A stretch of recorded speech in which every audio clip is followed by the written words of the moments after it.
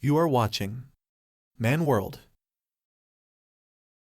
The story started in the central district of Liaoning Province. Liaoning is a coastal province in northeast China. The farming started flourishing from here, but as it was located far in the frontier, the culturally backward people had a strange sense of inferiority among themselves. However, due to their rough temperament, in every conflict they got involved, none of the factions underestimated the Liaoning Province. The ground of Musum in Liaoning Province was the place where Goryeo and the central district engaged in fierce battles. Then the bronze black dragon statue appears. In the Hyolupyeom, the magnificence of the bronze black dragon creeps in atmosphere, in honor of the fierce battles. In Liaoning Province, Musum, a stage in an open field surrounded by people are visible. And up in the mountain is Hyolupyeom, where the bronze black dragon statues appears.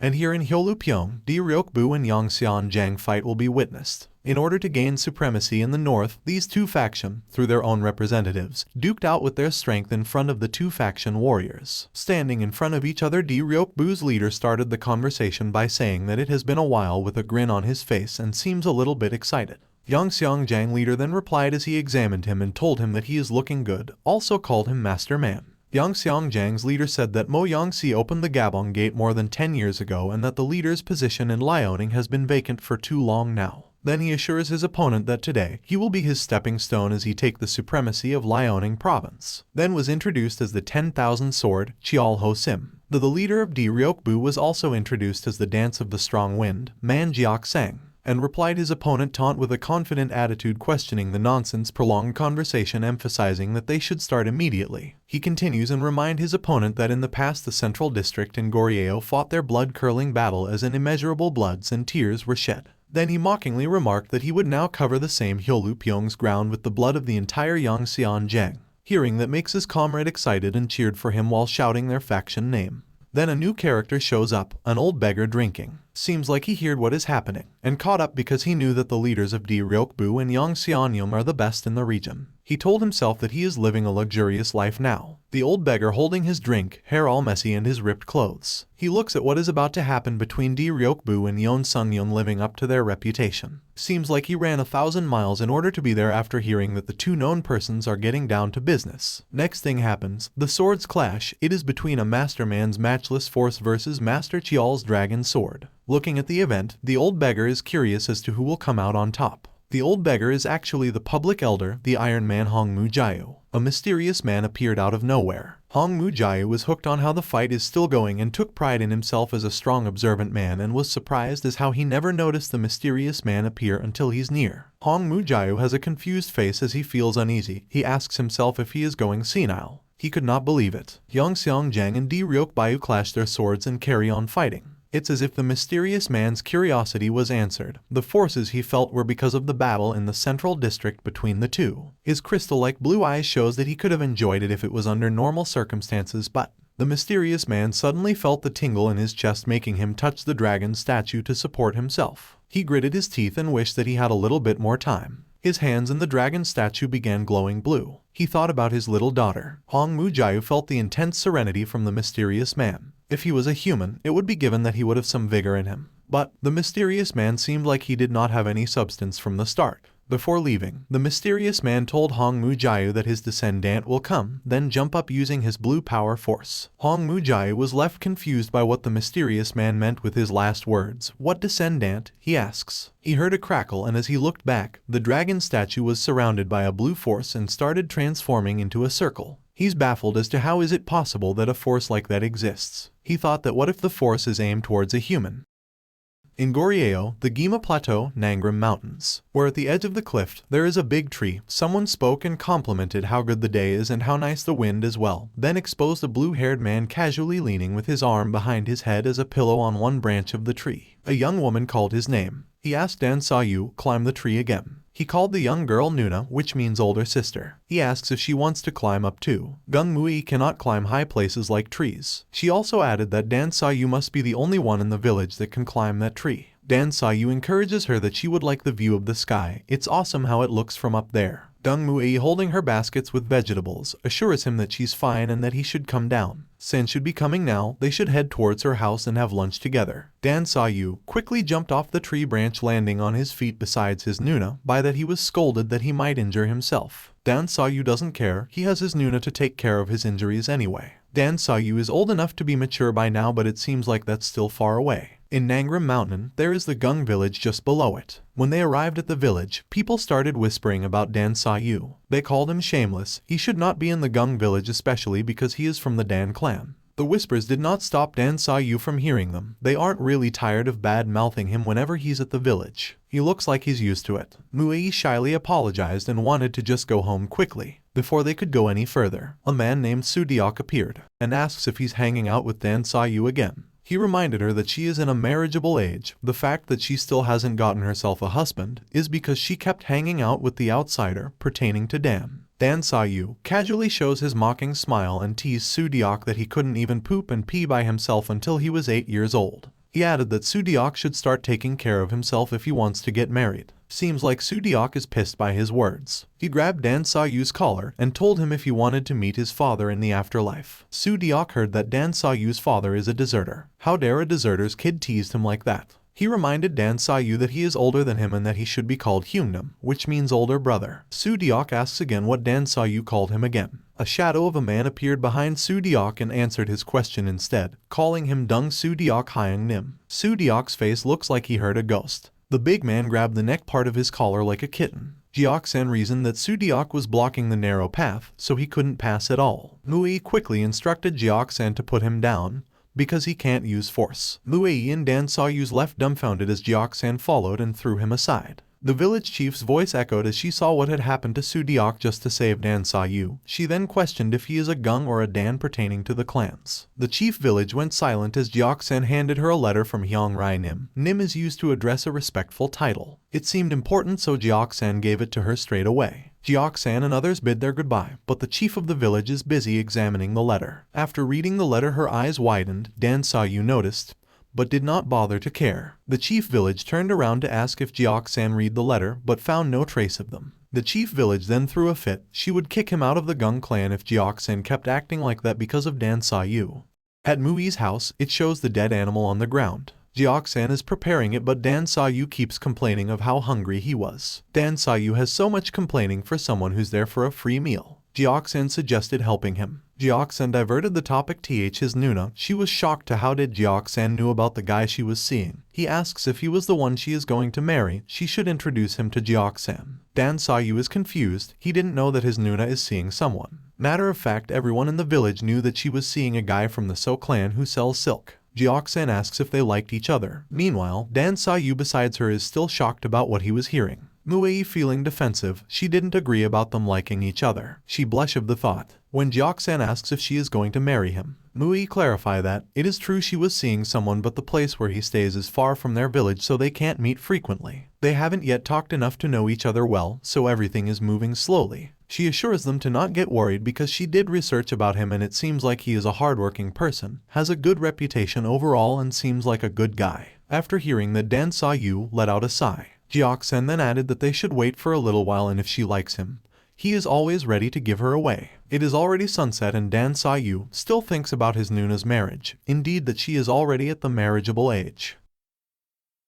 In the middle of the forest, there is a path leading to a simple house with fences. Inside of the house was Dan Sayu. He is standing in front of the window with his bow. He looked to his side and saw Muei Nuna sleeping. While looking at her, he utters that he will be right back. He walked outside but then stopped when he was called by his name. He looked back curiously and found Jioksan. He's more muscular than Sanyu, wearing a shirt exposing his bare chest and belly. Jioksan asks if it is because of Nuna's marriage that he is going outside in the middle of the night to go to the mountain. Dan Sayu also asks Jioksan if he is going to sell the leather he collected. He agrees. He is going to give it to Nuna as a gift when she gets married. Dan Sayu crossed his arms and they continued talking. If Muei Nuna will get married, what will Jioksan do? He always said that he would devote himself to the army. Jioksan did agree. Jioksan then asks Sayu how long will he stay in the house. If Nuna will get married and he would really enter the army, Sanyu will be all alone. With his hands together, he said that although Gunga village is a place where people with the same family name as him live together, he thinks that the place where they live is where people don't give a f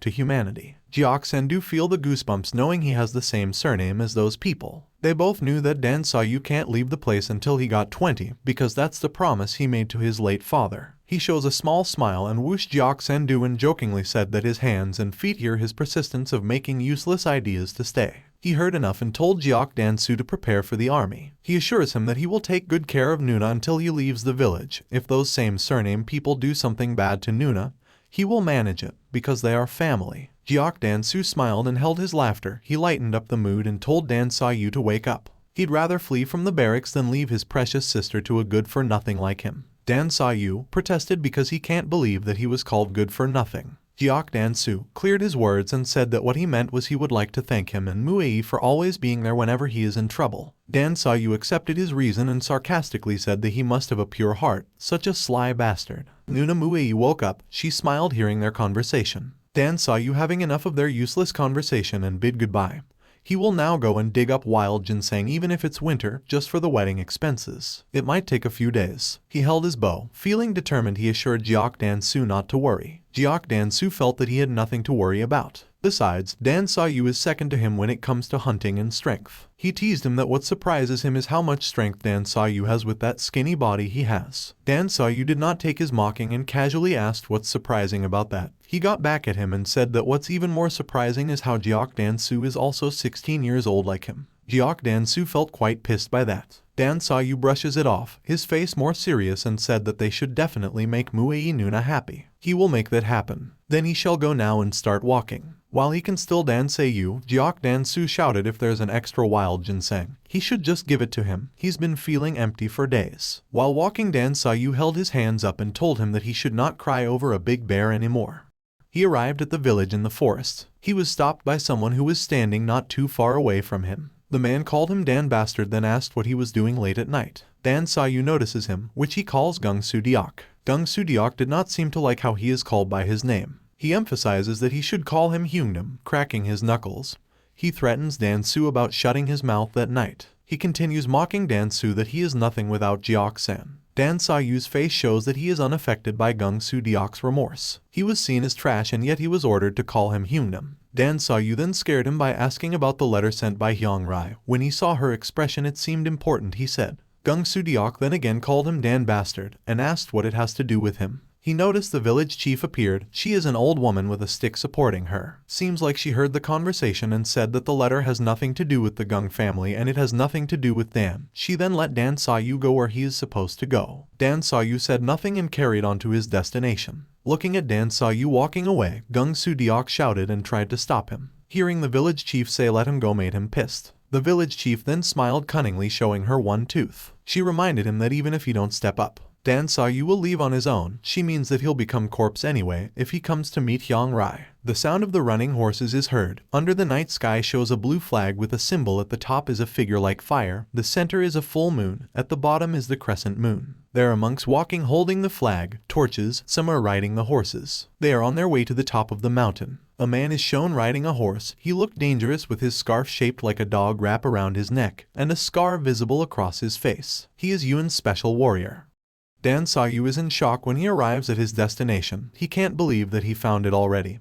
He thought that it would take him at least 100 years. He pulled the ginseng and found out that it has 2 roots. He cheerfully held it up to the sky and announced that he had already found it and thought that he had such good luck. But then later came his bad luck. It was turning sunset and foggy. He couldn't go back quickly. While walking, lost in his thoughts, he saw a smoke ahead. He curiously followed the smoke and thought who would have gone deep in the mountains. He walks carefully, checking where it must be coming from. He peeked in the bush and saw an old man. He looked like meditating.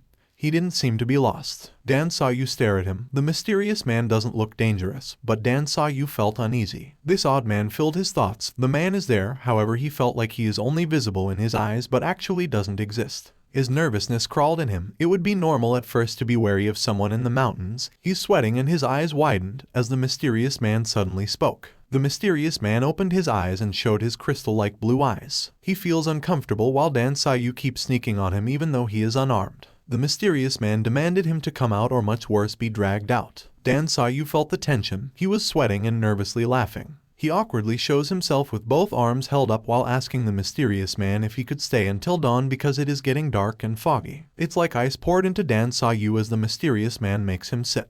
As it is getting darker in the mountains, Dan Sayu offers the mysterious man a mushroom and a stick. They are in the middle of the woods, therefore Dan Sayu couldn't treat him to a proper meal. The mysterious man eyed the mushroom given to him, then took a teeny tiny bite. Dan saw you look at him thinking he's not that hungry. The mysterious man felt his stare and told him that the body could not properly absorb the nutrient it needed if it is not chewed properly, so instead eat slowly and properly, because even a small amount of food can give you enough strength to move. The mysterious man then asks about Dan Saw Yu. While chewing, Dan Saw Yu introduced himself, his name, and that he lived in Ganga village under Hong and Ryong. The mysterious man then piqued his interest about where Dan Saw Yu's live. He asks if Dan Saw Yu is talking about the etched Onmin village. He heard that only the Gung family can live there. It surprises him that a Dan surname is living there. Dan Saw Yu, scratching the back of his head, and said it is because of certain circumstances. The mysterious man looks at him side-eye and quickly sees Dan Saw Yu's fear hidden with a smile. He finds it quite interesting. Dan Saw Yu becomes wary as the mysterious man seems to read what's on his mind. The mysterious man's colored eyes makes him scared. Dan Saw Yu then smiled and quickly changed the topic. He asks where the mysterious man is going. The place is high in the mountains and no ordinary people dare to come there. The mysterious man became silent for a while, then with his crystal-like blue eyes, he's on his way to kill someone. Dan Saw Yu is surprised about the revelation. He does not seem to understand why, so he told him that even if the mysterious man is sick of living, he still needs to live in the right way. The mysterious man then smile and laugh. He doesn't do such thing as giving up life. He doesn't even deserve to kill himself. He is going to finish his long journey, and at the end of his journey, he will just wait and dies. Dan Saw Yu can't find the words to speak. The mysterious man then casually said that he ate well. It's been a long time since he ate something good. Dan Saw Yu remained silent. He lay down on the grass with his arms beneath his head, thinking what's wrong with that mysterious man. Was he saying that he is going to die? Dan Saw Yu eyed the mysterious man because he can't believe that he talks about his own death so casually. The night has passed and morning comes. Dan Saw Yu stood up and walked ahead. He looked back at the mysterious guy and he left him one ginseng he picked.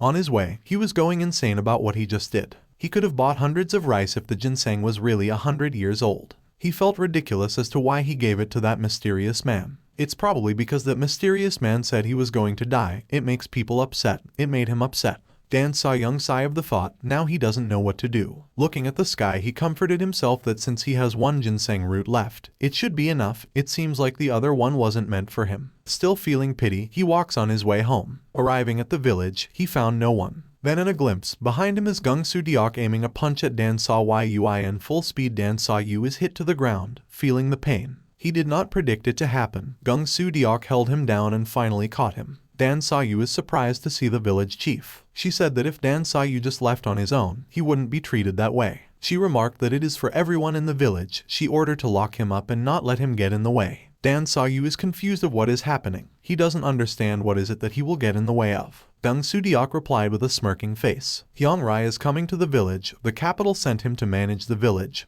He is like a king. Dan Saw Yu still hasn't any idea what it have to do with him. Hyung Rai is coming with an envoy from Yuan, and it is said that they can personally choose a princess to end to Yuan, and they are thinking of sending Gung Muei. Dan Saw Yu eyes widened as he heard what Gung Su Deok just said. He bit off his fingers, and as if in cue, Gung Su Deok was caught off monk. That's the time where Dan Saw Yu hit his face using his elbow. He got up quickly, brings out his weapon, kicks him, then lands on him. He used his bow and arrow and aimed to Gung Su Deok's face. Dan Saw Yu thought that there was nothing he could do if the people hated him without any reason. He thought it was because of his different surname. Dan Saw Yu endured when everyone called his father a coward deserter because it was the truth. His father ran away anyway, and the truth that the village took him and his father when they had nowhere to go. Chief Village then interfered, and she commanded Dan Saw Yu. Dan Saw Yu then looked at her and aimed his bow and arrow. He released his arrow and hit the Chief Village stick, scratching his cheek, leaving a blood. She can't help but curse at him. Although Dan Saw Yu's father ran away while gritting his teeth, he's grateful for what he learned from him. How to run away, how to chase, and how to hunt. He can definitely do all those things better than anyone in the village. With his raging eyes, he threatened that whoever comes at him first, their head will be pierced. The Chief Village is furious and other people couldn't even dare to step forward. The Chief Village wanted Dan Saw Yu to leave the village, and he will do just as she wishes. He will leave the village with Muei and Jiok-san. Dan Saw Yu then ran as fast as he could. The chief of the village couldn't do anything but shout, making him stop where he was. With his bleeding nose, Gung Su Deok called the chief village that the UN envoy will be arriving soon. Their village will be exterminated once Muei runs away. The chief village then ordered the people to go after Dan Saw Yu, but then they become terrified seeing the UN's envoy has arrived. Running for his life, Dan Sayu quickly called upon Muei. Not knowing what's happening, Muei invited Dan Sayu to eat lunch with them. Afraid that they will be caught by the village people, they don't have time to eat. Muei must prepare to leave now. Muei panicked as she saw Dan Sayu's face bleeding and asked what happened. In a hurry, he took a few clothes to bring. Worried Muei, she asks if he encountered an animal in the mountain. She offered to treat it first. Dan Sayu quickly answered that they do not have time for that. They have a wild ginseng, which means they can hang out there for a while. Dan Sayu then asks where Jiok-san might be. Muei said that Jioksu is out in the mountains to get wood, then asks what is going on. Dan Sayu felt annoyed. He pulled Muei and made sure that he will explain everything later on. They bolted to go to Jiok-san first. Muei was shocked by how fast they were running and dropped her baskets full of vegetables. While escaping, Dan Sayu spotted the Yuan's envoy at the village. He is startled as he met the eyes of the man with a scar on his face. Dan Sayu is determined to not lose his Nuna to those bastards. The scar-faced man watches as they run. He notices the woman and orders his people to catch the woman. His people ask what to do with the guy. The scar-faced man doesn't care if they killed the guys as long as they capture the woman and bring her without a scratch. She may hold Yuan's fate someday. The people quickly understood the command and jumped off their horses. The village people were stunned. They were flying above their heads. The scar-faced man shows his smirk, recalling what he saw. He is intrigued by Dan Sayu. He was a bastard who didn't learn martial arts. He will become an interesting hunter. Dan Sayu and Muei run as fast as they could, but still caught up by the flying warriors. They were persistent, and so Dan Sayu aimed and blew his bow and arrow at them, but was surprised by how quickly they split the arrow in half. The warrior quickly lunged at Dan Sayu, making him fall to the ground while the other warrior placed his hand around Mui's mouth to silence her. Dan Sayu couldn't do anything but to call on his Nuna. The warrior pointed the tip of his sword right at the center of Dan Sayu's eye. He could kill Dan Sayu in a heartbeat. A punch is thrown at the warrior's face, revealing a big guy carrying firewood on his back. The other warrior is frightened seeing his fellow warrior get hit. Seeing the face of the big guy, it was Jiok-san, asking who those dangerous-looking bastards were. Dan Sayu then told Jiok-san about the bastards that came from Yuan. The letter that Jiok-san brought from Hyangrai before was about offering Muei as a princess. Dan Sayu suggested that they should take Muei to the Jiokrangbong Peak. It would be hard for them to keep up there. The Yuan's enjoyment is quite enjoyable at the moment, seeing them having a hard time. He sarcastically offered help.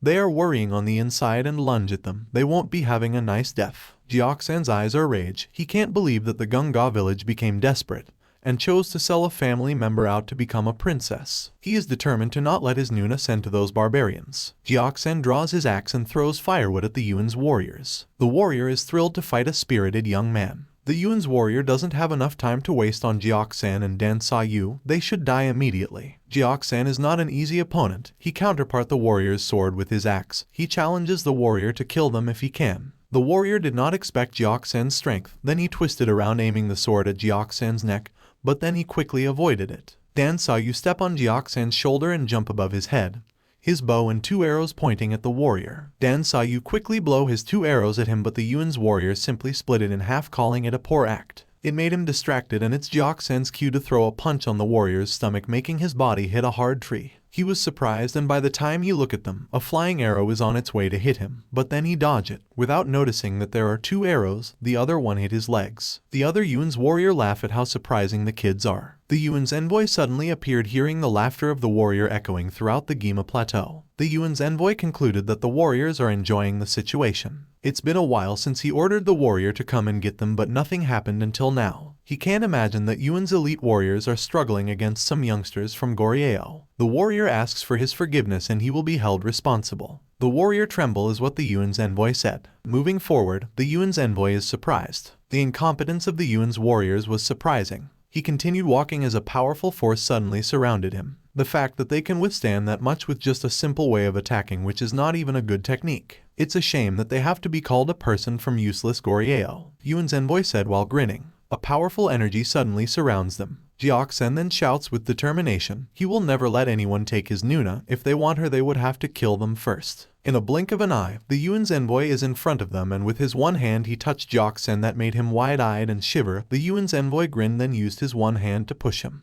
Jiok-san was sent off flying and hit a tree. The tree cracked and Jiok-san passed through it. Jiok-san were crashed down to the ground and tremble with his mouth and nose bleeding. Dan Sayu called Jioxan's name but was stopped when the Yuan's envoy told him that he can't afford to worry about others. Dan Sayu shivers and then quickly tried to blow his bow and arrow. It successfully tore the Yuan's envoy upper cape but then quickly moved to use his hands to blow him off. A loud thump was heard. Dan Sayu whizzed and hit the ground rolling. The Yuan's envoy asks if Dan Sayu is still alive. He is a bastard with such a strong build. It is such a waste of talent, he added. He grabbed and took off his now torn cape. While looking down to the poor Dan Sayu trembling, he will take Muei to Yuan, and they don't have a choice but to die in the forests. While grinning, he reminded him that although they can't choose or change anything, at least they can choose who would die first. Jioxan seemed to recover and stood up. Seeing Dan Sayu on the ground made him even more furious. His eyes darkened. He can't let anyone touch Dan Sayu. With all his strength, he grabbed the tree with his one hand. He grabbed and lifted the tree and threw it towards the Yuan's envoy.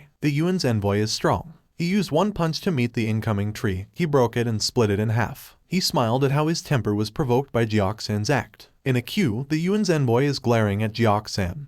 He had decided to kill him first. He swift and hit Jioxan's face with his knee. The flying Jioxan was then again kicked to the ground. Dan Sayu could not take the sight of Jioxan. He dashed and jumped then swerved to hit the Yuan's envoy, only to be grabbed by his feet and smash him to the ground. The Yuan's envoy sarcastically told Dan Sayu to wait patiently because he will be the next one to be killed in a more special way. Seeing the two crash to the ground, Muei can't help but watch. The Yuan's envoy walked towards Dan Sayu while he talks about how he adores people like them. Their undaunted spirit, because they had to get to that point to be called a man. Not being able to finish his sentence, he was grabbed by Jioxan, which made him stop and look behind. Jioxan still has his determined eyes, looks at him and says to not touch Dan Sayu. Jioxan quickly receives a strong punch from the Yuan's envoy. Jioxan could not help but to feel the pain. While the Yuan's envoy hands still thrust at his face, he did not bulge. Glaring him, he was able to continue his words of not touching both Dan Sayu and Muei. Jioxan took the courage to grab the Yuan's hands on his face and prepare to hit him with a punch. Next thing he knew, the Yuan's envoy is nowhere to be hit. He moved so fast that he was already behind Jioxan. He grabbed Jioxan behind and held him aloft, which made him arch his back screaming in pain. Dan Sayu called Jioxan. Walking towards the cliff, he continued his speech of how he adores people like them who have an undaunted spirit. But what he adores more is to destroy that spirit and body completely. He held Jioxan with his one hand. While trembling, Jioxan found his words and called Dan Sayu. He left a word to take care of Muei Nuna. Muei shouts his name but Yuan's envoy throws him completely off the cliff. Dan Sayu ran towards the cliff and he painfully called his Jioxan. The Yuan's envoy commented that he doesn't need to be sad, because he will catch up with him soon enough. Dan Sayu was heartbroken and still calling Jioxan's name.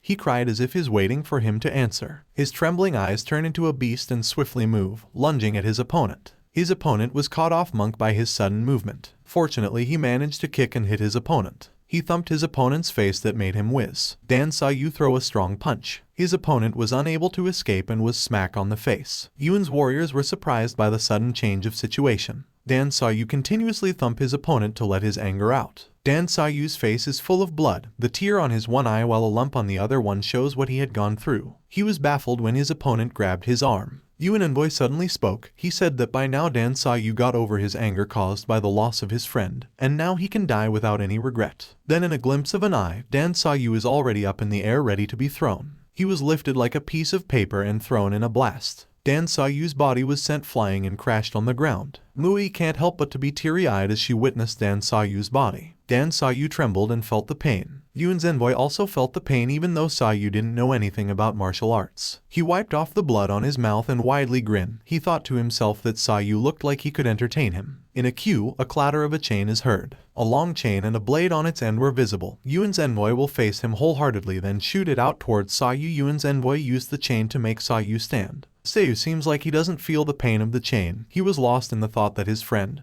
Jiaxu, is gone. The image of Jiaxu falling off the cliff keeps repeating in his mind. Despite the blood all over his body, his thoughts are still lost as to why are these things happening. To Muei, to himself. He desperately asks what's wrong with them, why do they have to go through that? An image of the Yuan's envoy with his wide grin shows up in his mind. Why do they have to go to their indistinctive village and force Muei Nuna to be a princess? Under the pink moon, Dan Sayu's both arms were hanging between the two branches of a large tree. He notices Jiak Rangbong the blood wolves growling below, trying to get to him and chew him for dinner. Suddenly a blue flare appeared and then a foot showed up and he heard a familiar voice. It was the mysterious man that spoke. He claimed that Sa Yu looked healthy last night, but seeing him now he looks awful. Sa Yu is shocked by the sudden appearance of the mysterious man that he calls Elder. Then the Elder wanted to know if he wanted to live. Standing in front of the wolves, they growl at him, their hungry eyes craving for the Elder's blood. In sync they roar and attach the Elder. The Elder gritted his teeth and a blue flare was visible. He's concerned if Sa Yu is still alive. In a swift, his hand covered with blue flare grabs one wolf on its jaw. It seems like electricity run through the wolf's body and crashes it.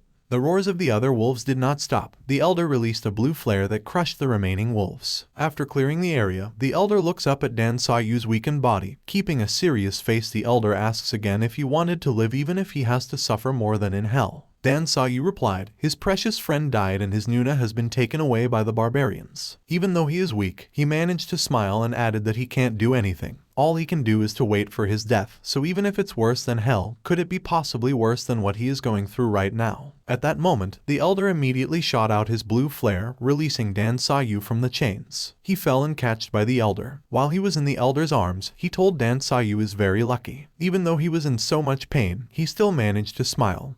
His smile is what saved his life. The Elder added not to lose those smiles. The Elder lay him down to the ground to examine his condition. Dan Sa Yu has 35 broken bones and 70 parts of his muscles were damaged. The Elder made him choose whether he will stay that way for the rest of his life or he will be able to recover his precious healthy body. Struggling for his life, Da Sa Yu managed to ask the Elder why he saved him. The Elder showed him the ginseng Dan Sa Yu gave. The wild ginseng he gave out of compassion saved his life. He clenched the wild ginseng with his blue flare that became a blue liquid. He drops the blue liquid into Sa Yu's mouth. Then the Elder told him that in their body there are 106 bones and 650 muscles. Once he figure out the function and role of each of them, he will be able to control them completely. The Elder releases his blue flare and scatters it to Sa Yu's body. The sound of whiz can be heard as his body feels the electricity. He told Sa Yu that he is in a very good state now because he can't move. His nerves are standing on end. Then added, Sa Yu needs to try to understand his condition and understand his whole body, inability to move hands and feet, the heart that beats intensely, those are the conditions that will distract your nerves. Dan Sa Yu's pupils began to shrink. His body is in suspended animation. He will be able to feel all the conditions as his 36 major veins unclog, which means it is the condition in which all signs of life, vitality seem to be absent although the person still remains alive. Dan Sa Yu's body is covered with blue flare and the electricity that is going through his entire body. As the words being recited, such as the extent of the finger bones, how the muscles are woven, the sound of joints colliding, the sound of the internal organs moving, the sound of breathing, and the sound of blood flowing correspond to the changes of Sa Yun's body. The Elder kneeled down and said that if he can feel and hear all of them, not just the 36 major veins, he will be able to understand all the 360 veins. Then asks if Sa Yu understood. Knowing the bones and muscles is the way to figure out which part they need to cut off in order to create a destructive shape that they want, which blood vessels they should insert their energy into so that they can cause the body to collapse. Dan Sa Yu shouts in pain. When he gets enlightened about all of that, he will be able to gain the martial arts of the supernatural being and if he can get the ghost eye. The Elder squinted his eyes and let Sa Yu know that he will be reborn as the heavenly artillery general. In Goryeo, where Myoyang Mountain is located, there is a cave where you can see smoke indicating someone is arriving. Goryeo is now hopeless because of the nobles who desire power without thinking about the hardships of the people. The country is now incapable of recovering. That's why the appearance of the armed young man named Lai is so meaningful. The old and corrupt Goryeo was abandoned, and a new nation was established that is no different from heaven's will. A swoosh is heard showing smoke all around. As expected from the Haedong's immortal swordsman, the worried countrymen were impressed. Haedong means a city in western China. Then a man appeared. He started off by saying that he was the one who asked the guest to come and yet he is late himself. The guest is the Haedong's immortal swordsman, Park Jong-mo. He is wearing an all-black cloak. He was delighted to be invited by the wise man. He is curious as to why he is invited. Perhaps it's for the sake of the new country. Then, is it about the decision of the armed man Lai? He continues saying that the heavens will that the ruler of the country should change. The three transcendents agree with Haedong's immortal swordsman's suggestion as well. The Monkean deity is worried about one thing. When the young warrior Lai gained freedom to control his power, there were rumors that he was trying to pretend to be part of the three transcendents. The wise honored master, Di Yongyu, completely understands the expectations and concerns of them both. He requested for the both of them to be present. He was sure that they already knew that a substantial number of innocent people lost their lives all through the year. Recently, Iron Force's 7 land deities and Cheonpo Mountain's Chial Sanya died. There are a variety of disciples here in Goryeo, but only a few of them are qualified and virtuous people. The 7 land deities rose to their position because of their outstanding performances. According to the surviving disciple of the land deities, a man at the center of the strong force of wind whirling and an old man just outside of it staring. A young man and an old man came to see the land deities. They said that they had unfold the etched martial arts. It is a combination of magic and martial arts. It's the only technique that can kill the land deities. As the wind keeps getting stronger, the 7 land deities, the excellent among the excellents. But days later, Goryeo's land deities' etched martial arts that took a decade to complete was destroyed in a matter of days. And another skill was revealed, where the cardiovascular system could be torn into pieces. That's how the lives of the land deities ended. And Cheonpo Mountain's Cheonpo, his wonderful and miraculous powers, and above all, no human strength could pierce through his defense or avoid his attack. The boundless wall. Even though they ridicule him, no one knows that old man's identity. Images show the familiar blue flare killing people, piercing through them. There were not even any physical remains of Cheonpo. The wise honored Master Di Youngyu continued that if a lot of innocent people have lost their lives over the past year because of an unknown old man, then the situation must be getting very serious. Instead of establishing a new country, the land's path to immortality might get cut off. Haedong's immortal swordsman, Park Jong-mo, grumble as he is terrified. He thinks that it is impossible. Who in Goryeo would do such arrogant things to innocent people? He asks. The Monkean deity gritted his teeth as he concluded that the royal family of Goryeo noticed their plan. It is not easy to find someone who could kill righteous people in a matter of days even if you're from the royal family. Di Jiangyu replies if the two of them forgot about someone's existence. 10 years ago, 30 innocent people were gathered for a cowardly attack. Rather than killing, 1/3 of the innocent people got killed instead. A man with familiar crystal-like blue eyes is shown. They call him the evil spirit, Han-mu-beak. The heavenly artillery general returned from hell, along with his disciple, which then showed a hand touching a tree, none other than Dan Sa-yu.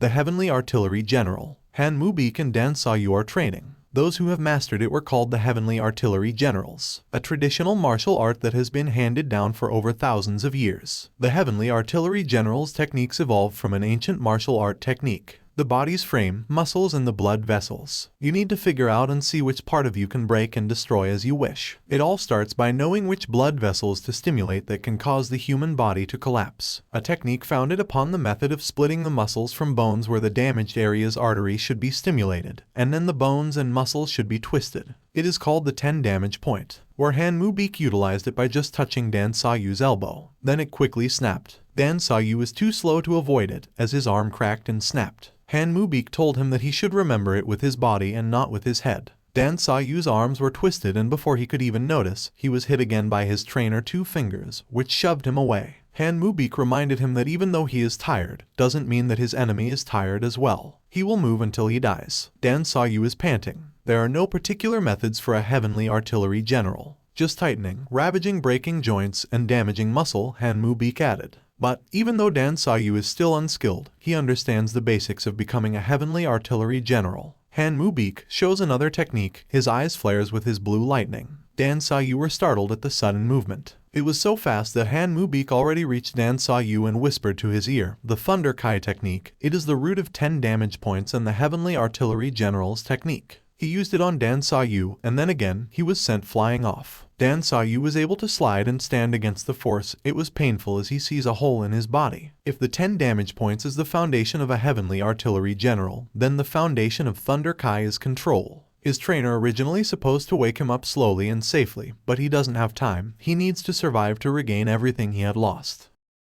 Half a year later, in the reigning Myeoyang Mountain, where the honored master's divine cultivation place is located, Dan Sa-yu and Han-mu-beak visited. The monks stopped them halfway of the bridge and were called the disciple of the evil spirit. They should stop killing people and get out of there. They are talking about Di Youngyu. How dare they stand in his way? Han-mu-beak replied. One of the monks said that the honored master gave strict orders to keep evil men from intervening in the situation, and that includes the evil spirit's disciple. They will not stand still if ever that the visitors will disobey the honored master's orders. The bald man monk ordered his fellow men to attack the visitors. Together, they began approaching the two. Dan Sa-yu's hands glow like a blue lightning. He is now surrounded with the strong force. He remembered what Han-mu-beak told him. If he can become a master in controlling Thunder Kai, he will be able to obtain the ghost eyes. While Han-mu-beak's words are still lingering in his head, if he can apply 10 damage points to Thunder Kai, he will become a true heavenly general. He smiled widely as his eyes began to glow blue. In the reigning Mount Myeoyang, you can hear the rambling and the sound of fighting.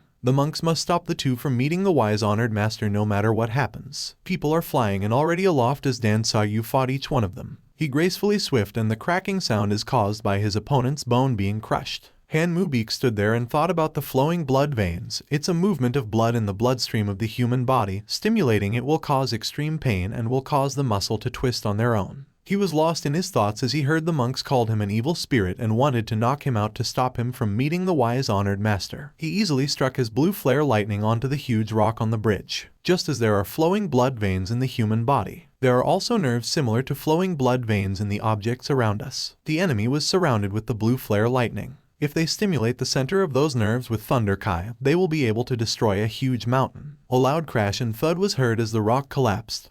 The monks began running for their life not to get struck by the huge rock and fall off the bridge. The two stepped further and yet again stopped by the men that monks the sacred place. It is where the wise honored master cultivates his skill. The two were threatened to leave the place immediately before the monks killed the disciple of the evil spirit pertaining to them. The Baomen continue saying that the wise honored master is the last descendant of the Balhi kingdom who made great accomplishments in this land. He said that if the two turned a blind eye to that matter, they'll be in a nirvana state that happened 10 years ago, so they must get rid of their anger. Nirvana, or the final goal of Buddhism, it is a transcendent state. There is neither suffering, desire, nor sense of self. Also the subject is released from the effects of karma. Han Mu-beak questioned Sayu if he could do that. He reminded Sayu that if he interfere, their resentment can be a lifelong burden upon him. The monks decided that if the two had no intention of leaving, the monk would have to use his strength to stop them. Then, they lunge and attack to punish the evil spirits. Sayu released his blue flare lightning and assured Han Mu-beak not to worry because he prepared himself for that moment when he decided to be the heavenly artillery general,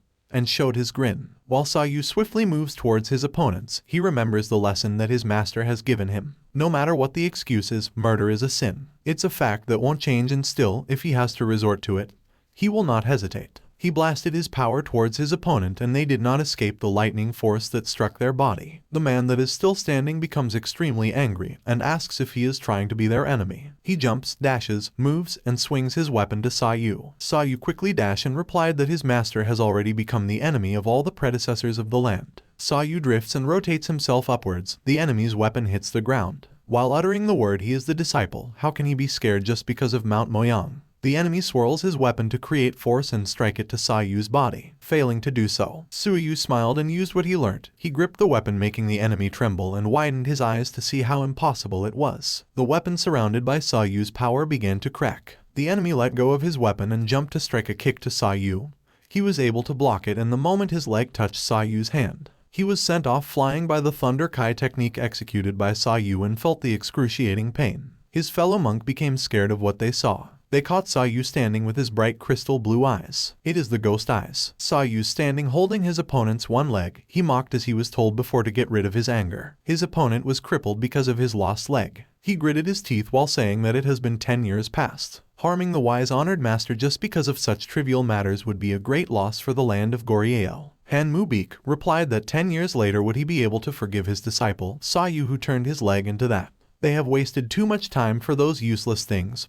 This time they shall go to the 3 hermits. Sayu agrees and followed his master. They are on their way to the cave. He reminded Sayu that it is never easy to harm someone. He should remember that fear to be able to improve. They entered the hermit's cave, the perfect place for Sayu's training. The byokugdan that the 3 hermits eat will be his food. Byokugdan means the food from various ingredients, usually eaten when doing fasting practice. In the future, the dozens of the shining marbles on the wall will be the expenses for his last journey. Expenses for his last journey means money, property put in the coffin for the deceased to spend on her way to heaven. A loud thud was heard, then appeared the wise honored master Di Yongyu, the Monkean deity, and Haedong's immortal swordsman, Park Jong-mo. The two jumped down to face the 3 and were greeted by a long time no see. 10 years have already passed. Han Mu-beak has been waiting for this day to come. Di Yongyu noticed Sayu. He complimented him about his good physique and he must be the evil spirit's disciple. He was curious as to why Han Mu-beak brought Sayu in the cave, as it seems like Sayu's life isn't valuable for his master. Han Mu-beak replied that he knows very well that the place is called the Hermit's Cave. He also knew that the place was the best place for Sayu to train. Then he boldly said that he is going to kill all 3 of them on his own hands, and after that he will let Sayu train there. The Monkean deity reminded Han Mu-beak that because of the great megalith that is blocking the entrance, no one will ever see the light of the world anymore. Because of his arrogance, Sayu will never see the sunlight anymore, he added.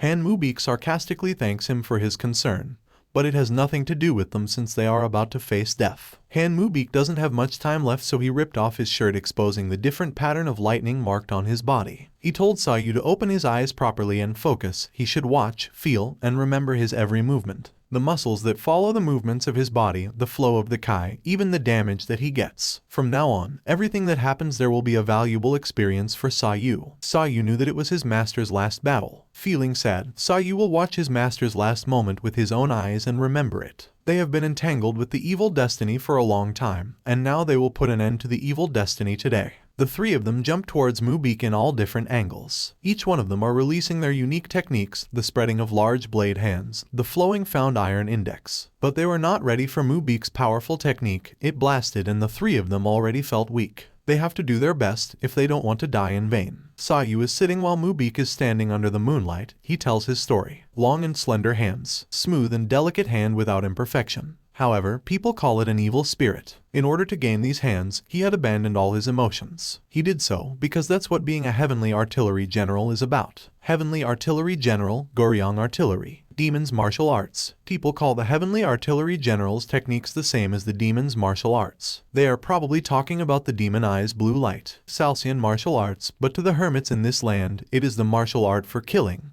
He repeat, a martial art for killing. In the land of Goryeo, martial arts is all about seeking leadership. That's why it will never look beautiful to them. Flashback of 10 years ago. Mubeek was attacked by 30 hermits led by the honored master, Deungyu. He was bleeding on the left side of his chest, surrounded by 30 hermits. It was a cowardly act that there are too many of them. Deungyu said that if they share the same intention, he will leave the naming of the country that they were establishing to Mubeek. The establishment of the new country and its naming has nothing to do with Mubeek. He will never forget what they did. They deceived him by calling him out to kill his wife. His daughter went missing with her nanny. Mubeek was enraged by his power and threatened that if they failed to kill him, so that was engulfed by Mubeek's power, that 1/3 of the 30 hermits died and he survived. It took him 10 years to recover from the fatal wounds they inflicted on him. He found his daughter's whereabouts, but for some reason, there were rumors that his daughter had gone to the continent. The familiar dragon statue was where he was. He tried to search for his daughter there, but even though his wounds were healing, he realized that he didn't have much time left. The familiar place where he touched his chest and murmured that if only he had a little more time. Was it only that far, the remaining time of his life? He exited and had no choice but to go back to Mushan in Liaoning province. At an old age, he saw a child, Sayu the same age as him. An image of a young girl with her long hair with no face. It is the only image Mubeek could remember. His memories became vague and his child's face was blurry. Back to the present. The three of them are struggling to fight with Mubeek. They can't guarantee their victory. Either he wins or they win. The fight will be their last one. If it is really the last, Mubeek will burn them down. The fight is getting intense. Mubeek ripped his opponent's one arm, that made him cry in pain. Mubeek released his heavenly strike that hit the three of them. They are having a hard time controlling Mubeek's power. They plan on suppressing his Thunder Kai or else their blood and energy will be drained.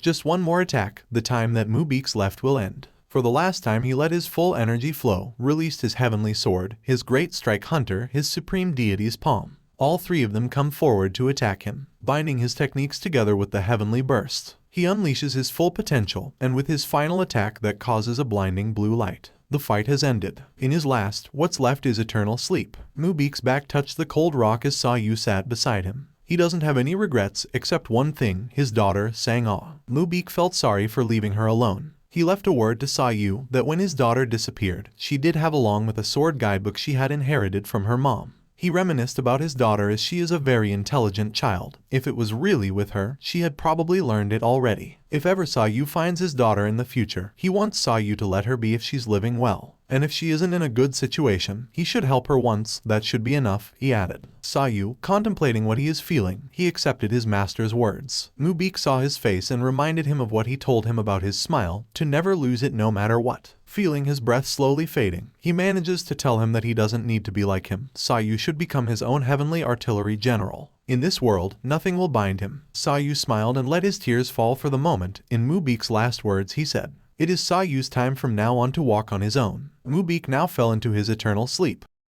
A decade later, Sayu became a grown-up. He reminisced about the time he went through before meeting his master. How Jioksan, his dear friend, died like that. How his Muei Nuna was taken by the Yuan barbarians. If his master wasn't there at that time, he would probably die for nothing. He glanced at his side, there laying his master's body. It has been a long time since his master fell into eternal sleep. He looks the same as that time he saved him. It's as if he's still alive. Sayu kneels and bowed down to his master. His help back then was too big and high for him to imagine with his little heart, but he will not be ashamed that he is Mu-Beak's disciple. Heavenly Artillery General 35th Victor Dan Sayu is greeting his master for the last time before he leaves. While he is still bowing down, a tear escaped in his eyes. The love that his master gave him, how can he return it, he cried. Sayu stood up sad and walked to leave. Before he could get further, a voice spoke. He turned around to see his master, and flashbacks of memories of how his master saved him left him in awe. He remembered what his master always tells him, to never lose his smile no matter what situation he might be in. Sayu will be walking on his own now, with the smile on his face. In Goryeo, a loud clunk is heard in the Myoyang mountain.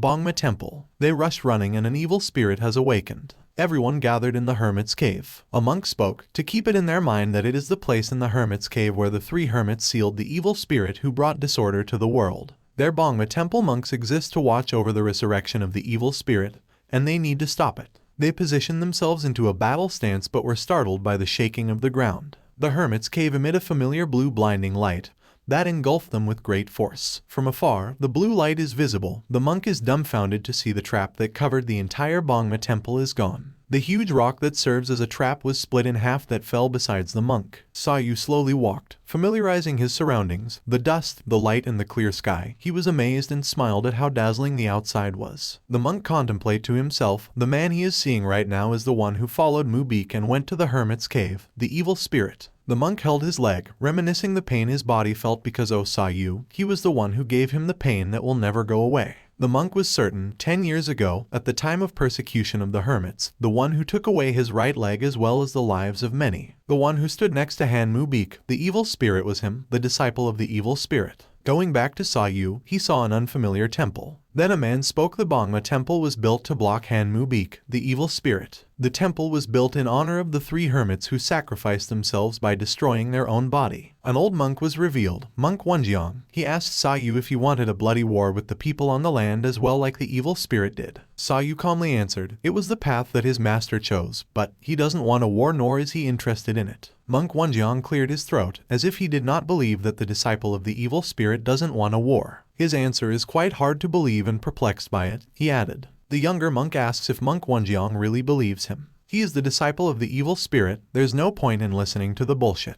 Monk Wenjiang replied that for once they should listen to Sayu's story. After being defeated by the evil spirit, Wenjiang devoted his life to Buddhism and martial arts more than anyone. His face looks evil as if he's going to explode with anger. Wenjiang announces that his target is the disciple of the evil spirit, but actually the evil spirit himself. Even if he comes in person, Wenjiang believes that he can defeat him. Still looking calm, Sayu understands Monk Wenjiang and will deal with him later on. But first he wanted him to wait for a minute. He walked and he faced the statues built to honor the 3 hermits. He was apologetic to say it, but even though they have worked so hard to build it, it doesn't look much like them. Well, it doesn't really matters. After all, they will be gone soon. Then, Sayu lifted his hands and touched the statue. He let him power flow and released his thunder kai, and in a glimpse of an eye the statues were wrecked into pieces. He thought to himself that all this time, he had become a bad disciple. His master couldn't rest in peace because of that. But now, you can rest in peace. The monks are frightened to witness the entire hermit's cave. They felt petrified. The evil spirit's disciple has completed the evil spirit's insight.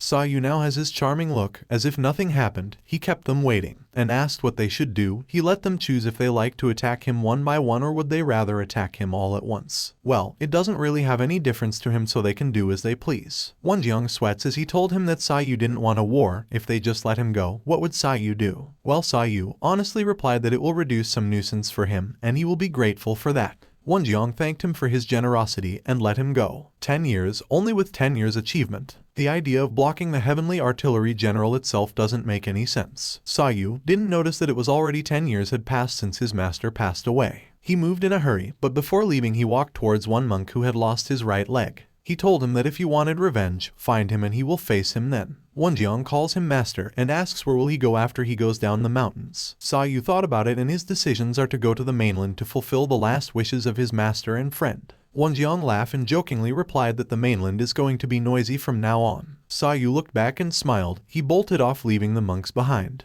Han Mu-Beak, the evil spirit, has a storm-like power whose aura used to overwhelm everyone. But they didn't feel any aura from the disciple. It means that he successfully reached the level where he knows how to hide his power. And maybe he has already surpassed his master. Perhaps he is the most accomplished heavenly artillery general ever. It is a beautiful day. Sun rays pass through the leaves of the trees. A splash of water can be heard. Sayu is taking a bath, flipping back his long hair. He hadn't had a bath for such a long time. A decade to be exact. He wouldn't waste his time sulking. He has to find Muei, and his master's daughter too. Looking at his worn clothes, he didn't realize that he needed a new pair. He picks it up and the marbles drop to the grass. Those little things are special. It is considered as money. He doesn't have time to sulk and reminisce. He needs to find a new pair of clothes. As if on cue, he smelled someone cooking. He became alert and dashed to follow the smell. He landed on the trees and from there it became his way to hide his naked body and quickly proceed to the nearby house. A little girl came running from the nearby house to collect the laundry before sunset. She pouted because she was always nagged. A strong blow of the wind surprised her. The laundry she was collecting made way to Sayu's body. It perfectly fit on his body and before he left, he gave the little girl a marble to compensate for the clothes he had taken. The little girl was amazed by the marble. It is made out of the color blue and shines like a crystal. Before she could protest who the guy was, Sayu had already left, leaving no trace. Sayu stood on the branch of the tree and tied his blue hair. It was quite messy but perfectly suits his beautiful face. Now it is time to go to the mainland. In southern Liaoning, Fengcheng, a group of people riding a horse while holding torches can be seen together with the head of the Qing sect, Sa Duyok. Beside him is the common nobleman, Jiao Jan Myung.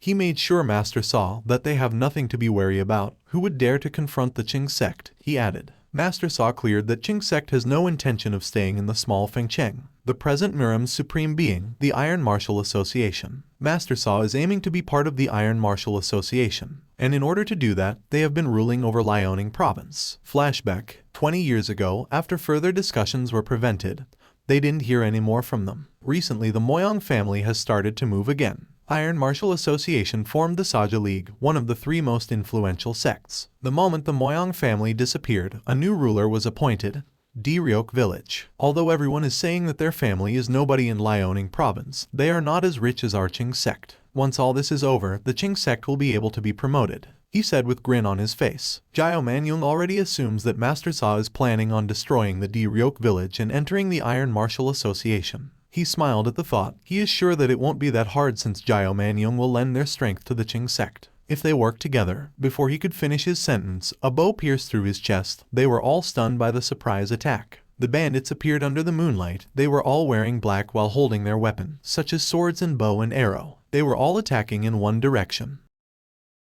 The ground was filled with their body pierced. Noblemen, Jiao Yamayang as well as Qing sect, Sa Duyok were found dead. 2 people show up on the scene. They know that the 100 Technique squad have beaten them to that extent. It seems like the noblemen as well as the Qing sect deceived everyone and even tried to steal the country's treasure. Seems like they were dreaming too big. The woman called his brother and glanced behind. They saw the Goryeo village's Kai Sal Zhou observing them. The woman asks his brother if they should catch him. The brother thinks it is not necessary. If Chu Sal Zhou is there, then the unsightly Iron Mask is near as well. They might get involved in a war with the Goryeo village, so it is better to keep their guard down. They proceed in a hurry to keep track of the gold that was stolen.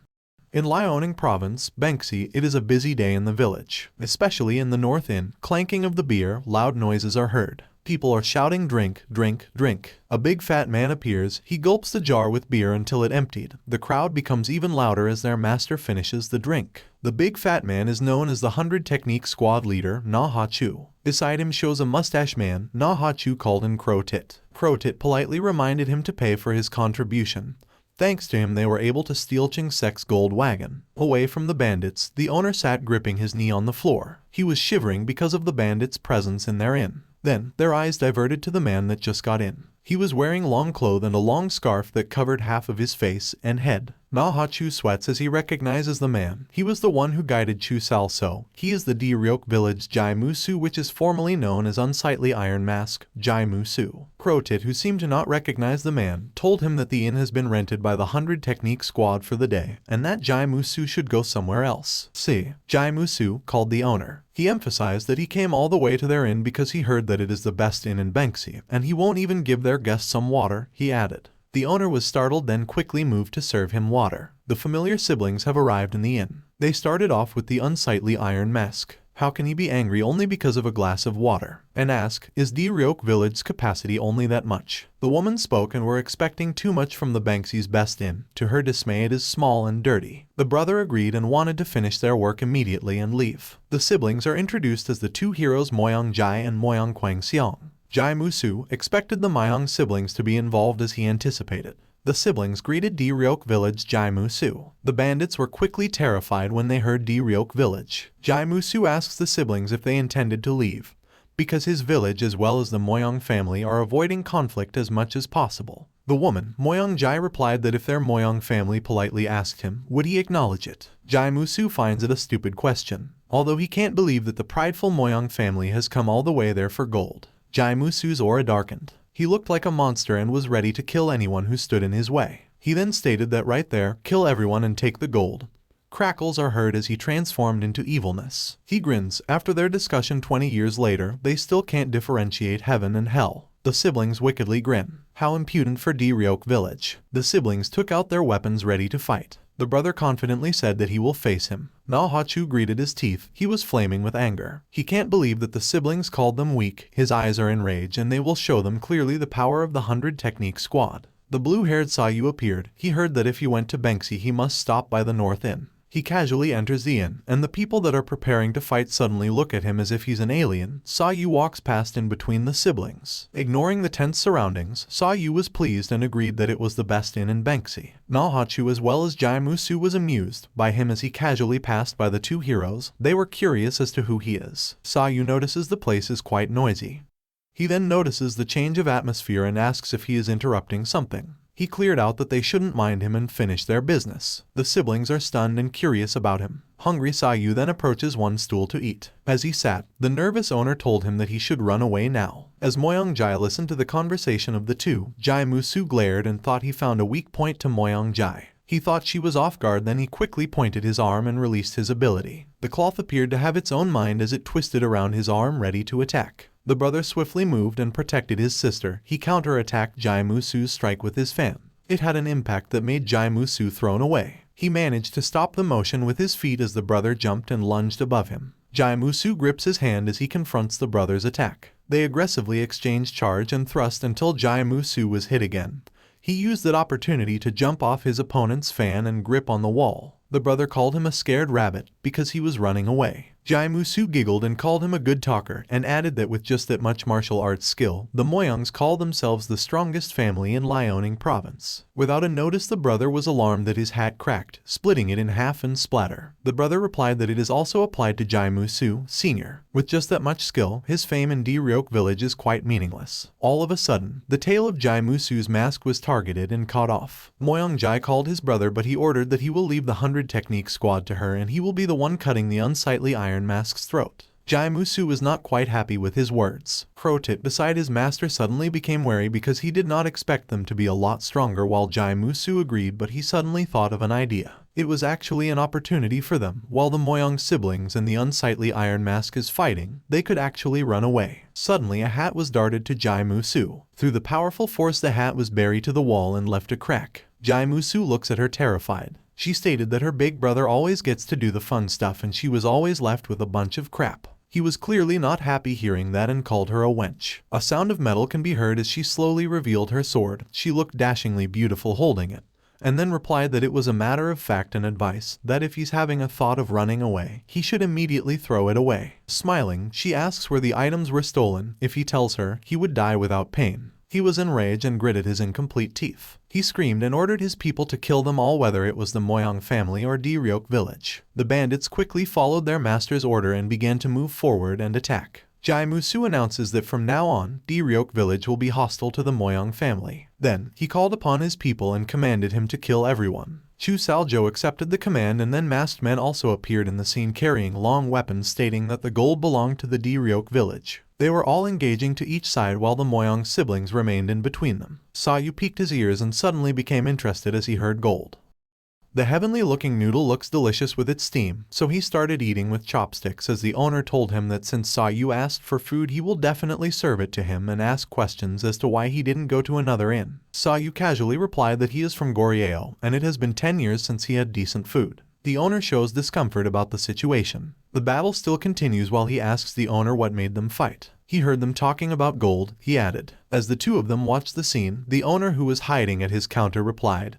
He was not sure from what he heard. The Goryeo village and the Moyang family are fighting for the gold that was stolen by the bandits, which is the 100 Technique squad. Sayu resumed eating while thinking about what his master told him, that the Moyang family as well as Goryeo village are fighting for control over Liaoning province. A bandit passed out as he was hit in the face and thrown beside Sayu, who's currently eating. Moyang Jai, who were responsible for that, glanced at Sayu. She was weirded out by the man eating in the chaotic situation. She thought that perhaps he mastered martial arts. Staring at Sayu, she continued thinking that even though his eyes were clear, he's different from the masters of reputable families. Could it be that he's reached the level where he could hide his power? Glancing behind her was one of the Goryeo village targeting her. She used her sharp sword and split him in half. Again, looking at him, she refuses to believe because it was an exaggerated thought. She observed him as he looked in his mid-teens, and there's no way he can be a master at that age. She then concluded that he was just learning some half-cooked martial arts and showing off without knowing his kill. Still, the place is in chaos. She calls Sayu and advises him to leave the place if he doesn't want to die because things will only get worse. He looked behind and thanked her for the advice, but he still had some food left and he will leave once he finished his food, so she shouldn't mind him. She was amused by his reply. He has some guts and she let him do as he wished. She turned and left swiftly. As he looked at the woman, the man beside him woke up and groaned.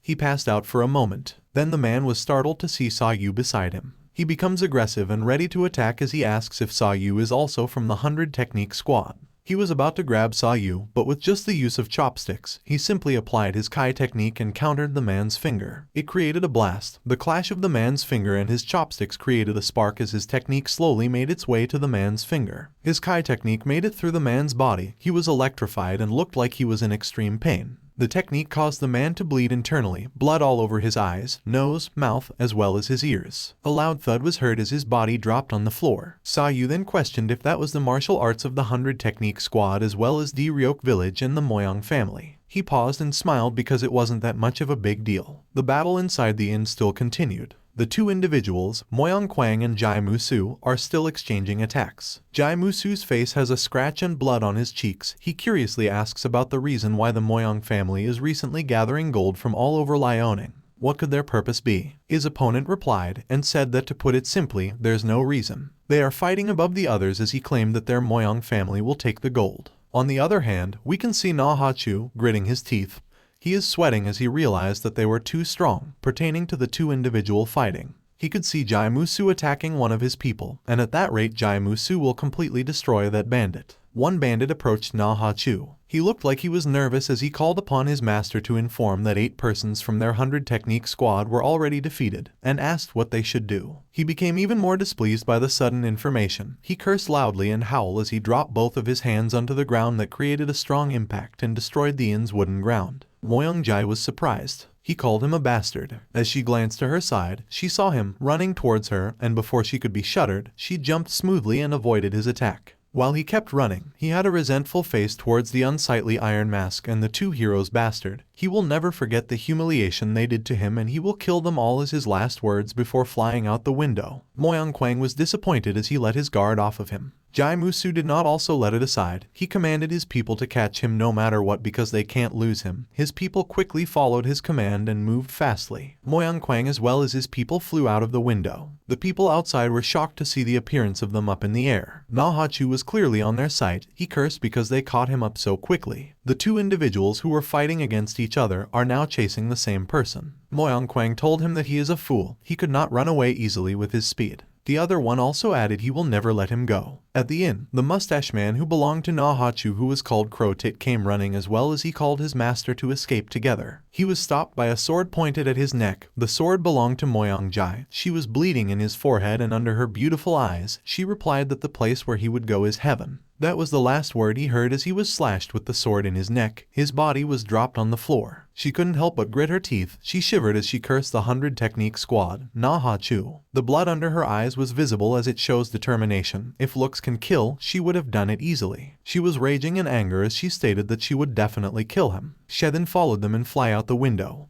Going back to the scene, an area in the inn was destroyed with bodies all around it. Everybody left, except one individual that called them all fools. It stated that unless they are a monster with 3 heads and 6 arms, They could never move a lot of gold alone. Suddenly a man appeared with his familiar footwear. He continued stating that what makes them think that the master is the only one who knows the location of the gold. Crotit appeared in the view. He was lying on the destroyed area almost completely unconscious. He was bleeding in his neck that was slashed as well as his nose and mouth. He was pleading to the blue-haired man standing in front of him to help him. The man replied that he still hadn't completely lost his breath. With his slender woman-like hands, it gleamed blue, pointing to the man pleading. He told him that unfortunately, his martial arts can only harm people. He admitted that he doesn't know what to save the pleading man. Only showing his familiar hands, he pointed his index finger and touched the man's neck. The pleading man couldn't help but to ask who he was. He doesn't know how to save his life, however he could take away his death. Along with the pain, Sayu was gleaming as he was using his martial arts to Crotit. A crackle was heard along with Crotit's screams, his blood and energy being twisted. His eyes looked at Sayu. Blue-haired Sayu, never disappointed to look dashingly beautiful in spite of the situation. His blue eyes, blue hair and blue gleam were all complementing his features. Meeting Crotit's eyes, he told him that he can't lessen the pain. But he wouldn't die until he stopped his ability. If he answered his question, he would kill him without pain. Then he asked where the gold was. Crotit coughed and he spoke with blood spitting from his mouth. The gold is at Dongmyeong Mountain, Limryonggok. In the valley, there's a cave surrounded by vines. Sayu then thanked him, his hands gleaming in blue, only touching Crotit's neck with his index and pinky finger. He apologized that he hurted the man for a moment. He then assured him to make himself comfortable for the last time. Crotit then lost his consciousness with his eyes slightly open. Sayu touched and closes his eyes for the last time. He let out a small smile and thought of the Dongmyeong Mountain, Umryonggok, at Banksy where the inn was situated, around Bikyori. Then shows the Mount Dongmyeong, Umryonggok. The place looked like it had no life. The trees were withered and surrounded by spiky stones. Sayu arrived and thought if it was the place he was looking for. He knelt down and found a horse's hood. It was traces of a wagon passing by. Looking at the traces, it seems like a good and heavy amount of gold since the hoof marks are quite deep. As he explored the place, he was alerted when he found the cave surrounded by vines. He walked towards it and parted the vines to take a closer look. As he entered the unknown cave, he found numerous boxes full of gold. He was satisfied to see the gold shining before his eyes. The fight between Jai Musu and Moyongkwang is still continuous. Jai Musu attacked his opponent with a gigantic spirit strike. The opponent also released his Slaughter Dragon Slash. Together, their forces collide and affect its surroundings. Nahachu, who's on the scene, was struggling to escape. He was sweating as his eyes widened with his mouth gaped open. All he could do was curse and think that the two individuals are no joke at all. Back to the two individual battling. Moyongkwang called his opponent Musu Sunbi and told him that their skills are way different, then asked if he would like to try until the end. Looking at Musu, he is still confident and replies that his opponent has a long way to go, his eyes glowing as he orders his people to catch Nahachu, which is then understood by them and swiftly moves to catch him. Moyongkwang was quite worried about it because that means they would have the chance to find the gold first. His concern quickly faded away as his sister came to the view. As he looked at his peripheral side, Moyong Jai assured him not to worry and that she will take care of it.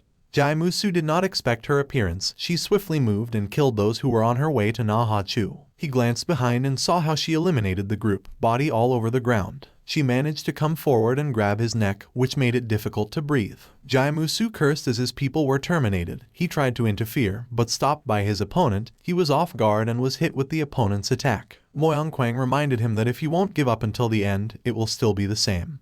He will cut his throat either way. Nahachu gasps for air as he tries to tell her that he would never tell the gold's location. It's all his. In a second, his pupils dilate as he tries to inhale air. She released her principle of the spirit that made Nahachu struggling to worsen. She raged as she clarified that he will tell her no matter what because she will make him tell. On the other hand, a pouch of gold can be seen. It was Sayu who was pocketing gold as much as he needed. When he was done, he wandered his eyes and wondered about the remaining. He's certain that he will use it for something big in the future. He stepped outside while analyzing the scene earlier. It would be hard for Deryok village to win and those from the Moyong family are most likely to arrive there soon. As he stared at the location, of course he can't move all the gold on his own, it's impossible. He quickly had an idea that he doesn't have to move all the gold. He gracefully moves his hands as the trees and everything with form will gather all the Thunder Kai in that place. He positioned himself and spread both of his arms to his sides as he released his technique. The place, rocks, and trees began to move wherever he wanted the forms to be. After doing all of that, he landed on one of the branches of a dead tree. He roams his eyes down as the dust fades away. He was certain that whoever comes in there will have a hard time finding it. The place was unrecognizable. Satisfied with his work, it's time to go to Shenyang. Then quickly left the place. It was currently nighttime at Fushun Goryeo. Inside the territory, a total of 7 dead bodies laid on the ground are covered. A man was informed that they had lost 7 men because of the 2 heroes from the Moyang family. The man is the leader of Goryeo. He is Man Guangwu. He stares at the bodies. They've lost such a valuable man. A man and a woman appear, a pair of siblings. They both had the signature headdress. Both of them look unpleased by the situation. The man's name is Man Song-hyun. He called upon his father and told him that there's no point in waiting and watching anymore. The woman, whose Man Hai-sang, added that killing Chu Sal-jo means they're willing to fight against Goryeo. Musu, on the other hand, stood beside his leader. He felt the guilt and would like to be punished, as he thought that their death is due to his incompetence. The leader disapproves. There's no point in punishing someone like him who has done their best. What bothers the leader most is that the great Moyang family violated their 20 years pronouncement only for the sake of gold, and whatever their purpose is, they can't get away with doing things as they pleased. The leader faced his people as he called everyone's attention. He declared that the Moyang family was their enemy from that moment on. He ordered that all disciples are prohibited from going out.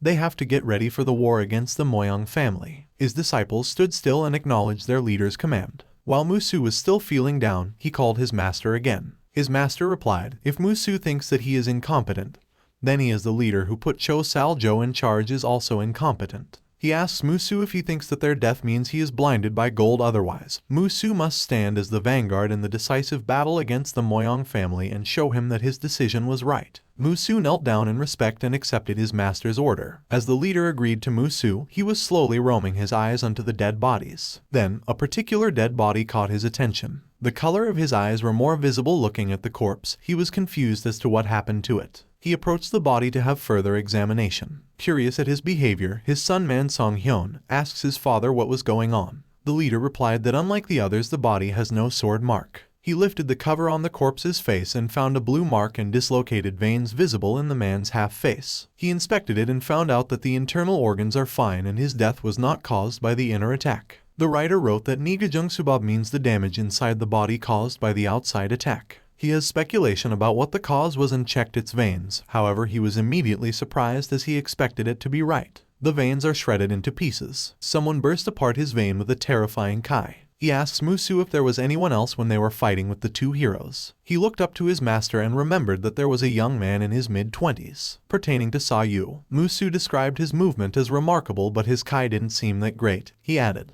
"The leader tried to absorb the information, and then later agreed that it's impossible for that man to be able to use that much kai at his age." The leader concluded that it means there was another man, and in that case they have to be extra careful. He called upon his son, Song-hyun, and told him that they have to make every effort to face those North Wind Virtue's talents together with his sister, Hai-sang. Song-hyun then agreed to cooperate. Still thinking about it, destroying something as complicated as a vein is impossible even for him to do so. He gritted his teeth as he felt threatened. Could it be that there was a warrior like that in the Moyang family, or there was someone else? Image of Sa Yu was still playing on Musu's mind. Could it be a new change in the upcoming war against the Moyang family? On the other hand, the night sky is filled with stars, where the Shenyang Moyang family is located. There is a mountain at the back, and behind the walls are houses. 2 figures of a man and a woman came into view. They were late. A man spoke. The woman, who is Moyang Jai, identified him as his brother. Their older brother looks manly with half of his hair styled on the side of his face. Looking at his siblings, he immediately noticed the look on their faces. Things didn't work out well. Moyang Kwang was apologetic for the disappointment they caused. The older brother, Moyang Gun-seong, replied in a sarcastic way. He wasn't disappointed at all because he didn't expect anything from them in the first place. Then he hushed them to stop talking nonsense and go in because their father is waiting. Annoyed was painted all over the younger sibling's face. The door opened and revealed an old man. The 3 of them entered the room. Then the older brother announces his sibling's arrival. The old man remained silent, looking out to his veranda. He had long white hair that was half bun. The old man glanced behind. He is the head of the Moyang family, Moyang Dongchen. Moyang Kwang then again apologized for what he called a small mistake. There is a picture of the unrecognized place as he narrates that he went to Umryongok, where the 100 Technique squad hid the gold. He added that maybe because of the slide, the whole place had collapsed. Their father perked his ear upon hearing the small mistake. Moyang Kwang's face is serious as he convinced their father how certain they were about the hiding place, since they found it out from the leader using the great method of soul control. He requested a chance that if he gave him enough time, he would find it even if he had to move the collapsed mountain. Their father called upon Moyang Kwang as he pointed his hands towards at him, then used his technique. Without touching him, his pointed hands clenched as he ordered him to move closer. Moyang Kwang felt his neck tighten and struggled to breathe. Moyang Jin became alarmed as she saw her brother being held. She flinched and called his big brother. Moyang Kwang's body was lifted from the floor as their father uses his ability to pull him floating. Their father's hands quickly engulfed his neck. He was calling his father with the thin amount of air he has. While holding him up, their father doubted to trust him with such an important task if he handled things carelessly. Moyang Jai couldn't handle the sight and tried to call his father to explain something about his father. The older brother stopped her from interfering. While holding Moyang Kwang up, he shared why their Moyang family had pronounced the closure of their door. Moyang Kwang with all his might answered that he knows and added that it is to join the 5 Dragon League under the Iron Martial Association. That's the limit of your mind, his father said. Then it can be seen that there is a 5 dragon with different colors encircling a light and seems like they were all connected right in the middle. He continued trailing off that the world ranked them as the second best of the 5 families. Some considered them as the family that would lead the 5 families in the future. But others were trying to limit their family. That was when the others formed the 5 Kingdom League under the Iron Martial Association and excluded them. Then, a flashback of 20 years ago shows an arm with curled up fingers hit by snow. Showing the big picture, it was a battle. The arm was from the pile of dead bodies and at the top of it was their father. He got rid of those who opposed his will, even though it was the elders of their family, and pronounced the closure of their family's door. Their father didn't do all of that just to join the 5 Dragon League, but to make the entire Iron Martial Association come under their family. The father plunged down his son's head on the railing of their balcony. The father called Kwang Seong and forced him to look, then asked what he saw. Kwang Seong stammered as he answered his father. He replied that he sees the North Ridge Cave. He is right. In front of them was the North Ridge Cave, the legacy of the Great North Ridge which can destroy the 5 Dragon League, and the key to complete the legacy are the golds. The father made it clear that if his son understands it, the little mistake that his son was talking about is disrupting the plan that he worked upon so hard for 20 years. Kwanso gulped as he asked for forgiveness. The father glanced behind and saw his older son telling him to calm down. He's sure that Kwang Seong understands it. Then he made sure that his father didn't have to worry. He had an alternative through the Iron Horse Bureau that in a few days his father would receive the gold, and the legacy of the Great North Ridge will definitely be complete. The father removed his hands as Jaya came closer to his brother. Their father ordered them to get their hands off the task and keep surveillance over the surrounding area of their family. There's a rumor that the North Wind Virtue's talent is making a move, which means that the Lion League is moving as well, he added. Kwang Seong's expressions are serious as he obliges to keep it in mind. The father touched the handrail as he peeked outside. He had waited for 20 years and now they only have one step left. He gripped and crushed the handrail as his expression changed. He's now grinning. When they take that final step, they will be able to put the world at the feet of Moyang family. The Red Moon, it's the same day as that day. Young Sa Yu is standing. He glanced behind as he recognized the voice calling him. It was Jiok Sim. His scared face shows his concern about his Nuna. Even though he is on his way to his death, he still manages to tell Sa Yu to take care of his Nuna. Sa Yu called for him as he fell off the cliff. He was startled as he heard another voice. It was Muei who's telling him to run away. Before he could comprehend what she meant, he had a chain with a blade on its edge tied on both of his hands. Then he hung helplessly. Under the red moon between the 2 branches of the tree, Sa Yu was hung. A voice spoke. He liked people like him. He peeked to see the man talking. It was the Yuan's envoy. He likes Sa Yu's undaunted spirit, but what he likes more is to completely destroy the spirit and body of the people with that undaunted spirit. Back to reality, Sa Yu sighs as he lays down on the grass. Beside him is his fireplace. He sat down while thinking about what he dreamed about Muei and Jiok Sam. He was alerted as he heard a step. Quickly diverting his eyes to the noise, a man wearing a hat appeared. He realized that it was not only a man, they were a group of men. They approached Sa Yu and greeted him with one hand and a fist touching his other palm to show respect.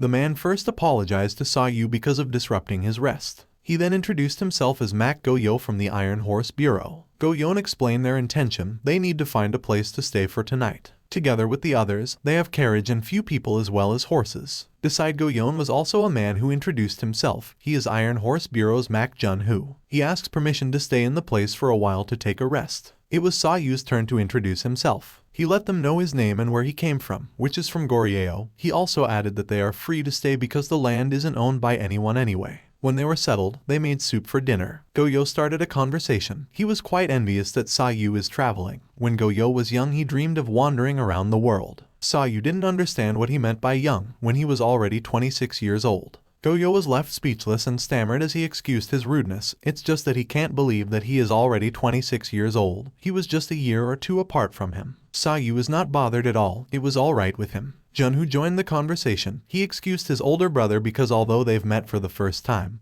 Goryeo tends to forget his manner when talking to someone he likes. He handed a soup to Sayu, offering him to eat it. Sayu gladly accepted the food. He stated that they've only met for the first time and yet he already owes him them. Goryeo brightly smiled as he replied that they were the one who owes him.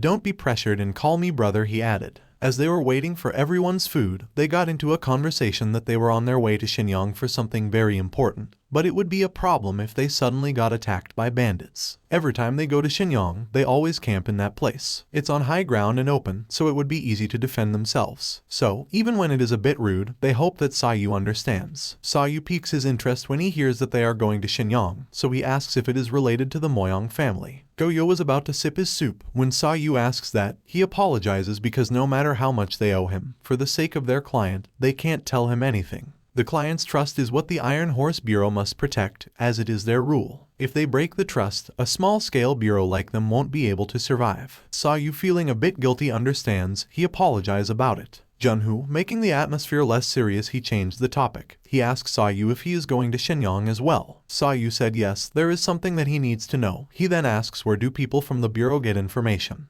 Junhoo thought of it for a while, then replied that it depends on what kind of information he wants. And he suggests that if he wants to know the best source of information in the central district, he should go to the public and the low ranks factions. Public and low rank factions have low social status and wide connections, and because of that there is no place that they don't have eyes and ears for. The public of Shenyang is quite weird. Sayu, bear in mind the information about public and low rank factions, beggars and servants. Goryeo stated that Shenyang right now is on the verge of wars because of the Deryok village and Moyang family. But it's not for something too important, it's better to avoid them. Sayu is having a deep thought. It's something that he really needs to know. He smiled unconsciously, and no matter what happens, he will certainly. Goryeo felt uneasiness seeing Sayu smiles. How could he smile like that? On the other hand, Junhoo also felt that it seems like a heavy story, so he won't ask any more question. When everyone finally got all their soups, it was time to eat. All the food went cold while waiting. Morning comes and they are back on track. Flow of conversation can be heard. Soon, the place would be the Iron Martial Association's world. It was Goryeo asking if Sayu could imagine the size of the structure circumference as much as 4 kilometers. It's already the size of the Miram League's office. He's certain that from now on no one would surpass the Iron Martial Association. Sayu, who had never heard of Iron Martial Association, got confused.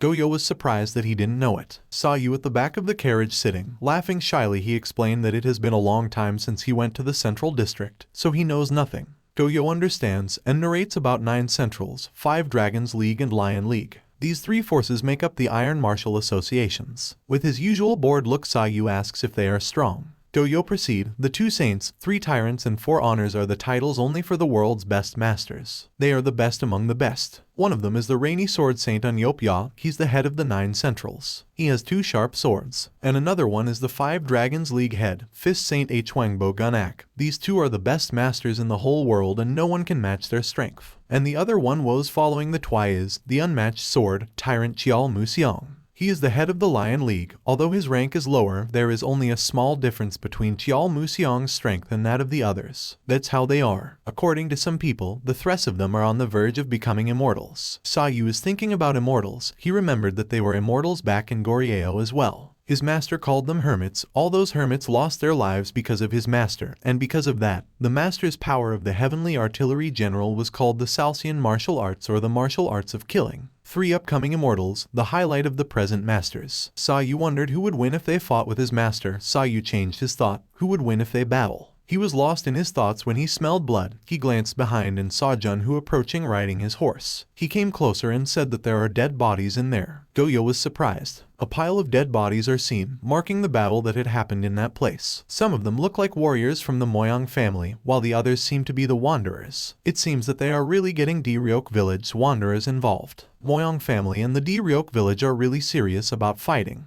If it's like that, no one is really safe now. They need to hurry up. Sayu examined the pile of dead bodies and something caught his eyes. Goryeo announced to everyone to be prepared and be on guard. They need to get to Shenyang immediately. Before they could take off the place, Sayu's not sure of what he saw, if it is a person from Goryeo. The sounds of horses rushing to get out of the place are heard. Goryeo encouraged everyone to get out of Hyolupyeong as soon as possible. "Hang in there everyone," he yelled. Everyone agrees. Sayu was just calm at the back. He couldn't get off his head the man he saw a while ago. He is now sure that it was a person from Goryeo. What he's wearing is the Goryeo's attire. He was curious if he came all the way there to make a living, to become a wanderer. Goryeo was concerned about Sayu. He assumed that Sayu must have been so shocked after seeing so many dead bodies. He guesses that the Deryok village wanderers were involved. They probably didn't want to waste their faction's warriors. There is no way that they don't know the history of the Moyong family. Sayu was again lost in thought, curious if they were just treating them just as objects. But if there are so many people from Goryeo in Shenyang, maybe there might be someone who knows something about Master's daughter and Muei. Junhoo glanced behind to tell his brother that he could already see the bronze dragon statue. Sayu heard it and was curious about the bronze black dragon statue. In the high ground, the dragon statue are now visible. There are still some traces of the blood and tears left by those warriors there. That's why the place is called Hyolupyeong. The bronze black dragon statue was made in memory of those warriors. Originally, there were 2 black dragons, but 10 years ago, one of the 2 dragons fell. Well, no one knows how a giant black dragon statue that weighed more than 10,000 pounds ended up like that. Sayu quickly thought it was his master who did that. Anyway, he would soon find out if he arrived at Shenyang. Finally, they arrived safely at their destination. The open branch is somewhere in Dongjuk-ro. Sayu did the hand symbol to show respect. He thanked them for making it a safe trip. Junhoo also did the hand symbol and slightly bow his head. He replied that because of Sayu, they had someone to talk to. He hoped for Sayu to have a safe trip. Sayu smiled at their exchange of gratitude. He glanced to his side and saw Goryeo grinning while peeping to his side. He was joking with Sayu that he wanted to have a drink with him. But unfortunately, they have to go now. He winks at him. Next time if Sayu have some time, he could look for the Iron Horse Bureau. He then bids him a goodbye and hopes that good things will happen on his trip. Sayu let out a smile and guaranteed them that he will come and see them again. Then, they resumed their trip while waving their hands at him. Sayu then stepped and disappeared. He bolted up roof to roof while finding a good place. He dashed and he grabbed the pole of a flag and swayed his body.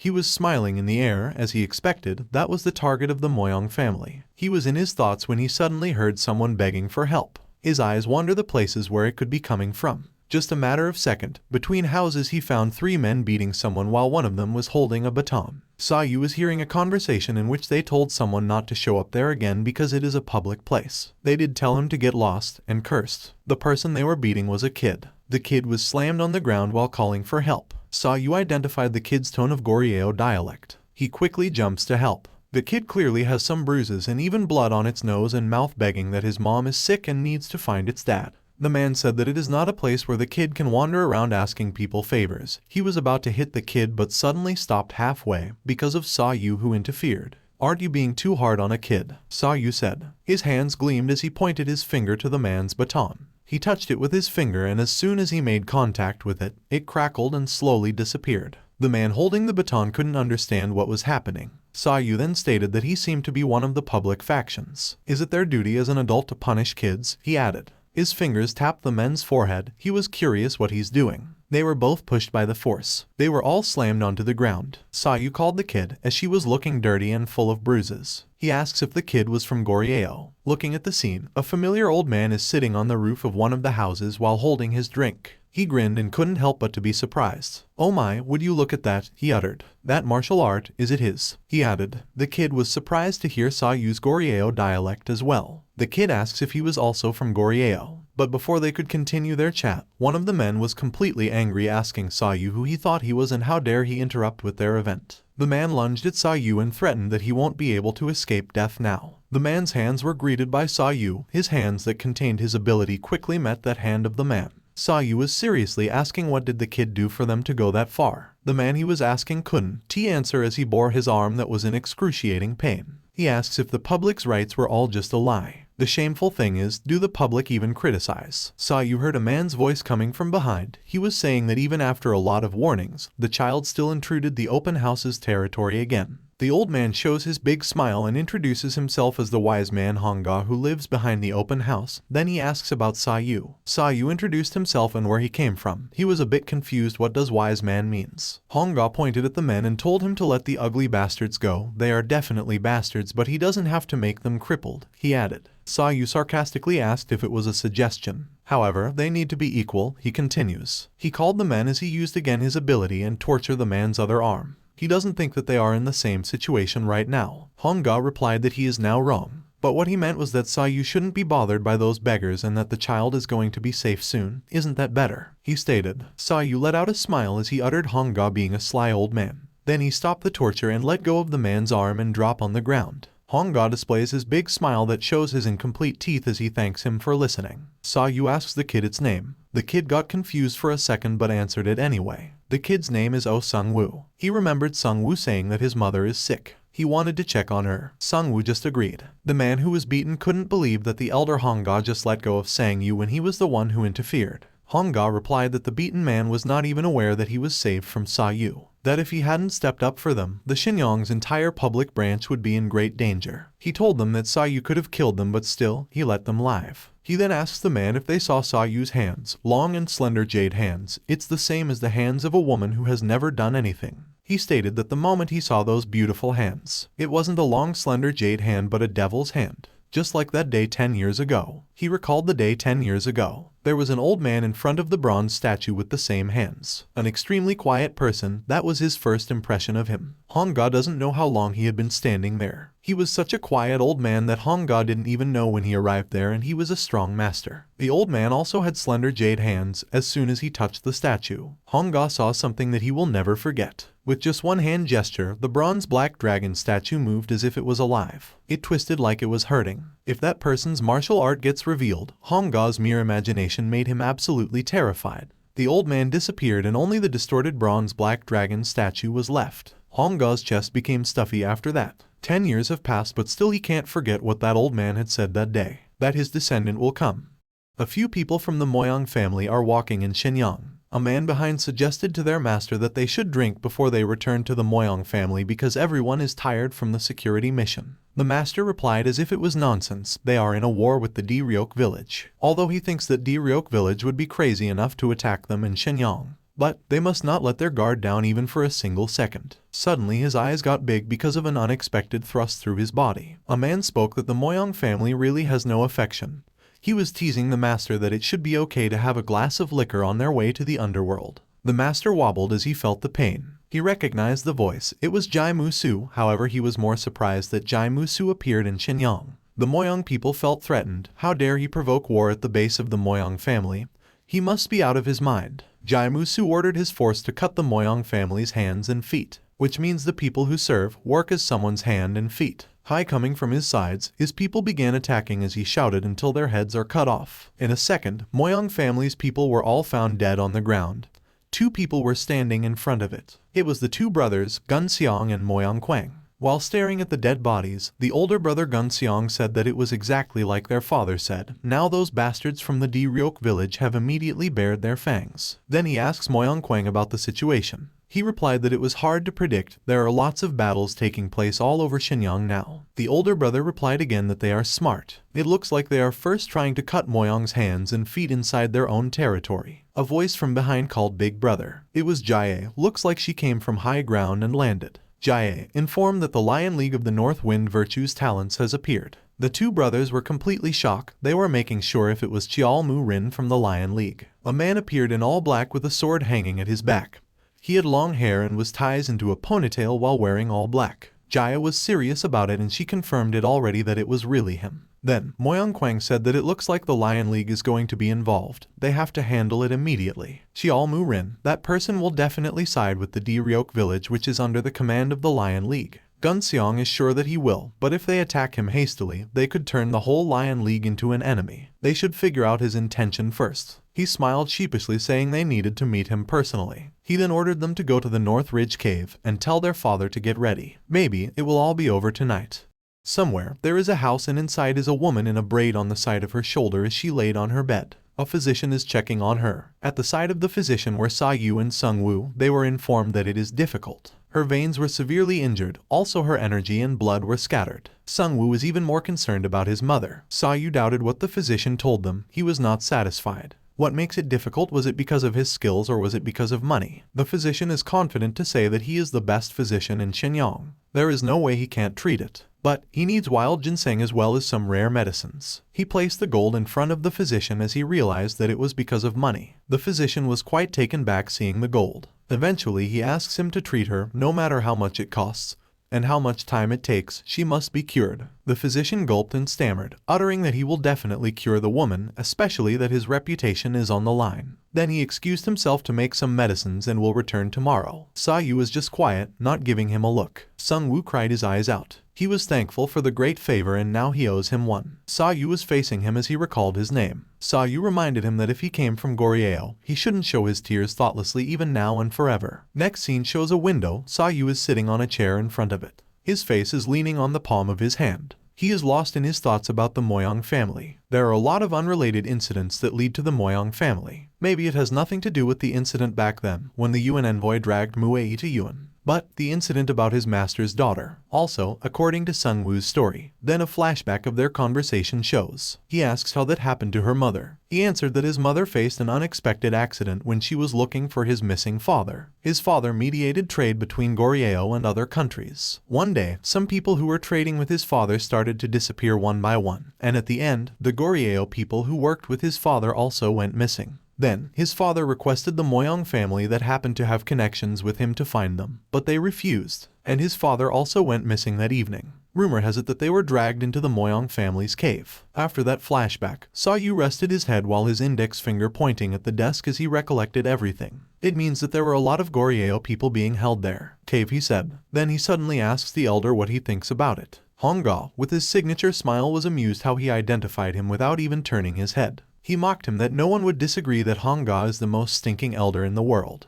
Hong-ga just laughs it off as it is a smell for beggars. There's no better compliment than that, isn't there? He added. Hong-ga was curious about what he was thinking about. Sa-yu, not bothering to look at him, knows that he heard all the conversation with Sung-woo from the roof about the disappearance of the Goryeo people. Hong-ga is telling a story about Shenyang, where the disappearance of the Goryeo people was nothing new. It's been a frequent incident there as well as in the entire Liaoning province since 20 years ago. Jiabing did an investigation at the time, but they found nothing. Jiabing is a kind of information group. They collect information using their members. However, they thought that the Moyang family might be involved in those incidents somehow. But it fizzled out when the Moyang family announced the closure of their sex door just in time. Sa-yu actually heard that the information from Jiabing is the best in the world. It seems like it's also a lie, he added. Hong-ga grins as he notices Sa-yu is impatient. It was 20 years ago that they found nothing. It's different now, they know a lot. For example, the cave Sa-yu is looking for. Seems like Sa-yu became interested as he slightly glanced at him. But then, Hong-ga sheepishly smiled as he ended the story because that is all he can say for free. Sa-yu will never know the information unless he pay for it at a reasonable price. Sa-yu looked at him and asked if he wanted a deal. Well, it is the principle of Jiabing, Hong-ga stated. Suddenly, someone entered the room. Seems like Hong-ga recognizes the person while Sa-yu kept his poker face. It was Chial Mu-rin, the North Wind Virtue's talent. It is a surprise that he showed up. The two saints, the three tyrants and the four honors, the rising star of that group, and one of the three magnificents with extraordinary skills. The 9 centrals, the 5 dragons league, the lion league, the 3 most powerful groups which were called the 3 central pillars of the Iron Martial Association. Among all of them, it was unbelievable that the young master of the Lion League was there in person. Now he sees how much Mu-rin is concerned about the clash between Deryok village and Moyang family, Hong-ga stated. Sa-yu just absorbed the information as he observed Mu-rin. He thought about the North Wind virtues. A man from behind suddenly appeared and greeted Mu-rin. He looked behind and saw Moyang Gun-seong. Gun-seong showed his respect with the hand symbol as he was honored to meet the North Wind virtue's talents, one of the 3 magnificents. He also greeted him back. Gun-seong was not wasting any time. He had something to tell him and so, he wanted to lead him the way and offered a drink. Although he thanked him for his kindness, he excused himself because of a companion. Gun-seong became curious about his companion. He then faced the elder and showed the hand symbol to pay him respect. He introduced himself and greeted the elder. The elder just smirked. He was amused because of the fact that Mu-rin knew him. Mu-rin heard rumors that the elder started staying in Shenyang 10 years ago. Gun-seong became uneasy as he was not aware that a patriarch who's called the Wise Man in Jiabing is in Shenyang. He was embarrassed that the elder had lived in Shenyang for 10 years and he didn't even know he existed. Mu-rin glanced at him as he noticed that the Moyang family doesn't know about it. Gun-seong also showed the elder the hand symbol to pay respect as he introduced himself to him. He apologized that he didn't greet him a long time ago. He asked to accept his greeting. Sa-yu was amused as well. The elder stayed in a small room but he is actually a patriarch. The elderly sheepishly smiled. He boosted himself of how amazing he is now. Gunseong spoke to Mu Rin that since he has a companion he wanted to ask one question and leave. His face was serious as he asks that if there's an inevitable clash between the Moyang family and Deryok village, what will the North Wind Virtue's talent do? Mu Rin's face was deemed as he replied to the question that the unmatched sword tyrant hopes that there will be no conflict between the Moyang family and Deryok village. Unmatched sword tyrant refers to Cheol Museong, head of the Lion League. He continued saying everything that happens in Xinjiang is caused by someone, so the head was concerned that it was planned. Gunseong thought if it means that the head is doubting their family. How could that be? Mu Rin hopes it isn't so. Gunseong turned his back. He got it already and shall leave now. Before he was gone, he reminded Mu Rin to take care of himself because the night of Xinjiang is dangerous. He replied that he will keep it in his mind. Gunseong still finds it suspicious that he doesn't want any conflict and Mu Rin thinks he is scared. He smiled and found it quite funny. He uttered that Cheol Mu Rin today will be his last day. While the three of them are in a room, the elder asks the well-being of the unmatched sword tyrant. He replied that his father is doing well. Changing the topic, he complimented the elder that he looks younger than he is 10 years ago. Sa Yu was thinking about the unmatched sword tyrant, Cheol Museong. He suddenly remembered what the Iron Horse Bureau said that he is one of the best three. While he was lost in his thoughts, Sa Yu diverted his eyes to Mu Rin who greeted him. Sa Yu just gave him his name as an introduction. He frowned because of confusion. He can't feel any energy from Sa Yu at all. Perhaps he is a master who can control his aura. But anyways, he ignores his thoughts as he needs to be wary in case he's with the wise man. The elder casually sat back as he put his two arms behind his head. He spoke about the North Wind Virtue's talent appearance. It seems like he had two reasons why he came to see the elder. First one is the information about the goal of the Moyang family. Second, if it's not that, then Mu Rin is hoping that the Jiabing won't be involved in the clash. The elder stopped and glanced at him. He asked which one is it. Mu Rin stands straight as he explained. He was surprised about how much information the Jiabing has, and his father is doing his best to stop the fight between the Deryok village and the Moyang family. The elder understands, from the perspective of the Lion League, Deryok village officials also have their own circumstances. Mu Rin also needs to check the situation of the Five Dragon League. It is best to avoid having a war right now. If that's what the unmatched tyrant is saying, the elder understands and he promises that the Jiabing won't get involved in it. Well, unless they don't have any complaints, the elder jokingly said. Mu Rin took it lightheartedly and showed his hand symbol to pay respect as he is about to leave. He left the place and walked. Not looking behind, he greeted the head of Deryok village. The three individuals appear behind him. The head asks if he found out the goal of the Moyang family. He answered that they stopped negotiating with the Moyang family and they wouldn't want to intervene in the case either. Looks like they are not doubting anyone. Together with the head were the siblings Song Hyun and Hai Sang. Song Hyun cleared out what the North Wind Virtue's talent meant. He answered while grinning, if the battle with the Moyang family is inevitable, it would be good to end it quickly. They resumed their agenda to receive the legacy of the Great North Ridge. When night came, Sa Yu and the elder were out on the veranda talking. The elder asked him if he would do it that night. They both look outside and elder said that it looked like it's going to be a long night. He replied that it is a good opportunity to infiltrate during a period of disorder. He jumped high while the elder couldn't react quick. The elder saw him already in the air as he shouts that they should go together. On the other hand, Dongchen and Guseong were talking. The father asks about the appearance of the Lion League's North Wind Virtue's talent. Guseong replied that it was just like his father expected.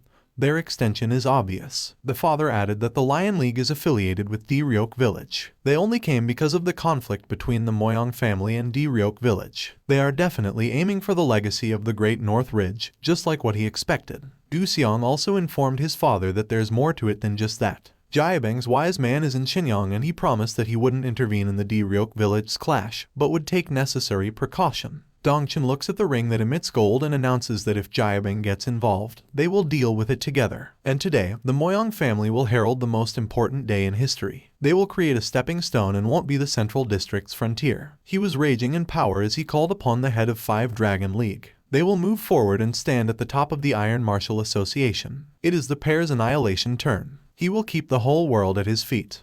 Under the full moon, Sa Yu is just simply traveling above air. He saw the Iron Horse Bureau keeping their track. He was relieved that they didn't get involved in the fight between the two families. The elder was right behind him thinking, what is it to fuss about? A scene shows where there are fire and dead bodies all around. Only the crows were able to eat. If the elder knew that it was the Moyang family's goal, they would have come a bit faster. If they did, the tragedy wouldn't have happened. Sa Yu reminded him that his martial arts aren't for saving people, and they were the ones who fought first, which made them so comfortable. The elder's pupil dilated as he realized that Sa Yu predicted all of it. They arrive at the North Ridge Cave. Breaking through the entrance was a piece of cake for them. Spikes were all over and the two families were having a battle. A lot of lives are being lost during their fight. From the Deryok village, they would destroy the Moyong family. On the other hand, the Moyong family will stop them no matter what. They engage their sword as they defend the North Ridge Cave. They all collide as they execute their own martial arts. Mu Rin's ruthless lion slash made a wave amongst their enemy. They were all dropped to the ground by the powerful martial art. Mu Rin reported to the head of Deryok that the survivors of the Moyong family are all organized. The head of Deryok was quite suspicious. The Moyong family have been hiding the North Ridge Cave for 20 years, but now they can easily break through. He find it weird.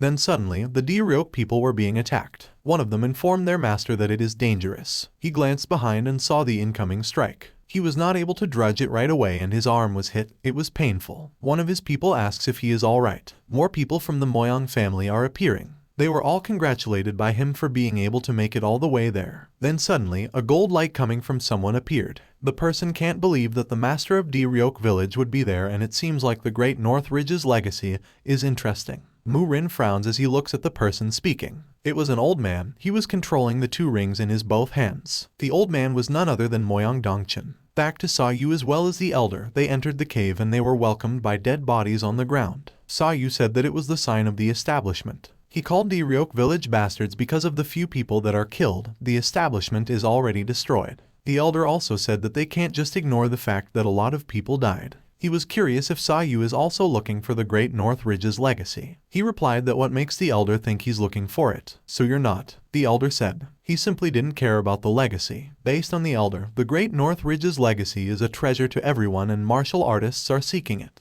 Isn't it normal for them to be greedy? He continued that if Sa Yu is not interested just like what he said, then why is he doing it to the Moyong family? While talking, the elder stepped on a trap. They were both alerted as a big stone was approaching towards them. The elder used his martial arts to stop the stone, but it wasn't as easy as it looks. The stone was heavy, making him push backward. He was relieved when Sa Yu used his heavenly artillery general's force and the stone was broken into pieces. Sa Yu smiled as he glanced at him. He was proud that his heavenly artillery general's force has never been defeated for thousands of years. The elder was confused about the martial arts Sa Yu showed a while ago. He's sure that he is not short on knowledge, but he hasn't heard it before. He doesn't think it's a martial art of the Midlands. He asks if it was a martial art in Goryeo. At the end of their path, they saw a huge ice lake underneath the cave. There were a lot of people in a circle. The elder was surprised to see Dongchen. The two gold rings that he was controlling both of his hands were the legacy of the Great North Ridge. It's the one treasure of Miram that everyone in the world is looking for. The elder kept observing the scene. It seems like they're confronting each other. He asks Sa Yu, who's looking on the other side, what he's going to do. It won't be easy to break through them and occupy the legacy of the Great North Ridge. Sa Yu was looking at a place that looked like a prison cell. He immediately made his way towards it. The elder was dumbfounded by Sa Yu's action. He can't believe that he was looking somewhere else while the world's greatest martial arts is in front of him. Sa Yu is indeed a mysterious fellow. Sa Yu landed on his feet facing the cell. Looking inside the window, it was full of bodies on top of each other while the others were hugging. The elder also noticed it and knew that it was the missing people of Goryeo. Sa Yu did not say anything but positioned his glowing hands and exploded the side of the cell. The explosion caught the attention of Dongchen. He stared where the explosion occurred and wondered who it was. He saw the two standing side by side and identified the elder as the wise man of Jiabang, the patriarch of Jiabang. He ordered the siblings to lead the swordsmen and get rid of the elder and all the people of Goryeo. He verbalized that no one can come out alive from the North Ridge Cave. The siblings comply. Sa Yu got rid of the wall that exposed the people of Goryeo. He captured the attention of them as he asks about Oh Sung Woo's father. One individual among the group was trembling as he identified Sa Yu's Goryeo language. Then, he asks if he is from Goryeo. One person came to light in recognition of Sung Woo's name. It was the one asking earlier. He was Sung Woo's father. He asks again if Sa Yu knew his child.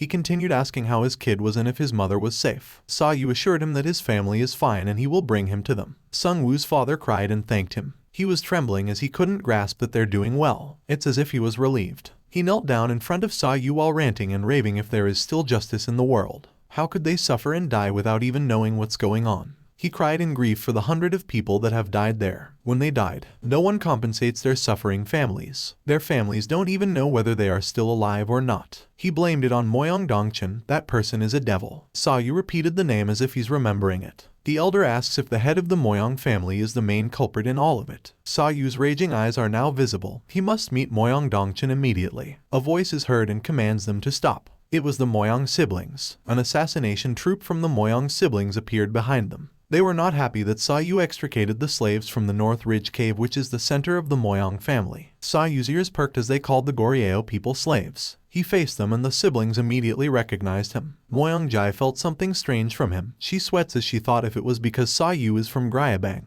The elder knew that it was going to be troublesome, plus he heard about the rumor. The elite assassination troop of the Moyang family dressed in black to keep the light from coming through. An organization created by the Moyang family with all their hearts and souls during the 20 years of the closure of their door. The excellent swords troop. Sayu suddenly spoke and told the elder to take care of the Goryeo people. The elder then curiously asked where he could be going. He casually replied that he's going to meet Moyang Dongchen like he said a while ago. A man from the troop spoke about how Sayu casually mentioned the name of the Moyang family patriarch. It seems like Sayu's life wasn't valuable to him, he added. The man moved and unleashed his sword. He would cut Sayu's head and give it to his master. Sayu was not taken back by the man's behavior. Instead, he told him to step back. The man was not letting himself surrender easily. He positioned himself, ready to lunge and challenge Sayu if he could go right through him. The elder was still thinking about the Kai technique he saw earlier in Dongchen. It seems like that bastard is more devoted than he thought. Going back to Sayu, he grinned when he heard the challenge. His power became visible, his arms flowing the blue electric. The elder as well as the siblings felt the enormous power filling the area. They were all left with their eyes open in shock. As Sayu steps forward, he warns them. A sword was coming to Sayu, however, due to his strong reflexes. Before it touched on his hands, the tip of the sword stopped, making the man terrified. Sayu used his technique and the sword began disappearing. Sayu spoke to the man that he was thinking of blocking the heavenly artillery general. He didn't continue the sentence as his opponent felt his technique. The man spurted out. As he ended the last one, he continued his sentence that if they were thinking of blocking the heavenly artillery general technique, then their life would be at risk. The siblings withdraw their swords. They called him a bastard and started attacking him. If Sayu wants to meet their father, he has to give his head first. The siblings utter. Sayu's expression didn't change and asked all of them if they also put their lives at stake when they made the choice to attack him. And if so, he had decided. He let his power flow in his body as a skull appeared behind him. He had decided the fate of the Moyang family. The enormous power sent chills to the siblings. They shiver out of fear. A foot stepped on a sword. It was the elder trying to stop the siblings from attacking Sayu. The two swords approaching Sayu was stopped by both of the elder's foot. Kwang Xiang was irritated, while Sayu did not expect it. They recognized the elder after he jumped off of their swords. He enjoyed the moment and asked the siblings if they wanted someone to play with. He told them to leave Sayu and play with him instead since he's free. He glanced at Sayu and told him to hurry up and go. Sayu, not sure what to do, smiled.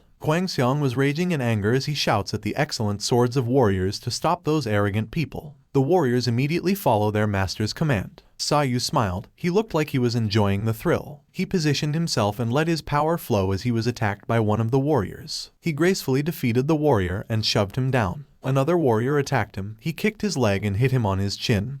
He was also shoved down. Another warrior came into sight. He was holding a sword and even called Sayu a bastard. He pointed the sword towards Sayu, who was currently turned on his back. With his quick reflexes, Sayu glanced behind and in cue, he disappeared out of sight. The warrior suddenly felt the shiver run down his spine when Sayu, with his glowing blue eyes, appeared right behind him. The warrior was slow to react, and so Sayu immediately held his arms and cracked it. He also holds his face and effortlessly throws him. The sword left the warrior's hand, making it thrown up in the air. Sayu used that opportunity to control the sword, pointed it to the remaining warriors, and thrust several of them with Sayu's technique on the sword. The warriors become wary and realizes that he is no ordinary man. They should be careful. Sayu's hands were still lighting blue. He asked them if they knew about the heavenly artillery general. His face dimmed as his hands positioned as if planning to execute his technique. His blue eyes were no ordinary as its sparks of blue like a lightning. He made sure that from now on, they will never forget it. In speed, Sayu was invisible and only his blue lightning remained, attacking the warriors one by one. Sayu didn't look back as the bodies continuously dropped. At the center he met another warrior. He attacked Sayu with his sword. With just his 2 fingers, he stopped the tip of the sword effortlessly. His opponent was shocked. His eyes could not believe what he saw. It was impossible. Sayu swiftly bent his sword and allowed his power to flow until it reached his opponent's arms. His arms were slowly twisting and was thrown off. Several of the warriors tried to stop Sayu. They were all engaging towards him, but Sayu remained standing. Then he stomped his foot and rocks were suddenly floating with his control. He directed the rocks towards the enemy as they hardly tried to dodge it. Sayu was not done yet. He burst his power, creating strong force, and suddenly the force vanished. Sayu was now visible to the enemy's eyes, and they were all approaching him with their swords. They remind each other that they must be careful because Sayu is not an ordinary man.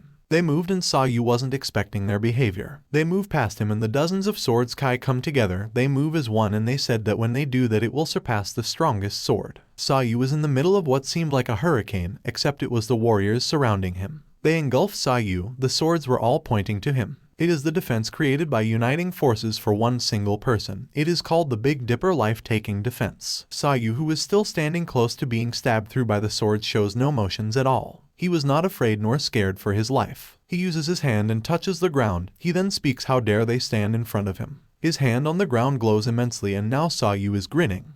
He asks if they are sure they can survive. Then here comes the triple burst. His glowing hand is now releasing a bolt of lightning as the rocks float. He releases his triple burst and the warriors have no time to react. They are all eaten by the strong force of light. The blast was heard by the elder as well as the Moyong siblings. They were all curious what had happened. The ice lake of the North Ridge Cave was shattered. It was impossible indeed. The Moyong siblings became alerted. Huang Xiang ordered his sister to exterminate all Goryeo people and go to their father, then she obliged. Huang Xiang is now over his limits and just wanted to end the life of the elder. He uses his fan to release a force, but the elder quickly reacts and dodges it. All the elder can say is that they were a bunch of bad people.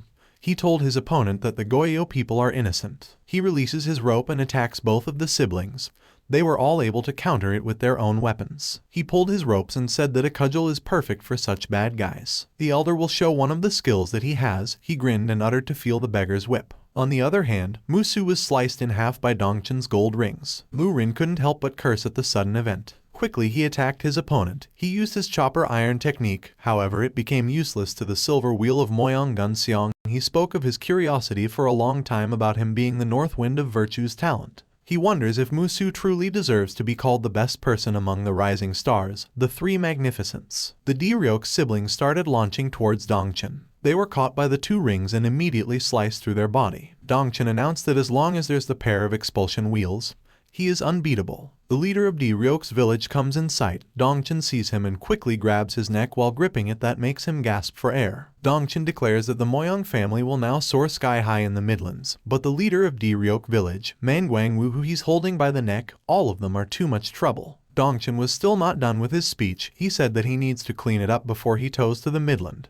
He really didn't like to see Goryeo village bastards pretending to be masters of the Liaoning castle while his family had closed its door. Suddenly, there was a triple burst. Dongchen flinched. He was caught off guard by the sudden force. The north ridge was shattered and bodies were all scattered. Leaving the lifeless body on the ground, Dongchen turned and got curious. There were even more bodies of the excellent sword troop spread all over the place. He was furious at the person who committed the occurrence. The troop that he worked so hard to raise for 20 years is completely annihilated. Then suddenly it can be felt as a powerful step getting closer. It was Sayu who, surrounded by his power and visible glowing blue eyes. He said that those people's fate has been determined from the moment they blocked the heavenly artillery general. He got the attention of both men. Mu Rin actually remembered him because he was with the elder when they met. Sayu standing to the ground lower than Dongchen. He called his name and asked if he had the right to deprive others of their lives, those people whom he dragged in the cave without any reason. He asked Dongchen if he could take responsibility for the gate of those Goryeo people. Dongchen did not back out. He countered what Sayu just said and he replied that he doesn't know the trick that Sayu used, but he was already bragging because of that hidden trick he has. He continued asking what should he be responsible for to those trash-like Goryeo people. Sayu threatens him to speak prudently because it will be his last word before he dies. Mu Rin, who's been able to hear what they were saying, felt the creep of fear to himself. He was anxious that someone like him, who has been called the best among the three magnificents, tremble in fear merely because of Sayu. He observed Sayu and collected what had happened earlier. Sayu subjected the excellent swords troop with more than 100 men to one-sided slaughter. He therefore concluded that it is not the fear he felt because of the martial arts which is powerful enough to destroy the ice lake in the North Ridge Cave, but Sayu's serenity, his death-like serenity, is what scares him. It seems to be silently declaring that he's the death himself. Musu continues. It appears that Musu forgot about his opponent. Gun Xiang faced him and thought that it seems like Musu has a lot of time to spare. He shouts, reminding Musu that he is his opponent. Then again he releases his silver wheel directly towards his opponent. It was a powerful force, but Musu was able to use his sword as a shield.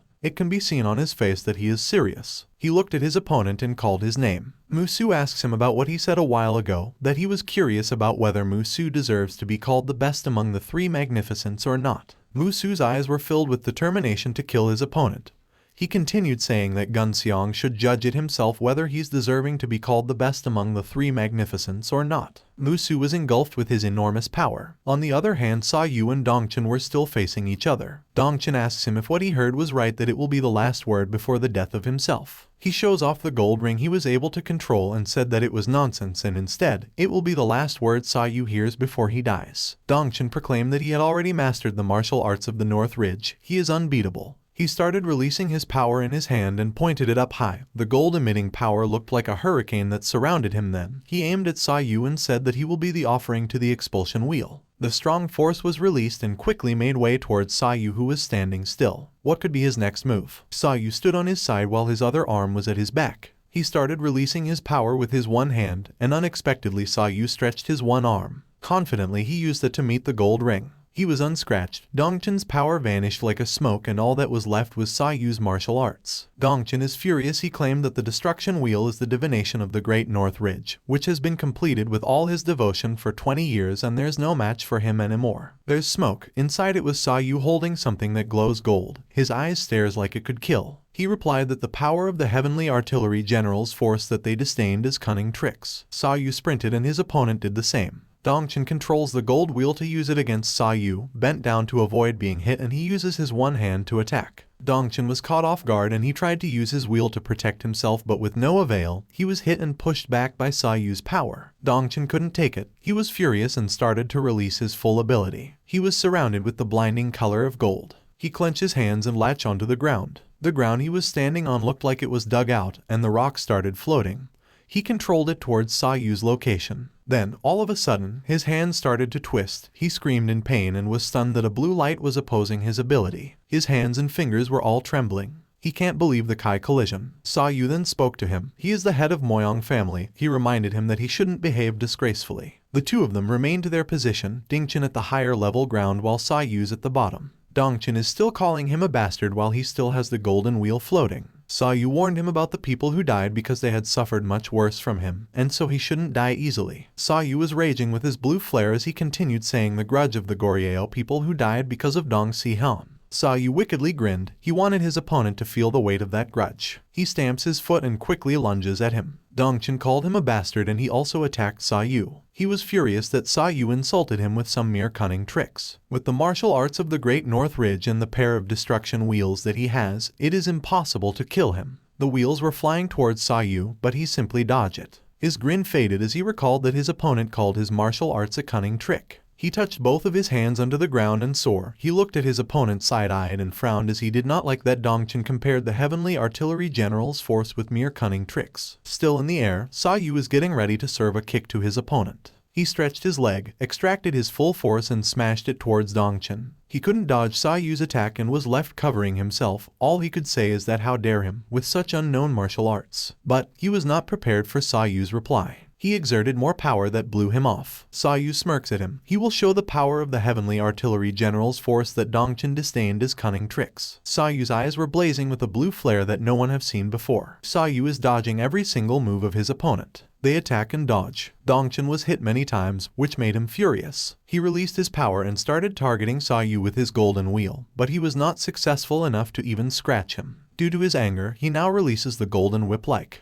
He used it to slash Sayu's body. It can be seen that Sayu's body was sliced in different areas. It made Dongchen smile ear to ear. He laughed hard and told him that he trusts his petty tricks too much. His smile quickly vanished and turned into frightened. Sayu's face was half unrecognizable because of Dongchen's attack. But still, he was complete even though he was sliced. Sayu hopped up trying to avoid the incoming wheel. He was above his opponent's position and it can be seen how panicked he was knowing Sayu's disappeared from where he was a while ago. Sayu did not miss any second and directly struck his opponent from above. Dong Si-hyun managed to cover his head with his arms but then trembled. Sayu was still not finished. He formed his hands together into a ball while releasing his monstrous power. He made sure that it would be an unforgettable pain for his opponent. The Heavenly Artillery General's Force, the destruction of 10 fingers. He positioned his arms in a twist-like posture, his blue electric lightning flowing on his arms and hands. His arms extended reaching his enemy. He grabbed Dongchen's arms and in a cue, his whole arm started twisting every part of it. Dongchen couldn't help but shout in excruciating pain. Sayu still not finished, he tortured him with the pain and targeted the other hand of his opponent. The blue lightning that sent electric energy to Dongchen passed through his breathing body. The rocks and ground where he was standing were also destroyed. Looking at Dongchen, his eyes were red and blood was coming out. His nose was also bleeding and he looked lifeless at this point. His body was still in shock because of Sayu's impact.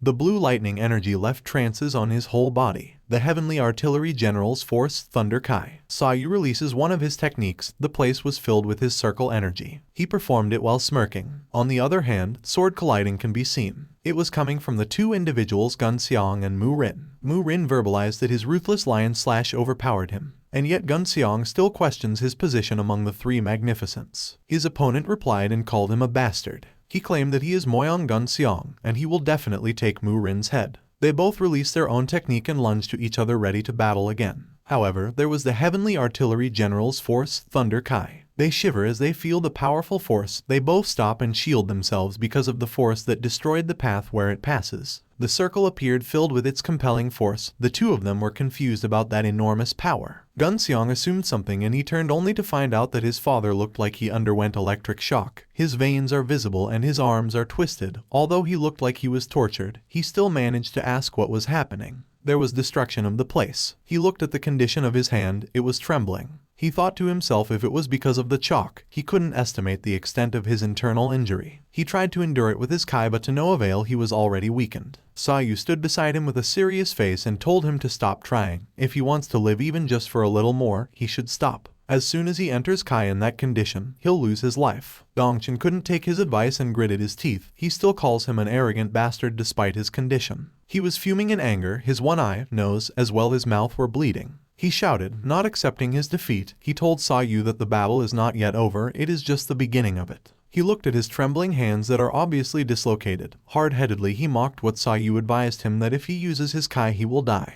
Well, for him it was such nonsense. He gripped his hand and used his kai regardless. He announced that the martial arts of the Great North Ridge mastered by him is unrivaled as he used it in his whole body to recover from the injury. Sayu's blue eyes steadily stared at his idiot opponent. Dongchen kept speaking that no matter who comes at him, in this world his matches, he was caught off. His eyes and nose were bleeding more, his body was crackling and his arms were twisting, as if it's coming right back to what it was before he used his kai. He looked so helpless. It's not just his body but as well as his blood and energy being twisted. Then he uses his one hand to release his power and stop the flow of his internal energy. His eyes dilated from pain and it just got worse. He screamed in excruciating pain. Sayu just stood there with his arms across his body and told him boredly that it was a great attempt to stop the flow of his internal flow, but his skills right now aren't good enough for it. If he can't control the flow of his thunder kai, not only his coronary arteries and veins, but also his 8 meridians and all of his blood vessels will explode. He trembles hearing the information and still tries to control the golden wheel behind Sayu. With his fast reflex, he managed to avoid it. He told him that it is useless, his skills right now are. Sayu flinched because he didn't expect that the wheel he was controlling was actually for him to cut off his arm to stop the flow. Sayu was amused. Indeed, if he cut his arm, it can also cut off the flow of the thunder kai. He smirked at his hopeless enemy and admitted that he didn't think that he would actually do it and not just think about it.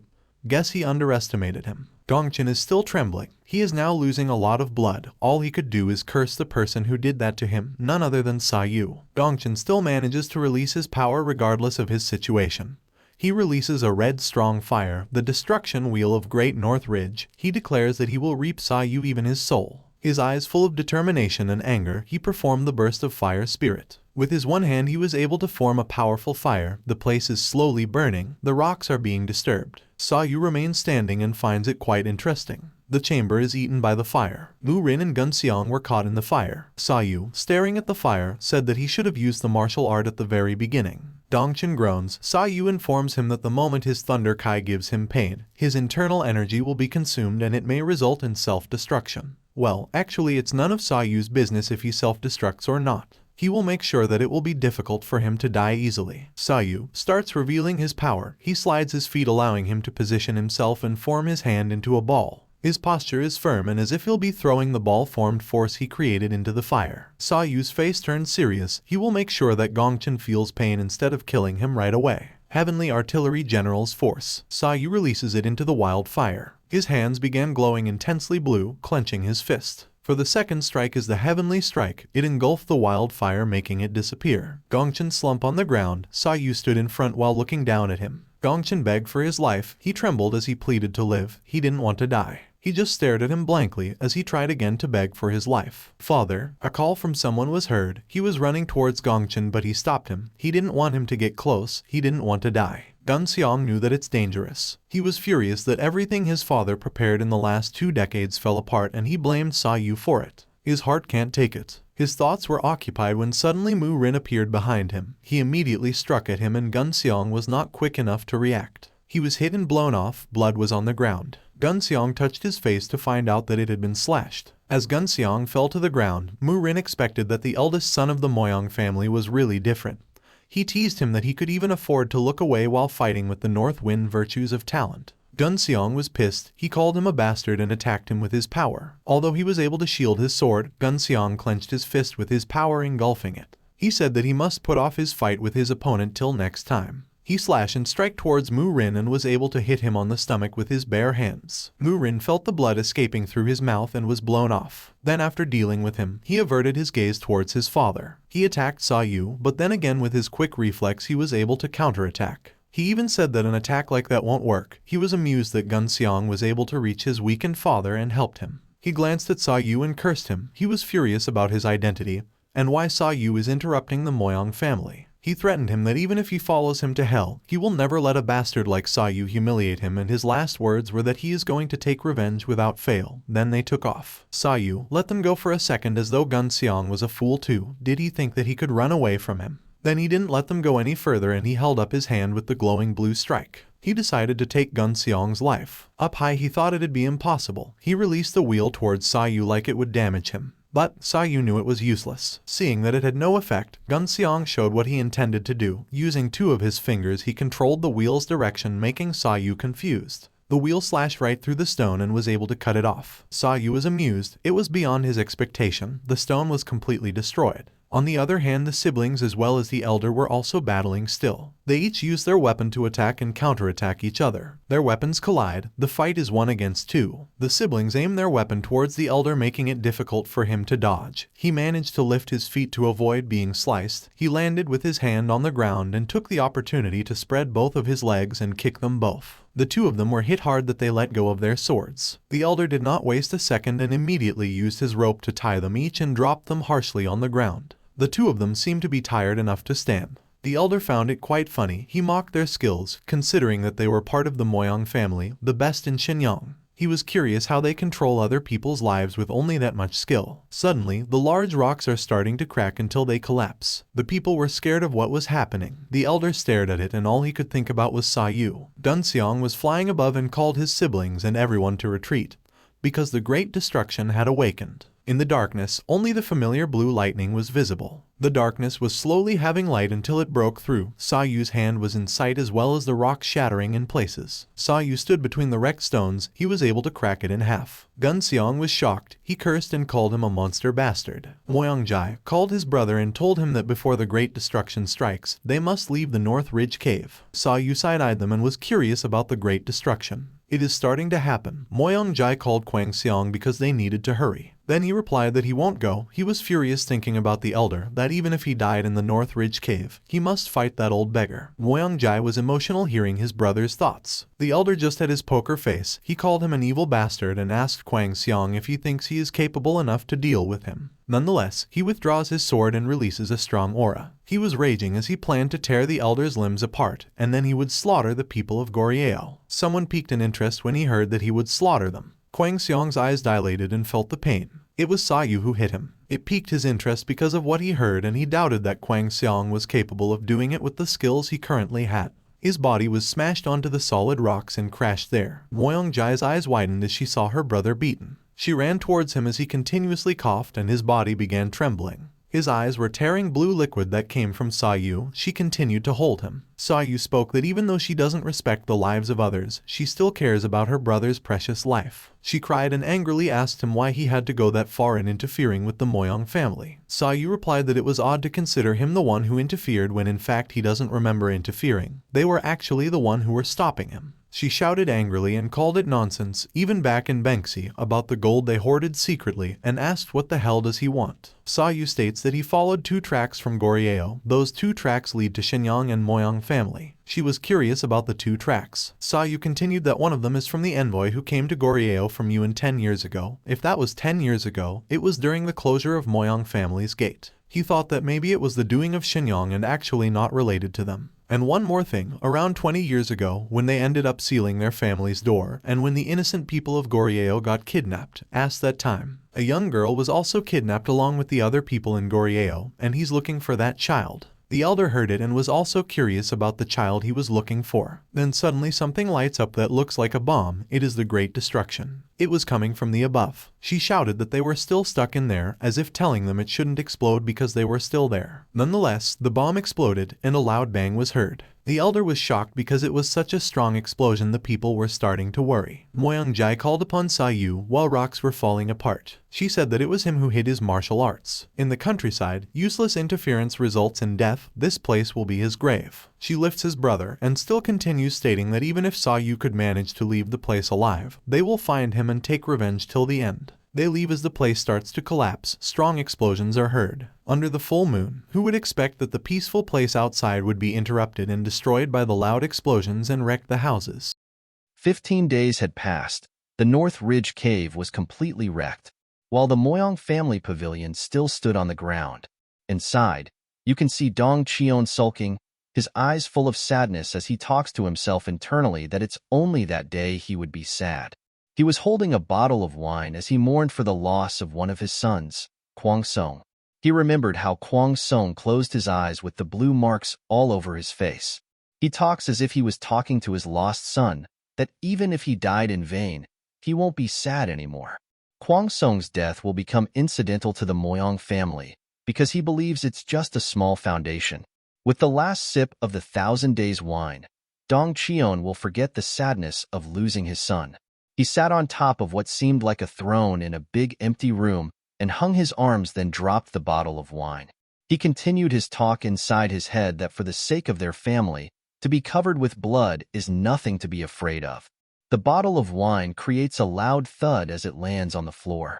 Dong Cheon created a plan in his head, and first, he will wipe out the remaining people of Dae Ryak village. He leaned on the back of the seat. They will start with Dae Ryak village and then merge with other factions. Those bastards from the 5 families wouldn't dare to do anything. He admitted that he lost a lot, but just a little more time and his plans won't be disrupted by anyone anymore. Then suddenly he felt a pain on his left shoulder. He quickly touched it and then blamed Sayu, which he calls young bastard. Again, he recalls Sayu's stance. He was confused how his name, age, faction, martial arts, everything about him is unknown. He closes his eyes and wonders whose disciple Sayu belongs to, because his martial arts is something that Dong Cheon haven't seen before. He closed his eyes thinking it is such a useless thought. He knew that Sayu died along with the destroyed North Ridge Cave. The window opened and he curiously glanced. Surprisingly, Sayu stood in front of him with his arms covered with his power. Dong Cheon was stunned to see him then. Sayu reminded him about taking his life. Flashback of the night where North Ridge Cave was destroyed. In the dark, a flash of power was visible. Then, a strong light force was able to pierce through the rocks.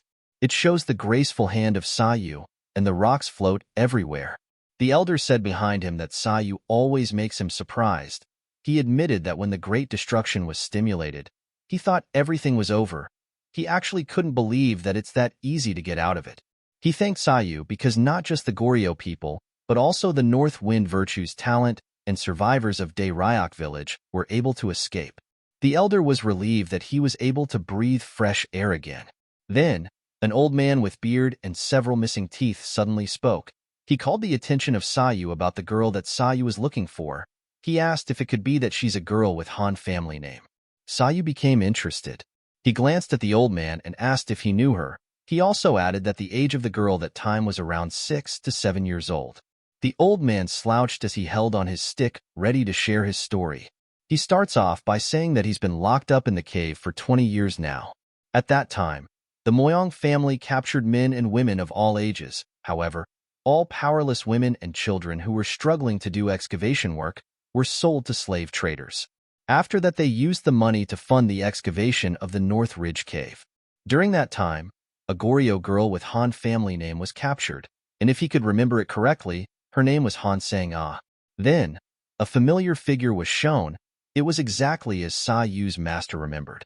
The old man noticed that she didn't seem suitable for her age. She was smart and cold-hearted. But, no matter how smart she was, in the end she was just a child. Soon, she was sold to a slave trader.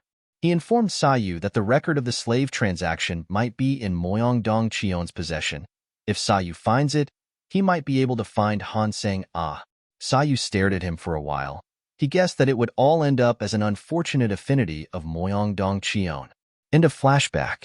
Back to the present, we can see Sa Yu's hands multiplied while covered with his electric charge. Dong Cheon was shouting in excruciating pain as his body snapped internally. His eyes and mouth were open. He trembled as the veins around his eyes popped. Sa Yu moved closer and reminded him about the time where Sa Yu told him that he will give him pain worse than death.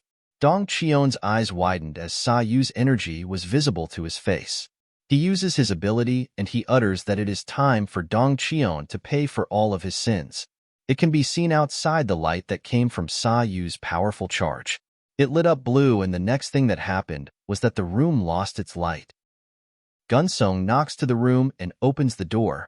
He announces that they've finished the preparation for them to go to the Iron Martial Association, which Dong Cheon ordered. They were paying respect as Gunsong continued talking. He mentioned that GA and him are there because they want to let their father know the reason why they had to destroy Dae Ryok village from the Iron Martial Association and that the Moyong family is in a good condition. Also, they were there to greet him before they left. They bowed, and when they didn't get a response, Gunsong opened his eyes and called his father's attention. Upon opening his eyes, he was in horror to see his father with missing arms and looking at the other arm. It had the flow of electric energy. They were both angry and shocked to witness their father's dead body. Gunsong immediately ordered GA to call the physician as soon as possible. He was horrified and tried to tell his father to hang in there. Dong Cheon's eyes were open and his face was covered in blue marks. As soon as Gunsong shouts, we can see Sa Yu already flew out to the crime scene. He was holding something, and as soon as he landed, for the last time he looked up from where he came from and held the wooden slip. Under the full moon, Sa Yu's shadow is visible. He flew up high again and landed at one of the windows. As soon as he entered the room, a voice was heard asking if he got what he wanted. Sa Yu was taken back. It was the elder, whom he noticed drinking a glass of liquor in the moonlight. He commented that it must be quite delicious. The elder talked about how Moyong Dong Cheon became a bad guy in the world. When he was once revered as a hero in Shenyang, he suggested drinking a glass of liquor on his final day. Sa Yu remained standing and told the elder he doesn't have a sensitive personality, so there's no reason for him to drink liquor because of Dong Cheon. Sa Yu held the wooden slip and proclaimed that he was satisfied enough that he got the clue regarding the daughter of his master. The elder replied and called him a cold guy. Well, from Sa Yu's point of view, Dong Cheon was just a bad guy who kidnapped his friend. The elder did not care and just wanted to drink some more, for the reason that he couldn't drink some when he was locked up in the North Ridge Cave. The elder drinks the liquor and then remembered something. He glanced at Sa Yu and told him that there's something that can help him find the girl. Sa Yu became interested and gazed at him. He cut off the elder and asked a favor. The wooden slip is laid in front of him as Sai before continuing what he was saying. He asked him if he knew what the black merchant was. The elder looked at him and didn't expect to hear that name from him. The elder narrates what he knows about the black merchants. He stated that it is known as a group of black merchants, but actually it's hard to define them in a word. It can be seen wherein a group of people was covered in long black cloth. It's basically known as an association of merchants, but it's all just rumors. No one knows anything about the leader, the scale, or what kind of merchant groups had gathered in that association. That association is sensitive to information when it comes to matters of its own interest. Anywhere, anything. It's known that there is no place that has not been intervened by that association, even if it's human trafficking that violates the moral law. The elder's face became serious and said that one thing's for sure is that it has a close relationship with the Five Dragons League. Sayu was disappointed because in the end, he can't find out anything except its relationship with the Five Dragons League, and it's almost the same as nothing. The elder agrees that it's almost the same as nothing, but of course he boosted himself up that it's not impossible, especially for him, to find those black merchants. Sayu was swayed and took interest in the elder's words and asked if there was a way. The elder thought about it and said that it was all he could say for free. Sayu's lips formed into a thin line. He verbalized that according to the creed of Jibang, all information comes at a reasonable price. Then, asked the elder if it's true. He just looked at him curiously. Sayu thought of a reasonable price and then handed a shining marble on his palm. He asked if it would be enough. The elder flinched and was amused to see the shining marble right before his eyes. He was quite sure that a single marble equals to 1,000 golds, and it's his first time to see such a perfect form of shining marble. He gulped at the thought of gold and sweats as he was fighting his urge to accept the marble. He closes his eyes as he pushes back Sayu's hand. The elder was flustered as he tried to tell Sayu that indeed, the shining marble is worth the price. Then he asks Sayu if he thinks that the elder of the Jibang would be shaken by a shining marble. He tried his best to focus on his goal. He pointed his finger at Sayu and told him that he has something else that he truly wants. Sayu was intrigued that why would the elder be embarrassed about the shining marble. Again, the elder narrates what happened 10 years ago. Late at night, there were two men standing near the dragon statue. It was Sayu's master and the elder. He recalled how he saw an unbelievable martial arts technique being performed on the bronze black dragon statue in Hailu Pyong. The black dragon statue looks like it has its own mind and crumpled itself. Because of it, the elder's concept of martial arts was destroyed forever, and he realized how nonsense it was to train in traditional martial arts. He stated that the old man's words prevented him from leaving Shenyang. The old man utters that his disciple is coming. That's why the elder waited in front of the bronze black dragon statue, without knowing when the disciple would come. 1 year, spring passed by, 2 years, and rains appeared. 10 autumns came and 10 winters have passed. Until one day, he heard galloping horses and men talking from afar that they could see the bronze black statue. The elder became wary and saw a group of men together with Sayu. As soon as the elder saw the blue-haired man at the back of the carriage, he knew it at once, the moment he saw Sayu. The person he had been waiting for the past 10 years, the descendant of that old man who has the same eyes as him. Sayu glanced at him, and he spoke to the elder. It has been 10 years. It seems like the elder knew his master. He asked the elder if he wanted to know the secret of the heavenly artillery general's force. The elder drinks his liquor. He replies that now he said it, he cannot deny that it is what he wanted the most. But, as he said before, to get information, they have to pay the price. He grinned at Sayu and convinced him if they think the same, and if it is so, they should help each other. The elder asked him if it was a pity to leave things as they are. He was talking about their equal position. Sayu formed his hands and vowed that he would like to make an equal deal with Gubang's elder Hong Mugyu. Heavenly Artillery General's force is passed down from one person to another, so he doesn't know everything about it. But he promised to tell the elder everything he knew. The elder grinned and also touched his hands and made a vow that he, Gubang's elder Hong Mugyu, whoever Sayu wants to find, no matter how many people he wanted to find, the elder promises to provide his full support with all the capabilities of Gubang. They both faced and looked at each other with sincerity. The elder claimed it as a deal. The sky is clear, and we can see the elder and Sayu walking up a hill. The elder started saying that they should go together, because as it can be seen Sayu is walking ahead of him. He asked Sayu why he is in such a hurry to leave without saying goodbye. Sayu should at least inform him. The elder caught up while holding his liquor, and Sayu replied that it was his master's request that he should go to Taiwan to look for his daughter. The elder understands and told him that no matter how fast they go, it would take at least a month to reach there, so it's useless to rush. He took out a book and handed it to Sayu.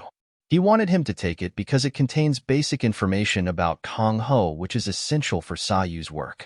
It is called the Kong Ho Information Book, wherein it contains all information about the names of famous people and their characteristics. Sayu curiously looked at the book and eventually took it. They walked as he read the details. The elder told him that money, power, and military prowess, all important but nothing is as powerful as information. Sayu became intrigued by the Rainy Sword Saint and Fist Saint. He actually remembers hearing about them. They are called the Three Saints, and they are semi-immortal. Fist Saint, Wangbo Gun AK. He has a toned body, shirtless with red hair and beard shaped like a lion. He had what seemed like a cape and was wearing pants just right about his knee. All what he was wearing was colored red. He seems like a fierce fighter. He was driven out of North Yuan. The Iron Martial Association was the greatest power created during the Ming Dynasty. The three organizations that made up the Iron Martial Association were the Five Dragon League, Lion League, and the Nine Centrals. He is the leader of the Five Dragon Leagues. The other person from the Three Saints, the Rainy Sword Saint. He is leading the Old Central, as well as the Five Dragon League, the center of the Iron Martial Association. Unlike the other one, he is screaming the color blue. He has long hair and beard as well as horns. A glowing eyes that is looking right in front of a long sword. He is the Rainy Sword Saint, Unyeepja. Back to the Elder and Sayu. The Elder told him that those two are known to be the best, but he is not sure about that. He continued feeding Sayu information that there are also some people on par with the Three Saints. There are the Three Tyrants and Four Honors, who are known to be almost the same level as the Saints. The Three Magnificents and the Three Blossoms are known to be Kong Ho's masters. Three being shown, two are facing away from each other, and the last one is facing in front with more of a dark aura. They are the Three Magnificents, the Three Iron Sword March, the Shadow Sword, and the North Wind Virtue's Talent. And the Three Blossoms are the Bloody Plum Blossom, Lotus Blossom, and Ice Blossom. It showed three elegant-looking women screaming their own aura. The Three Magnificents and the Three Blossoms are Kong Ho's greatest masters. Sayu's eyes were pinned to that familiar North Wind Virtue's Talent. The Elder made it clear to him that it was indeed familiar because the person they met in Shenyang named Cheol Mu Rin was the North Wind Virtue's Talent. Next is the unmatched sword tyrant, Cheol Mu Song. He has a big scar on his right eye. He is known to be the best among the Three Saints. He is leading the Lion League. One of the pillars of the Iron Martial Association and Dae Ryok Village is a faction of the Lion League. You might be wondering why Cheol Mu Rin is in one frame with Cheol Mu Song. Well, to answer that, Cheol Mu Rin is the son of Cheol Mu Song, and he's one of the successors who will lead Kong Ho in the future. The Elder and Sayu are still on their track. The Elder told him that the Three Magnificents and the Three Blossoms are in the same age as Sayu, so it wouldn't be a bad idea to get along with them, if he had the chance. And Sayu replied, well, if there's a chance. They kept walking thinking about the Three Magnificents and the Three Blossoms until the day had ended, and night took over. The Elder still can't let go of his liquor and continue drinking. They are seated in front of a fireplace, while the Elder keeps complimenting his liquor, and Sayu just peacefully reading the book. While still looking at the book, he called upon the Elder about the few things written about the Masters, and after reading it, Sayu thinks the skill of the Three Blossoms are not enough. He recalled the Three Saints and asked again if there is anyone stronger than the Three Saints. The question got the Elder stopped from drinking and glanced at Sayu. He answered that there's only one person. Sayu's brows frowned and his eyes full of curiosity. He asked about the only, and if there is a master that he didn't know about. The Elder answered that according to others, there is a person in northern Yuan called the Lord of Heaven. It showed a man's stance with a powerful aura. His abilities are extremely wonderful to the point that even if the Three Saints, Three Tyrants, and Three Honors join hands, they still can't win against him. A man's face with glowing eyes and fearful grin is portrayed. No one knows about his identity. Most people are saying that it is just a nonsense rumor. The Elder truthfully said that he is not sure if there's anyone stronger than Sayu. Sayu didn't seem to care about it, and stuck to his thought about the Lord of Heavens from Yuan. He thought if it was the person who took Mu'ei Nuna. Sayu stopped from reading and admitted that he is curious who that person is. The Elder side-eyed him and brought Sayu's attention to him about the Heavenly Artillery General's force. Sayu curiously asked what's with it. The Elder replied that he is very curious about it to the point that he is going crazy, and asked what the hell is the Heavenly Artillery General's force. Sayu showed his hand and said that even him, It is not something he can easily define, but his master told him that it was a martial art technique created 1,000 of years ago. There's nothing special about it. He was thought to look for gaps and attack, or block and avoid. There's even no specific food that he should eat. The elder looked disappointed. He repeated that what Sayu was saying is that the Heavenly Artillery General's force is just like a street fight. But of course that doesn't explain it. Sayu replied that if he was to explain the Heavenly Artillery General's force in his own words, you have to be knowledgeable about the structure of the human body. And you also need to learn about the Thunder QI and the Ghost Eye.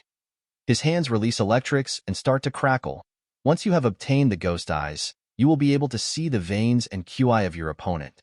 Stimulating those veins can destroy your opponent's bones and muscles and drain their blood. While saying that there's also no exception to inanimate things, his eyes glowed and he released his force to his side. He continued saying that if you stimulate something like a vein, he stopped and showed that what he was aiming for earlier that he called inanimate things is the stone. His power pierced through the stone, creating a big hole. The elder stopped and looked quite taken back. Sayu's palms were glowing as soon as he clenched his hand.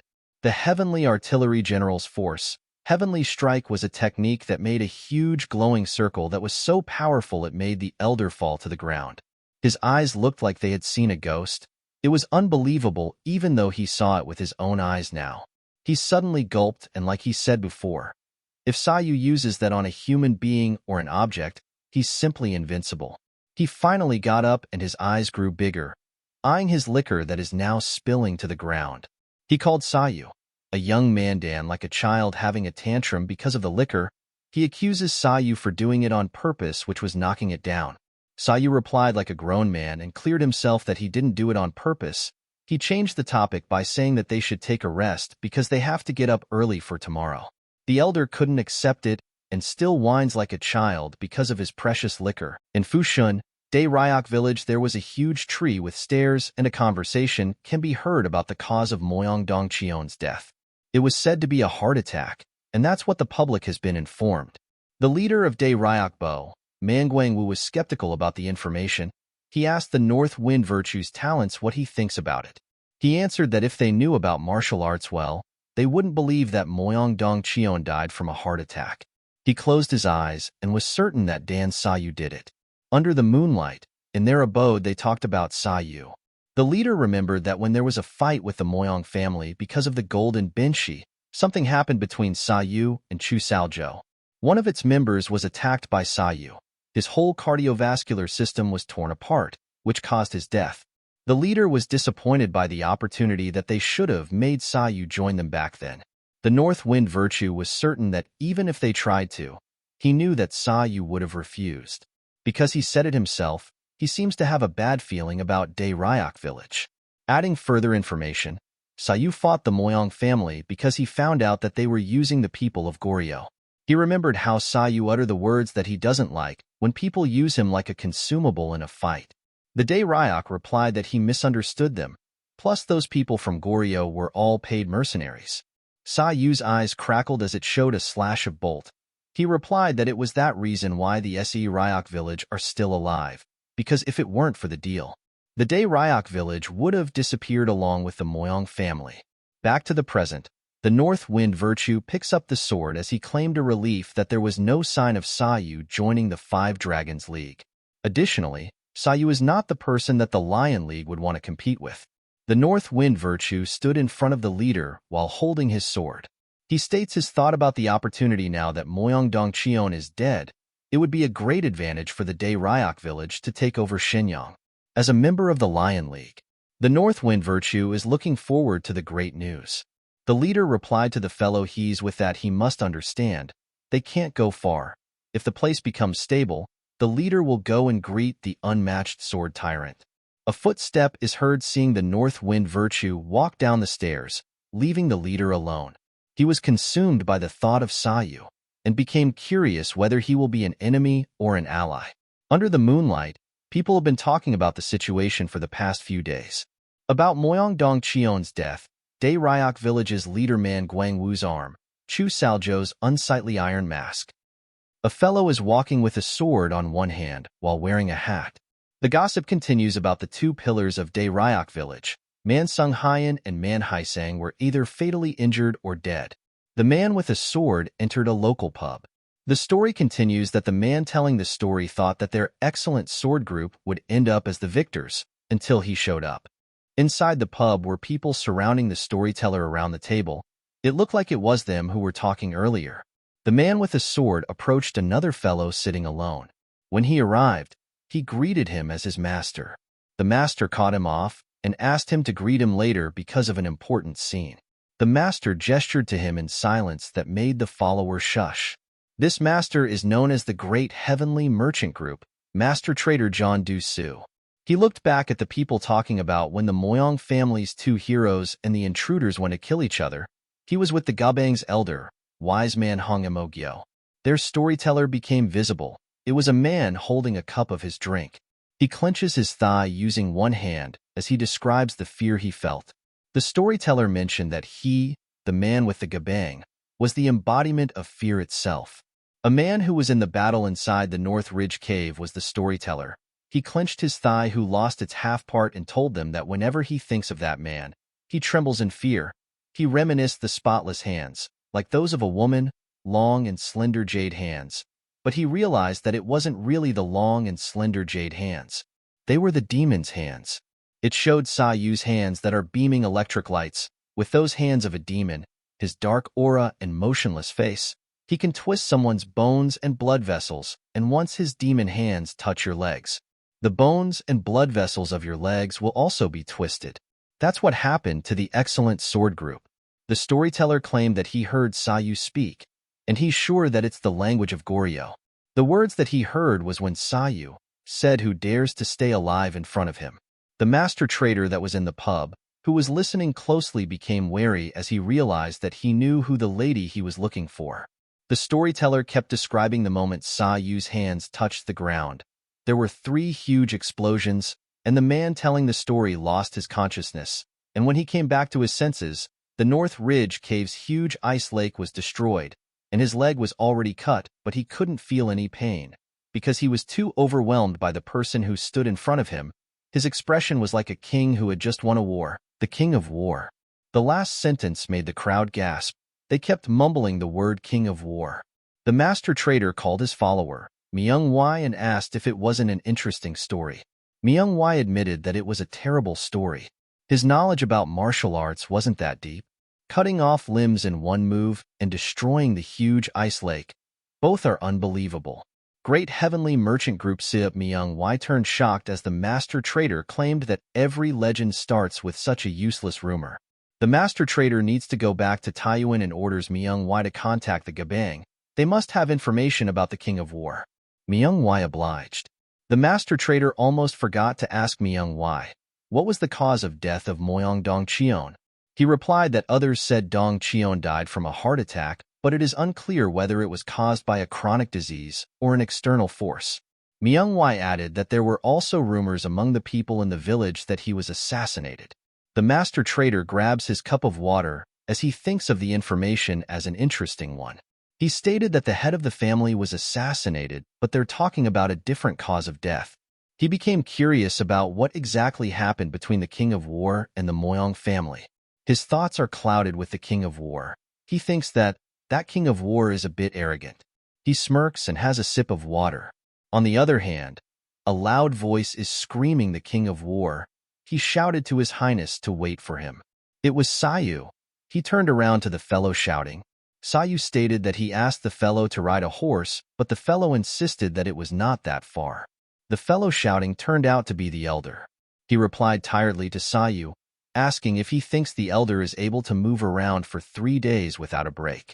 He groaned and continued to complain that Sayu should consider his age as well, because he is not as energetic as him. In Shaanxi province, Taiyuan, they've arrived. They are up in the hill. Sayu asked the poor elder to hold on for a bit more because they've arrived in Taiyuan. The tired elderly responded with relief. The two found a place to rest and talked about the reason they're in Taiyuan. It is because there's a branch of the Great Heavenly Merchant Group there in Taiyuan. The Great Heavenly Merchant Group has grown rapidly after the fall of the Yuan dynasty. The Black Merchants, which is a merchant association that formerly had almost all the profits of the mainland, is now most wary of the great heavenly merchant group. The elder put it in simple words that they are there for surveillance, because a place where there's a branch of the great heavenly merchant group must also be the place with a branch of the black merchants. The elder boosted himself that fortunately, his association maintains a good relationship with the great heavenly merchant group. With that, they will definitely get good information about the black merchants. He called Sayu King of War and told him not to worry and to trust him. Sayu placed his face to his palm and stared directly outside. He was thinking about the great heavenly merchant group. Then suddenly he turned to his side and looked at the elder. He kept calling him the King of War, so Sayu wondered what that meant. The elder was quite shocked while holding his bowl of noodles. He didn't mention it before to Sayu. The elder was about to say the meaning of it in Shenyang, but then they heard voices outside the window. Before he could finish his sentence, the elder was interrupted by the person shouting "Bastard." Outside the window, they could see 3 fellow men, each holding a sword versus one.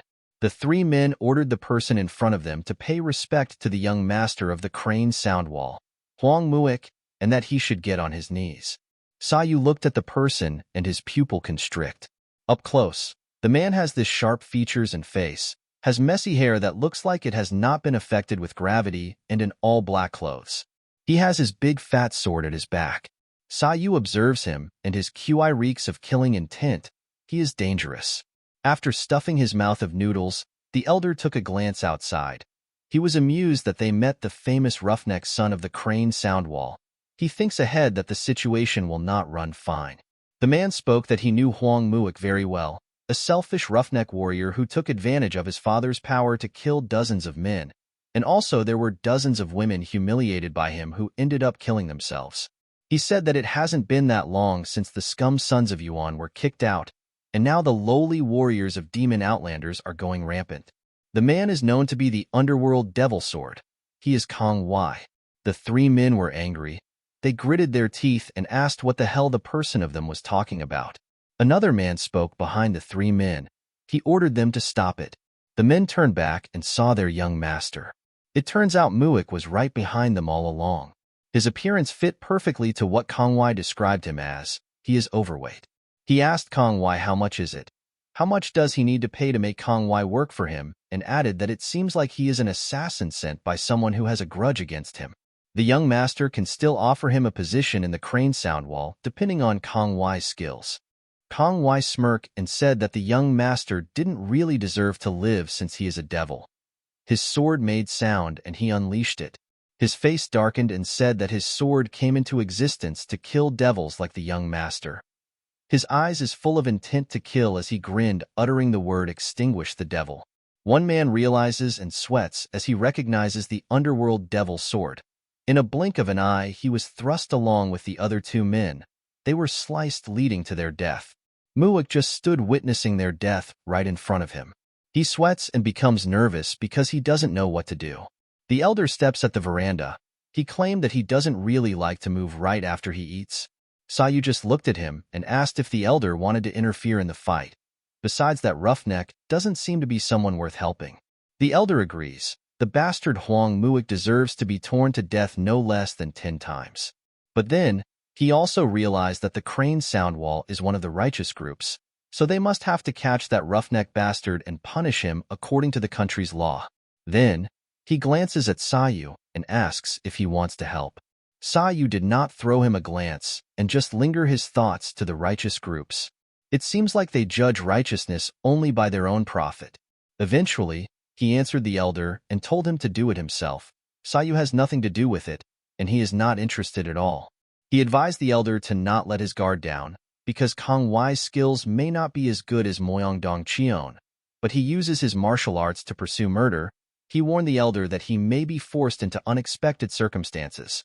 At the scene, Muik was about to be sliced in half by the underworld sword, but the elderly comes to the rescue. He jumped off the balcony and said to Kong Wai that he don't know what makes him attack the young master of the crane sound wall, but he can't solve a personal matter by killing. The elder landed with a kick towards Kong Wai, but with quick reflexes he was able to shield his arm.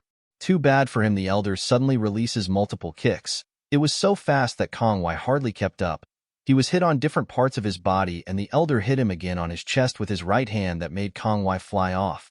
Kong Wai was able to land on his feet as he felt the bruises on his body. He called upon his sword, and he commanded it while stuttering to extinguish the devil. He let go of his sword and threw it towards the elder. He did not move an inch and just waited for the sword to come. He told Kong Wai that it is hard to persuade him and sarcastically asked if he thinks he could extinguish the devil with that much of a skill. The elder kicks the sword effortlessly, and it comes flying off the sky. It's weird why it has an invisible or silver wire attached at the handle of the sword, but before the elder could react, Kong Wai was able to recall his sword and the elder was caught in his trap. The wire tightly wraps the elder's body. He grins devilishly as he shows his index finger with a circle that attaches the wire. Kong Wai pulls the wire, and it tightens even more. Then he was about to do his next move, but then Sayu became alerted. He glowed his hands as he tried to figure out what Kong Wai's next move would be. His eyes glowed in sparks. He found a weapon, a chopsticks to control. He surrounded it with his power and whirled it around, pointed it directly towards Kong Wai. In a blink of an eye, the chopsticks surrounding Sayu's martial arts swiftly cut the wire attached. Kong Wai was left dumbfounded. His eyes were big and was surprised at what had happened. The elder was not happy. He glared at Kong Wai because of the silver wire.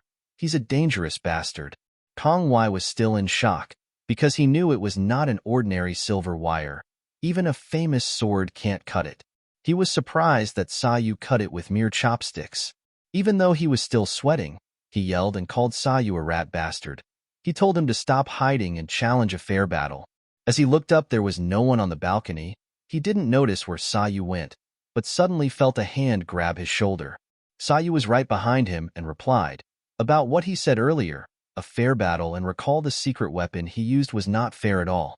Kong Wai's face was in horror as he shivered with the mere touch. Sayu continued saying that if he wanted to have a battle with him, he had to put his life on the line. Kong Wai gasped and turned on his back. He immediately threw his sword at his opponent. Sayu was able to utter that with his behavior, he chose to put his life on the line. Sayu swiftly dodged the sword, and with the use of his foot, he managed to kick Kong Wai's face. It was so powerful that his face almost kissed the ground. As he was about to hit the ground, Sayu held his hand, twisted it, and cracked his arm, making him feel the excruciating pain. His arm snapped, and Sayu hit him with one hand that sent him flying off. Kong Wai crashed to the floor but was able to roll and stand back at his feet. He was panting and was very confused because he couldn't read his opponent's movement. He didn't notice his upcoming sword that Sayu threw surrounding his martial arts on it. He was surprised but still able to dodge at the last minute. Sayu calmly said that there is no point in avoiding it. His hands sparkled as he uttered the word Heavenly Artillery General's Force. He swiftly moved his sparking hands and snapped his fingers with his Thunder QI. The sword that Kong Wai avoided exploded. It was so bright and powerful that it sent him to the other side. On the other hand, the elder was still expecting the silver wire on his hand. He thought that something is strange, even though it's a silver wire. He's sure that with his QI he could still easily. He was caught off with his words when he noticed the diamond powder in it. He thought he could be? Kong Wai was mercilessly on the ground. Sayu's eyes had visible sparks. It glowed as he prepared to attack Kong Wai, forming a ball on his hands. He couldn't do anything but to accept his fate. Sayu was already determined to take his opponent's life. But suddenly, he heard the elder shouting to not kill him. Sayu heard it and took a glance at him, but still it was too late because he had already released his technique. His attack was spread all over the place, and it caused a blinding light. The nearby houses were destroyed and crumbled. The elder was left amused. He's quite unsure if they could get a corpse out of it. On the other hand, an eye that looked like it left a soul was shown. By the looks of it, it seems like he had already died and left in shock, not sure how to process all that was happening. Sayu's hands did not actually hit his opponent, but just the side of his head. Sayu faced the elder unbothered and said that he thinks there's a point in his action, so they should stop it there. He said to his opponent that he must go to the government official and plead guilty, or Sayu's eye sparks. He continued saying that Kong Wai still wants to rely on his friend who has been looking at their way with an annoying look. He looked at him and gasped. He was shocked that Su knew it all along. While at the top of the roof, a shadow of a person can be seen. He called out Kong Wai, the underworld evil sword for trying to kill people in broad daylight rashly. That's why he was defeated. A man with a hat casually stood on the windy top while holding a bow. He suggests that when it comes to taking someone's life, you have to do it quietly. He complimented Sayu for being such a talented man. He even can't believe he has such a strong QI, despite his young age. Up close, the man has a long mustache. He continues saying that no matter how strong Sayu's QI is, he moved and picked using his finger a single arrow. He claimed that for a divine bow from 1,000 steps away, he pulled his bow strings and said that Sayu is just an ordinary humanoid toy. His sharp eye wishes Sayu die peacefully. He closes it, and as soon as he opens his eye, it has a golden flare to it. Before releasing his arrow, he uses his golden eye heavenly vision to execute his attack. As soon as he released his arrow, he claimed that there's a golden light in his eyes. He can see a falling needle 1,000 steps away. It is trained with polarity, so he can even see the waves of QI. The arrow travels and approaches close to the target. He can see the things it passes through, and in a second, the arrow is already behind Sayu. The man on the roof was eager to pierce through his head, but as it was about to hit, Sayu commands to stop it. The man on the roof was astonished because he used sound transmission. He sweats and flinches. Sayu continued talking and told him that he's sure that he let the man off once, and that he shouldn't urge his death with stupid choices. The man's eyes were in rage and called him a bastard. He couldn't believe it, so he asked if Sayu knew his existence all along. He was stupid enough not to believe it, so he still pulled his arrow and threatened to pierce Sayu's head now. However, Sayu just answered that he still stubbornly insists on doing it. His eyes sparked and was ready to fight. He released his power, and it found its way towards the man. He was electrified and felt the stagger on his body. His hat flew, showing his bare hair. He was mad, but at the same time smiled. He talked with Sayu using the sound transmission and formed his hand in a respectful way. He told Sayu that he is ashamed of himself because he can't identify his opponent's competence properly. He made sure that he will come back again to fight against the greatest master with good preparation and without any shame. Sayu just looks ahead seriously and remains silent. The elder observes the place because it is such a mess. He turned to Sayu and asked if it could be fixed again. Staring at Sayu, he asked what's wrong with him because his face looks dead serious. Sayu looked at the place where the man came from and thought that he left. He answered the elder that it was nothing. The two kept on track to where they were headed. At the moment they were on top of the hill and enjoying the nice view, but they must go now because they don't have time for sightseeing. On their trip, they talked about getting some sagu soup because Sayu hasn't eaten it before, and it is the Jaibang's secret recipe. Sayu just slightly smiled because the elder wanted to hurry before those insect-like bastards ate up all the sagu soup.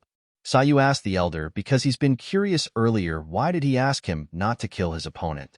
The elder honestly told him it's about the silver wire he used. Sayu just asked about the silver wire. He answered that the silver wire was made of diamond. It's a weapon often used by assassins from the black merchants. Of course, they can't conclude that the person is from the black merchant just because of that, but at least they can see that there's a relation between them. He is sure they'll be able to find the black merchant if they keep an eye on the person, which is Kong Wai. Sayu was not impressed. It was not a very good idea, because it could have been dangerous if Kong Wai's friend cooperated with him. The elder was confused. He didn't know what friend Sayu was talking about, if it was there as well. Sayu just informed him that that man must have been a great martial artist, because he had been watching the elder from the moment he got involved in the fight. It could have been dangerous if they had cooperated from the start. The elder just smiled sheepishly. He didn't care because if anything happened, the King of War would have saved him. Sayu felt teased because he is being called the King of War, and he claimed that he wouldn't save the elder. They walk upstairs, but the elder won't stop talking about how cool the title King of War is. Sayu just followed and also teased him that the King of War sounds better than the Wise Man. The elder was in rage. He yelled what's wrong with the title Wise Man. As an old man, he feels proud of it. Sayu just dealt with it in silence. They arrived at some place. Sayu noticed that there is not a single word written on the signboard. The elder informed him that it means anyone can rest there. The Jaibang is always open. They arrived at the structured building and walked through. Sayu asked him that they were supposed to go to the branch office of Jaibang. He thinks that place is just an abandoned temple. The elder replied that he seems to expect it to be a resplendent building. Sayu defended himself that it was not what he meant, but surely he expects a lot since the elder told him it was a Jibang's branch office. The creak of the door being opened was all it heard. The elder glanced and told him to stop staring blankly. They should go now. Sayu was confused until the elder pushed something on the wall, and a secret door was opening. Of course, Sayu was astonished because he has never seen something quite like it before. A loud thud of sticks and people bowing greeted them, especially the elder, Hongmu-gyu. The doors opened a whole town inside, and they were welcome to the Jibang branch office in Taiyuan. Sayu couldn't believe it. Hundreds of people were bowing in front of them. The elder grinned and was very happy to see his people. In the crane soundwall home, a loud voice is being heard, asking if he's going to let him get away with it. A loud thump is heard as someone called his father. Turns out it was the fat young master. He convinced his father that he, his son, the young master who will be the heir of the crane soundwall, was almost killed by an unknown strange bastard. He yells at his father for just sitting there and watching. He added that the bastard challenged their crane soundwall, which has absolute authority there in Taiyuan. He even said that even though Kong Wai is being detained by the court, if it's his father, he is sure that he can kill him. His father had enough. He stood up and pointed at his son. He exclaimed that if the young master didn't show any nasty behavior from the beginning, the problem wouldn't have arisen. But the young master still doesn't admit his mistakes. He questioned his son if he really didn't know that his own behavior is causing trouble for their crane soundwall. The spoiled young master got angry and sarcastically admitted that it was his fault and that almost getting killed was also his fault. He let out his excuse that he was just joking around a little bit and they killed themselves, talking about the women he harassed and eventually died. He sarcastically admitted that it was also his fault as a bad son. He had the guts to ask his father why he blamed him for their short lives. The father let out a sigh and closed his eyes. He couldn't believe he raised such a ruffian with all his gold and jade. The father is the head of the crane soundwall, Huang Duzhong. The young master is frustrated. He won't back down just like that. His anger won't go away unless he rips off Kong Wai's limbs. He grabbed his sword and called the attention of his soldiers. He announces to them that he is Huang Muik, the heir of the group, and them as the disciple or the crane soundwall, and they are all his brothers. He stated that he's been threatened by Kong Wai, which means that he is also threatening all of them. The group agrees. He steps down and he is followed by the group. Today, on the name of the prestigious righteous group, the crane soundwall, he, Huang Muik, will uphold righteousness in Gango.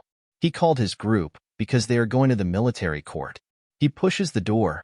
It creaks open, and as soon as the door opens, it reveals the person they've been looking for. Muik asks who he is, but he just answers with a grin. Before Muik could ask another question, Kong Wai's sword was already in the middle of his face. He'd been slashed in half along with his disciple, which created a loud explosion. The father, Duzhong, was petrified to witness his son's death. He screamed his lungs out, calling Muik. He was enraged and drew his sword, swiftly moving towards Kong Wai to attack. He just stood still while grinning, waiting for his opponent while he called out Huang Duzhong. He is the ringleader who caused all of it and allowed that devil to be born. He said that he should have judged his sins in the first place. Duzhong thinks it's bullshit. He jumps and steps to the pieces of wreck that scattered up in the air as he lunges an attack to kill him to honor his son's soul. Duzhong attacked above while Kong Wai blocked him. He grinned as he uttered the word extinguish the devil. Extinguishing the devil is his life's principle. Duzhong's face is angrier. Kong Wai added that he expected the crane soundwall is the devil. The righteous group that carries out the devil's deed doesn't deserve to survive. Duzhong disagrees as his opponent pushes him with force. He swirls in the air but manages to land on the ground at ease. He made it clear that the crane soundwall is a group that pursues the right way, and that's the truth known by everyone in the entire Taiyuan. Kong Wai just smirks. He judges them as the devil, and that's the truth. He became more enraged than before. Kong Wai's brute force is not going to work, and it seems like there's no point in having a conversation with him anymore. Duzhong pointed his sword as he released his martial art. He will show his opponent the skills of the crane sound wall. Multiple swords appear in a circle surrounding him. He glared at Kong Wai, and said that he would cut his head off, then he ordered his flying swords to shoot. Kong Wai stood for a second waiting for the swords. He called it a petty method skill of the crane sound wall. It's ridiculous, he added. He swiftly moves. Clanking of sword is heard as he dodge and block each one of it. In a blink of an eye it was all gone. Only him with no scratch. The remaining disciple was terrified. They couldn't believe that he blocked all the patriarch's flying swords. Du Zhong was lost in words. He gritted his teeth and released another method which he calls the Great Master ascends to the mountain. He was engulfed with strong force, especially his sword. Kong Wai was quite amused. He commented it is pretty useful. Du Zhong made his way towards his opponent as he was determined to stab through his heart. His opponent smiled devilishly and said that it is useful, but if it's true that his real ability lies in that mere power only, then he must be destroyed together with the crane sound wall. He swayed his sword and let out a powerful force. He released the merciless great range attack that easily countered Du Zhong's attack. He was pushed by the force, and with the blinding light all he could feel was his body cutting in half. The method led to an explosion that destroyed the place. Under the full moon, inside the Jiebang's branch was a fire cooking a meal. It looks pretty and smells delicious, someone commented. Sayu asks, what kind of food is it? He answered that it is the prestigious food of Jiebang, the sagu soup. It is a special food that must be eaten when arriving at the Jiebang. He added that to make the sagu soup, you have to stew the snake and the dog for hours, and add the secret seasoning of Jiebang. He smiled and told Sayu to eat a lot. On the other hand, Sayu looks disgusted by what he heard. Horror is painted all over his face. He disagreed with the elder and said no. He won't eat it. In fact, the elder could just eat it by himself. Meanwhile, at their back, someone whispered something to the branch head that made him shocked. The two looked at them. Sayu did not say anything while the elder asked what happened. The head turned and informed them that Kong Wai attacked the crane sound wall. The elder seems like he is lost for words, but with Sayu he looks like he's been expecting it, but still in silence. Then, we are brought to a gambling house. Kong Wai appears along with his sword. He was quite startled at the scene. People are gathered playing the Sangyuk game, a traditional Korean game. It has a game board, 30 horses, and 2 dice. The players will move as many horses as the number that appears on the dice. The biggest number on the dice is 6, and if both roll a 6, there is a high probability of winning. Kong Wai stared at the people below as the room filled with laughter and cursing because of the different outcomes of the game. Someone called him from behind. They exchanged replies about someone. The man bowed to show respect and asked Kong Wai to follow him. They both walk to where the man leads him. The man opens the door with both of his hands, and they both enter. Kong Wai remains silent. The man led him to a secret passage and directed him to go inside. He was welcomed by an old man saying that he couldn't believe the underworld devil sword came to visit the place in person. He added that it is such an honor. Kong Wai recognized him as the head of gambling and complimented that he chose a pretty good place. Those who are spying on him will think that he is there to gamble. They wouldn't expect that there's a secret room in a place like that. Kong Wai's face turned serious as he changed the topic. He asked the real reason why he was called there. The head of the gambling, or better known as the head of the black merchants, Yomsak escorted him there to ask for his help. He has a feeling, so he asks if it is all about the 5 Dragon League's order. Sak replied to him that it is about his personal matter, but he believes it will bring a great deal of benefit to the 5 Dragon Leagues as well. He smiled at his response and turned around. He said not to order him around for such an uncertain matter because he's not interested. Sak intertwined his hands and said that it's too bad. He smirks and asks him, would he believe it only after those nasty people from other countries entered their land and obtained enormous wealth? It piqued Kong Wai's interest. He was triggered about what he was talking about earlier. Sak mentioned the Great Heavenly Merchant Group. From what he heard, the top leaders of the Great Heavenly Merchant Group are the father and daughter who came from Goryeo 10 years ago. Kong Wai's anger was starting to show. How dare those petty outlanders obtain wealth from Jungwon, he said. Sak continued to fuel him with information that currently the condition of the black merchant is not good. In Taiyuan, the brothel under the black merchants and this gambling house are somehow doing fine. But their most profitable business couldn't avoid the damage caused by the Great Heavenly Merchant Group. and he feels like it's unfair that the 5 Dragon Leagues have turned their back on the black merchants which have been cooperating with them for a long time. He heard that they are starting negotiations together. He even added that the scale of the great heavenly merchant group is big. He then asks Kong Wai's opinion that, no matter how big the profit is, they shouldn't make a deal with outlanders. Kong Wai held onto his sword, screaming to extinguish the devil. He agreed to what Saik said. He said, "How dare those outlanders cross their territory in the land?" His aura darkened as his eyes glow. He uttered that people from outside the Great Ming are without a doubt devils. Great Ming refers to the ruling dynasty of China from 1368 to 1644 following the collapse of the Mongol-led Yuan dynasty. He was angry and will show them how terrifying the power of Young One is. He left the room provoked and will make the great heavenly merchant group disappear from Taiyuan soon. Saik smiled and felt satisfied with Kong Wai's attitude.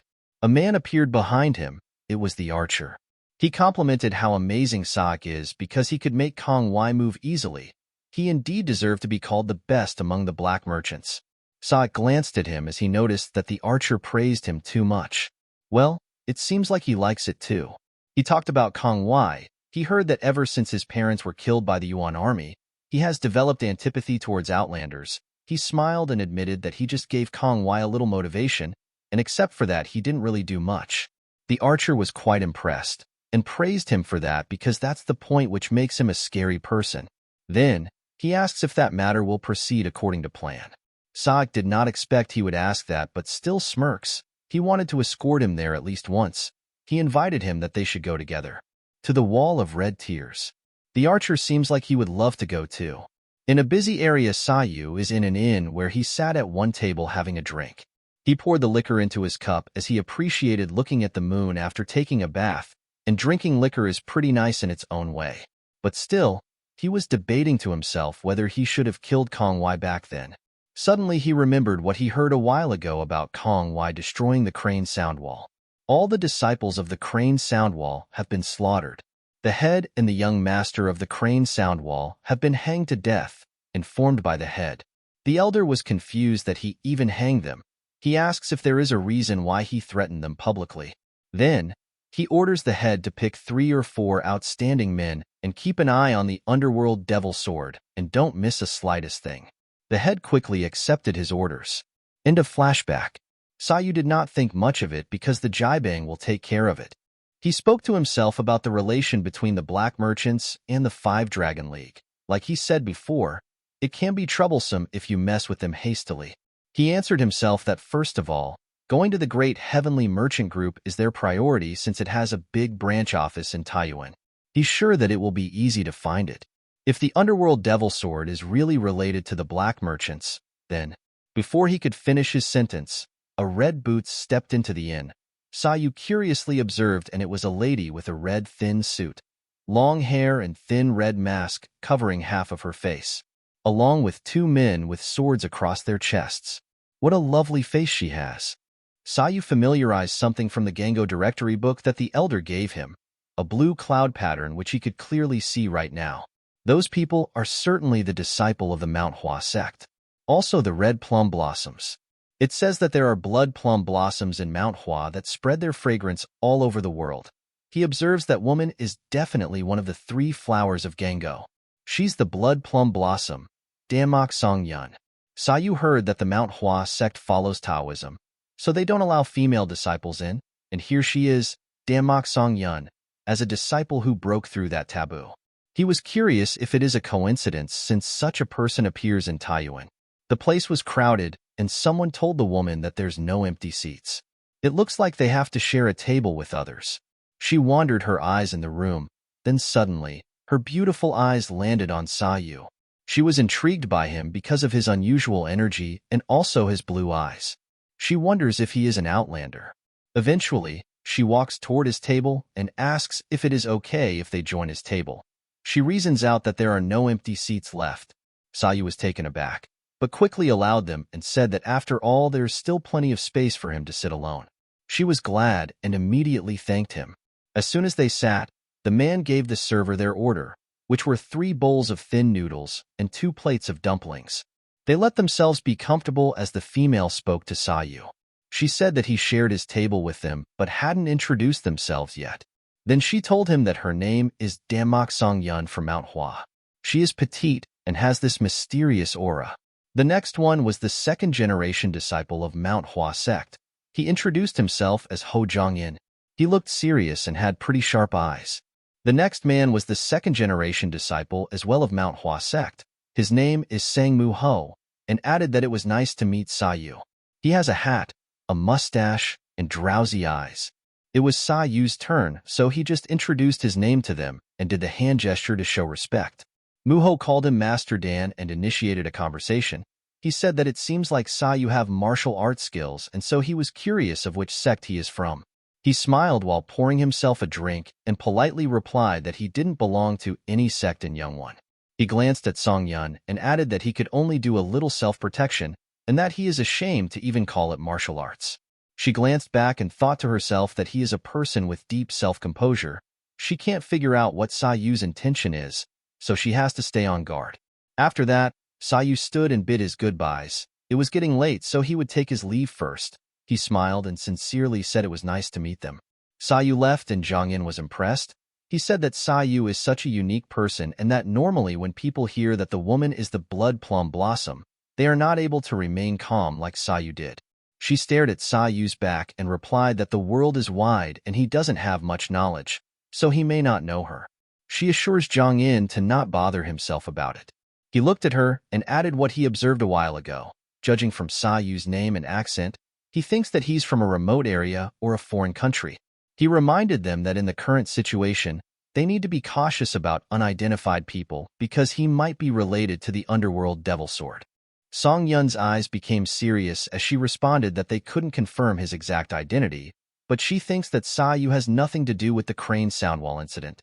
She recalls his aura and knows that he has martial arts skills, but what's more amusing is that she can't feel his QI energy at all. She questioned herself if it was too sensitive for her to be more afraid of his undetectable QI. Muho shared his thoughts if it means that the crane soundwall incident was a crime that the underworld devil sword committed alone. Because no matter how strong the underworld devil sword is, do they think that it's possible for him to act so recklessly against the most powerful group in Taiyuan? She is not sure about that, but the Kongwai she knew is a person who acts based on his own beliefs, so he's not someone who plans things with other people. They will make sure about it once they meet John Du-Su from the Great Heavenly Merchant Group tomorrow, she added. Then, she requested Muho to order a bottle of Zweiking liquor for her.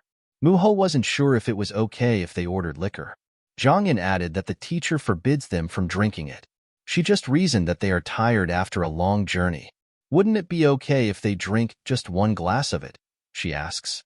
Morning came and the area became busy again. Sayu was casually walking when suddenly Songyun saw him.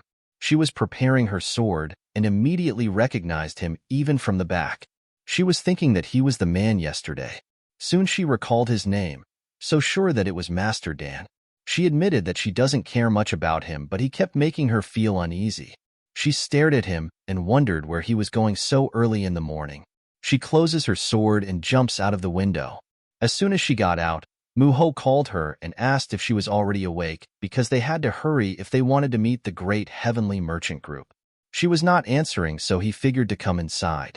Opening the door made a creak sound. They called her again, but to no avail. She was not in her room. Meng-ho was curious where she could have been. In the gambling house, there was the sword it was screaming to extinguish the devil. Kongwai is sitting beside it. He looks like he's been thinking about the offer. He said that after all, they are devils that must be destroyed. He smiled. It'll be better to destroy them faster, he added, pertaining to the Great Heavenly Merchant Group. He grabbed his sword and is determined to extinguish that disgusting outlander of theirs. Another place is shown. It can be heard exchanging conversations. Someone said that yesterday, 72 spears were sold and 200 swords were received. The Blue Dragon Group from Jiangsu Province ordered the iron themselves. Turns out the place is where the Great Heavenly Merchant Group is located. It was from a room somewhere inside. Someone responded that it was expected. It seems like Jiangsu making their own weapons. Inside the room there is a table at the center with a man, and at the right side of the man was another person with a table. The man at the side reminded the person at the center that he has a dinner appointment with the deputy chief of Taiyuan today and that he prepared the expense accordingly. He sounds like what a manager would do. The other man responded that the Taiyuan branch is a place to make money, not only for the merchants but also for the government officials dispatched at their place. That man is the head of the great Heavenly Merchant Group's Taiyuan branch office. None other than John Du-Su, the master trader. Du-Su knew it already. The newly appointed deputy chief of Taiyuan, UST, also expect that kind of money, and his reason for inviting him for dinner isn't any different either. The manager did not ask otherwise, because he understands. He is the general manager of the great Heavenly Merchant Group, Zhongbong. Du-Su ordered his manager to prepare everything plentifully. The reconstruction work for the fortress gate that collapsed yesterday must be done by them, the great Heavenly Merchant Group. He smirks and utters that if they are going to give him a bribe, they have to do it earnestly. They have to feed him properly on the first dinner so that the effectiveness lasts for long, he added. Zhongbong agrees and assures the head that he will make sure everything's ready, then closes his notes before respectfully taking his leave. Du allowed him, but before he could leave, Du-Su remembered something. He heard that Myung-Wai is back from Shenyang, and so he asks Zhongbong to bring Myung-Wai in. He seems like he wasn't expecting that the cause of Moyang Dongcheon's death was the king of war whose identity is unknown. The other responds that what's strange is that the Jiabang is deliberately controlling the information. He became curious about it because it is impossible for Jiabang to do it without any reasons, so he ordered the other person to find out more about it. Also, he asks about the movement of the black merchants. The person with a sword that is having a conversation with Du-Su is the guardian warrior of the great Heavenly Merchant Group, Sip Myung-Wai. He responded that there are no particular movements so far. Du-Su has a doubt. It has already been 3 months, and he can't believe that there hasn't been any movement from the black merchants in 3 months. He shares information to Myung-Wai that there are a lot of merchant groups in Taiyuan, but only the black merchants can be an obstacle to the great Heavenly Merchant Group. He is sure that the black merchants also think the same, from delivering weapons to government officials and sect to various profitable businesses. He feels grateful that the black merchant who competed fiercely with him isn't active now, but that makes him more anxious. Especially the head of the black merchants, Yom Saik. That man is never an easy one to deal with. There's no way that Saik will just sit and do nothing. He commanded Myung-Wai to observe the black merchants' movement closely. Myung-Wai informs him that someone related to Saik, the underworld devil sword, one of the 5 great warriors of the 5 Dragon League, appeared in Taiyuan. Du-Su knew about it as well. He created a sea of blood as soon as he arrived. At first, he killed the young master of the Crane Soundwall, Huang Muik. After that, he killed the head of the Crane Soundwall, Huang Duzhong. They were all killed by the underworld devil sword. And he didn't stop there. Then the flashback of the scene where Kong Wai executed his killings, Du-Su continued what he's saying that he slaughtered all the disciples and the servants of the Crane Soundwall. Back to the scene when he finished slaughtering the people, he read the sign that says the Crane Soundwall. He wasn't a big fan of that, and so he tore down the sign because for him a group that has been destroyed doesn't need it. Myung-Wai said that the purpose of Kong Wai's appearance in Taiyuan is still unknown, but whatever the purpose is, as long as he remains one of the 5 warriors, the purpose must be related to the 5 Dragon Leagues. And if it's related to the 5 Dragon Leagues, it must also be related to the black merchants. So there will definitely be movement from the black merchants soon. Du-Su agrees with him, because in the end what matters is what they are planning, but it's hard for them to know that. He pictured out the images of Yom Saik and the underworld devil sword, the black merchants, and the 5 Dragon League. He suddenly mentions about the young lady. If she was there in times like that, she would have definitely been able to find out those people's intentions. He then thinks of a solution to contact her. As they were talking about her, a servant ran towards their location. Myung-Wai recalls that recently the young lady has been busy with the Iron Martial Association, especially for the negotiations with the 5 Dragon League, so she doesn't have time to be there, and suggests that they have to solve the problem by themselves. The servant arrives inside and announces that there's a letter from the young lady. Myung-Wai's reaction was confused. However, Du-Su's face says otherwise. He stood and was excited to receive it, so he immediately ordered the servant to hand him the letter. He opens the letter with excitement. He is relieved that the young lady always sends letters when they need her. He was expecting some solution to their problem, but taken back with what the letter really contains. He put down the letter aggressively that made Myung-wai concerned. He asked if it contained bad news. Du-soo faces the window to get some fresh air. He informs him that it seems like the young lady is facing difficulties in the negotiation with the Five Dragon League because they are making excessive demands on them. Myung-wai tried to gather what he was saying and said that if it was excessive demands, then he was not able to finish the sentence as he realized what it meant. Du-soo still made it clear that they demanded all weapons from their Taiyuan branch be supplied to them, and they also demanded marriage of convenience. It is a marriage contracted for reasons other than love, usually for a personal or family advantage, and for social, politica, or economic reasons. That made Myung-wai furious. How dare they insult the young lady? They can't just let them get away with it. If the young lady calls him for help, he will be ready to bring all the warriors of the great heavenly merchant group to go to the Five Dragon League at any time, he exclaimed. Du-soo just reminded him to calm down. She sent them the letter in case they get carried away. They need to trust her and wait. Myung-wai should know what kind of person she is. She's the one who has helped their leader, and she was able to turn the great heavenly merchant group into a business of an enormous scale in just 10 years. Now that Du-soo thinks about it, it's been a long time since he saw the young lady. He really wished to meet her that day. On the other hand, a lady is being approached by a man behind and called her. She asks what it was without looking. The man told her that the person sent by the Five Dragon Leagues is there. The lady glanced behind. She understood the man and is going to meet the person now. She has big bright eyes with cute features, a familiar bright blue butterfly suited with her hair. She is none other than the young lady of the great heavenly merchant group, Ha So-ho. Meanwhile, Song-yun is on the top. She's standing while observing Sa-yu below. She was curious enough to follow him. She wanted to know what Sa-yu is up to, unsure if he's just going sightseeing. She's quite disappointed because she thought he was moving for a purpose. She doubted herself.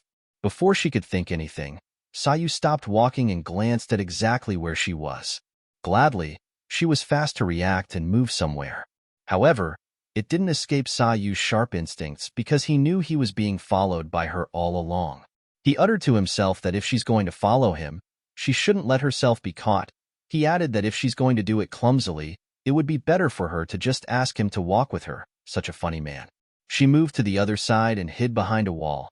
She thought to herself that she erased all of her traces perfectly.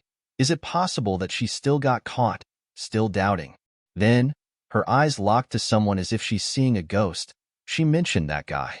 Sau's eyes are serious. He sarcastically complimented how amazing that guy was. After a massacre he did yesterday, and now he's walking down the street calmly. Kong-wai and Sa-yu's path crossed again. Kong-wai was surprised as well. He didn't expect to meet him there. Sa-yu stared at him. Indeed, he knew him. The underworld devil sword, Kong-wai. Of course he admits that he's Kong-wai, and there's still something left to be done with Sa-yu. Song-yun saw Kong-wai for the first time. She couldn't believe that he showed up personally. She was even more puzzled if they knew each other. She puts on her mask and doubts if Sa-yu is really related to the crane soundwall incident, just like Jong-in mentioned. She held tightly to her sword and thought that she should interfere. The two face each other. Sa-yu heard him being imprisoned in the military court. He responds that they will never be able to lock him up with a mere prison. But he's sure that he never told Sa-yu his name.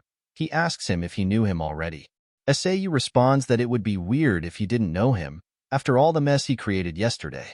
Sa-yu is having an internal thought that he defeated Kong-wai, but he doesn't look scared at all, and more than that, even if he broke his arm and shoulder, Kong-wai was able to recover in just a day. On the contrary, Kong-wai was having a thought as well. Sa-yu's color of eyes as well as his accent. As expected, he's from a foreign country. He blamed him because the punishment for the crane sound wall was delayed, which means he's a devil too, he added. He is angry, but he can't defeat him with his current ability, but no matter how strong the opponent is, he will never kneel before the devil. Kong-wai smiled and told Sa-yu that his body was itching since morning. Maybe it was because he was going to meet Sa-yu. He held his sword and added that he couldn't stand it when people who were no good for the Ming dynasty stride down the street calmly. He was raging and exclaimed to extinguish the devil. He grinned and uttered that Sa-yu is a person who deserves to be killed. Kong Wai is determined to cut his throat. A woman with red boots appeared. She couldn't believe that Kong Wai evaluated his opponents according to his own rules and made a summary of judgment. The woman appeared in between the two men. The woman was Song Yun. Both men were surprised by her sudden appearance. She greeted Sayu and wanted to discuss his relationship with the underworld devil sword later. Sayu was puzzled by what she meant about the relationship. He let out a sigh because of the situation becoming strange. It looks like she misunderstood something. She faced Kong Wai and greeted him. She couldn't believe that she was meeting Kong Wai in Taiyuan. Kong Wai asks her if she is the young lady Danmok. He slid his sword in as he recognized the bloody plum blossom. He was surprised to meet the woman of ability from Manhwa sect in Taiyuan. Kong Wai's inner thoughts were puzzled. He was sure that the woman had come there under the 9 Central's secret mission, but she revealed herself so easily. He wondered if it was because of that person, pertaining to Sayu. He continued to reply that it is indeed him, and he came to go sightseeing in the countryside. Kong Wai held his sword up as he asked if she was there to grab something to eat. Song Yun is also on guard with her sword as she sarcastically asks Kong Wai if his sightseeing in the countryside relates to annihilation of innocent warriors, and mockingly thanked him for what he's done that made Taiyuan upside down. Looked like it hit some nerve to Kong Wai. He asks if she was pertaining to the crane sound wall. He turns bitterly as he hears the word innocent and disagrees because the whole world knows about their wrongdoings. It's not only that, they were also a faction run by a demon, he added. Song Yun commented on him not to be stubborn. The crane sound wall was a faction run with the right guidance. Kong Wai replied that because of the crane wall's nasty sun, dozens of hundreds of people suffered. He smiled and asked if those victims understood her assertion. His aura became dark as he exclaimed that the young master who was supposed to set a good example for the faction was acting like a jerk. Even the father Huang Duzhong, who was supposed to take responsibility, didn't do anything to address the issue. Then he informs her that onlookers who defend demons are also considered demons. Kong Wai also mentioned that when big disasters start with unimportant things, misery's sprout must be cut ahead of time. His face is dangerously serious as he concluded that the crane sound wall was a faction run by a demon. He smiled devilishly as he stated his conviction to extinguish the devil, even if it requires him to destroy dozens, no, hundreds of factions. The image of him in a battlefield surrounded with dead bodies showed. He continued saying to not intend to break his conviction because he doesn't want to change it. He glared at her and tightened his grasp on his sword. It doesn't matter even if the opponent is a follower of the path of the Iron Martial Association. Sayu let out a sigh and crossed his arms. It seems like Kong Wai was stronger than he thought, and it looks like there might be a bloodbath today. Song Yun replied, seems like she has no choice. Manhwa sect, which is affiliated with the Iron Martial Association's 9 Centrals, and Kong Wai, who is affiliated with the 5 Dragon League. The fight between the two of them might lead them to a fight between two powerful groups. She's certain that Kong Wai knows it better than anyone else. She grip her sword and she'll think of the fight as a challenge to Manhwa and 9 Centrals. She is surrounded by confidence and a powerful aura as she prepares in a fighting position. She doesn't have any plan of avoiding it. She must face him. Her beautiful eyes are full of determination.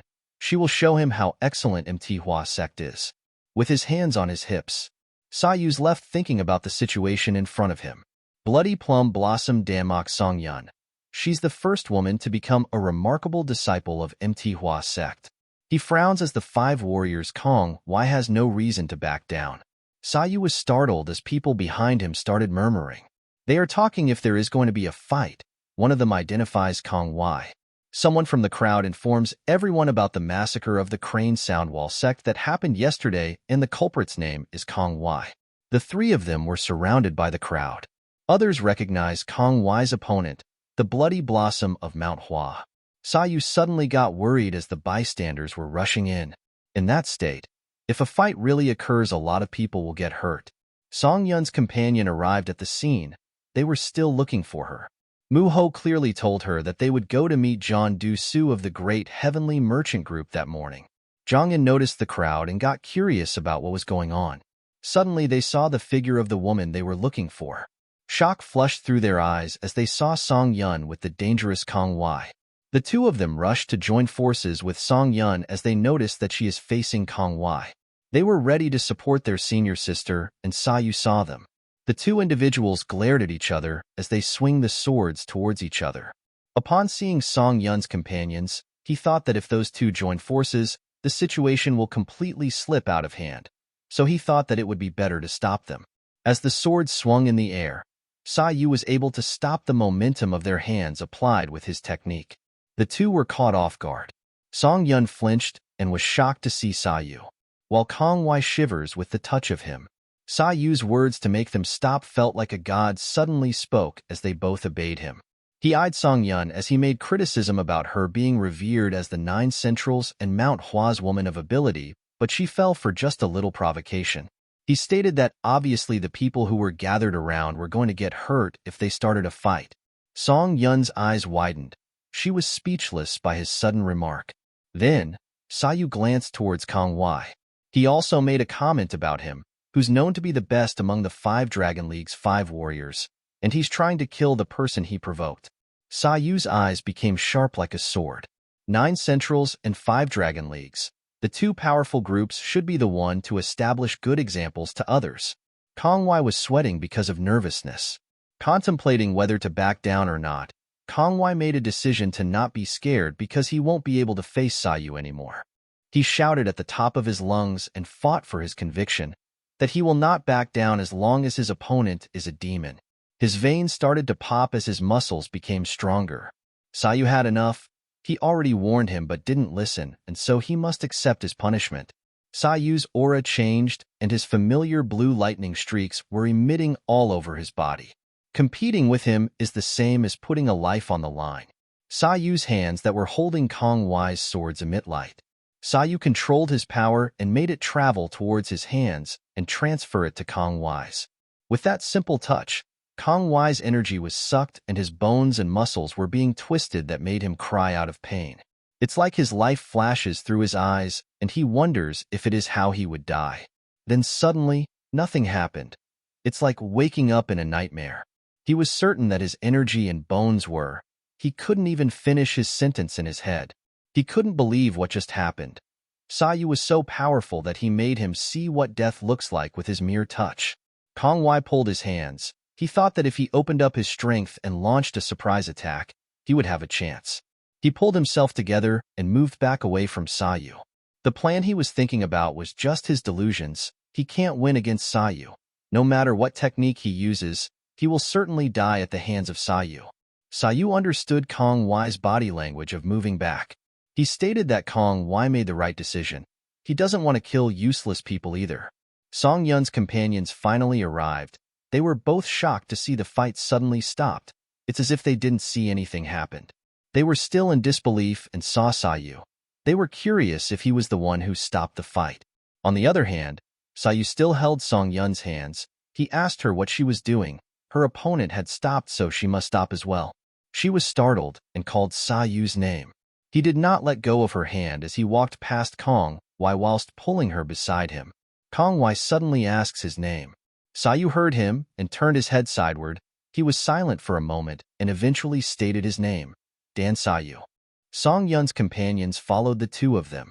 However, Kong Wai still stood there while trembling. He knew that Damok Song Yun had got a secret order to shadow him ever since he left the martial association.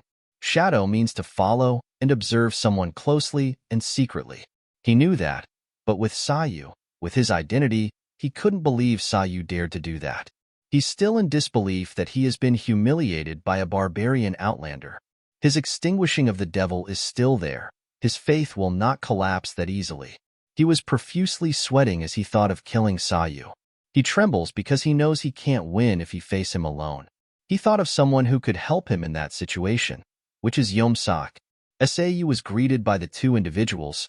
He recognized them from the Jaibang.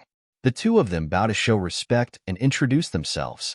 The voluptuous man is a level 1 disciple, Li Geology, with his skinny acquaintance named Zhang Du. There are several levels in Jaibang. One of them is Ilgeol, which is level 1.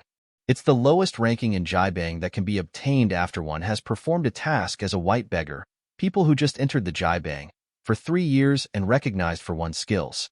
Sayu asks the two of them if they receive an order from the elder. It looks like they were spying on Kong Wai, but he told them honestly that it's not a good idea as of the moment. Because right now, Kong Wai is extremely sensitive. He's sure that he will hurt anyone who bothers him without any hesitation. Especially, if he finds out that the Jaibang is spying on him, Sayu is sure that there will be a huge mess. Song Yun glanced at Sayu. She was curious about him because of his relations not only with Kong Wai, but also with the Jaibang. As she thought, Sayu is not an ordinary man. The confrontation between her and Kong Wai was something where no one else would ever dare to intervene. Zhang Du bowed and stated that he understood Sayu's concern. They will spy on him more carefully. Song Yun's companions arrived at the scene where Sayu's hand still held hers. Zhang En called her and continuously asked where she's been since morning. He paused and noticed the scene. Zhang En called Sayu and commented that he doesn't know what's happening there, but he thinks that it's not polite for him to keep holding her hands like that. Muho just meaningfully coughs. Sayu realizes and apologizes to her as he removes his hands. Her companions then said that they were running out of time, and they needed to go to the Great Heavenly Merchant Group right now. Song Yun agrees. Sayu heard the Great Heavenly Merchant Group that piqued his interests. He then asks if they were planning to go to the Heavenly Merchant Group's Taiyuan branch office and asks if he could join them.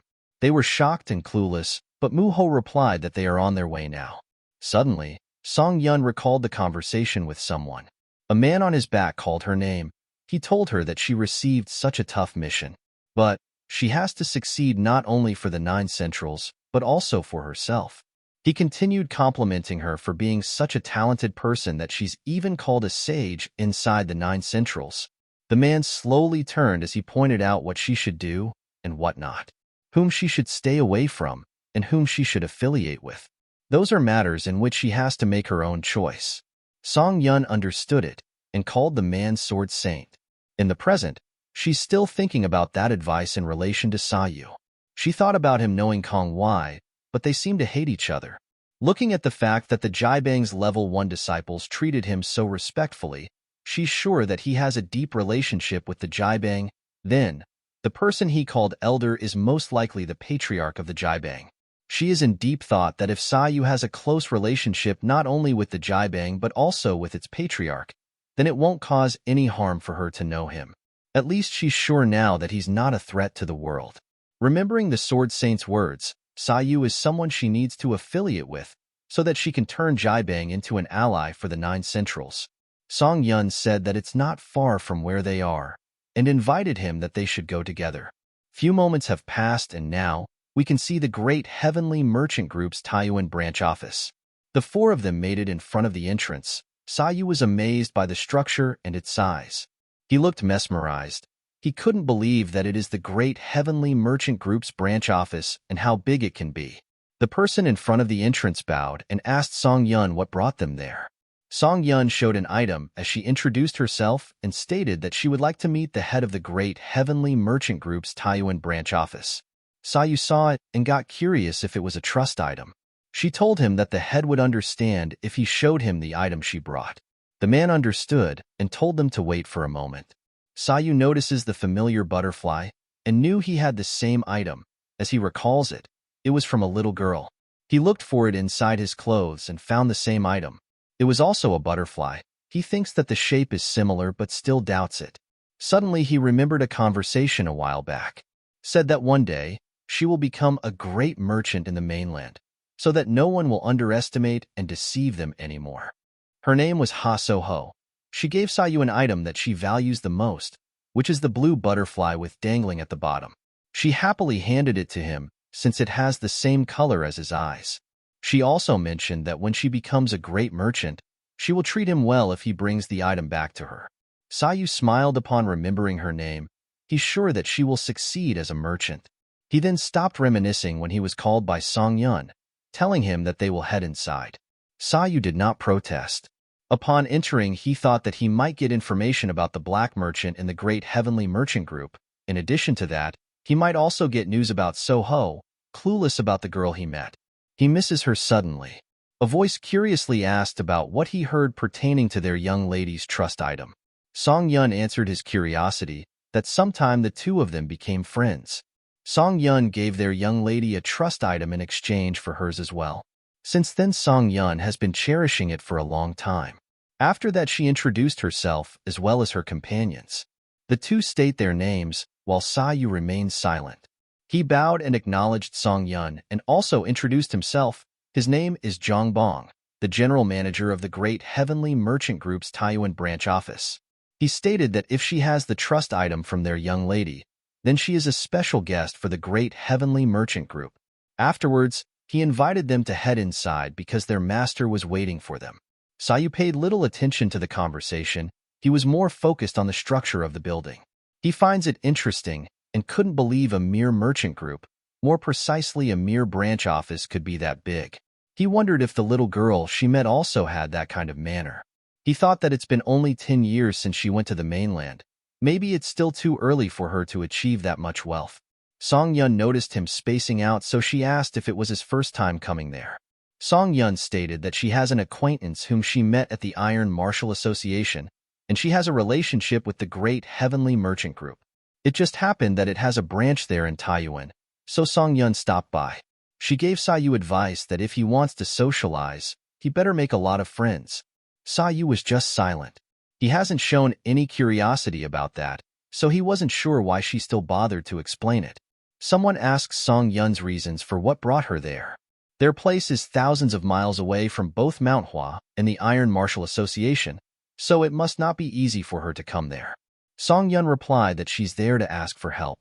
John Du-Su, the head of the Great Heavenly Merchant Group's Taiyuan branch office, asks if she's there because of the problem regarding the Underworld Devil Sword and Mosaic. That's right, she replied. It is the only place in Taiyuan where she can ask for help. He mentioned that they were also keeping their eyes on Kong Wai, the Underworld Devil Sword, because they suspect that he has a relation with their rival merchant group, which is the Black Merchants. Sayu, in his mind, also expected that Kong Wai is related with the Black Merchants. The head gave the order to his follower to give the item to Song Yun. He mentioned that they were not allowed to show it to outsiders, but, since they are the guests of the young lady, they will show it to her. The servant handed a little notebook, which contains the information about Mosaic's business, which they recently investigated. He added that over the years, they've been working hard to find out where Saik lives, his business, his profit, and his relationship not only with the officials but also with other groups. Song Yun was in great shock at how valuable the notebook is. The head stated that they couldn't figure out the reason why Kong Wai came to Taiyuan, but they suspected that he had a certain deal with the Black Merchants. His face got more serious and added that if their suspicions regarding the deal between Kong Wai and Yomsak are true, then it must be an order that originated from the Five Dragon League. Song Yun immediately rustled and picked up the notebook as she browsed the information regarding what Yomsak's doing. She read something about 20 years ago, where they are having a deal with the Moyong family regarding human trafficking, which includes child trafficking. Sayu's eyes widened as he remembered something about 20 years ago with the Moyong family.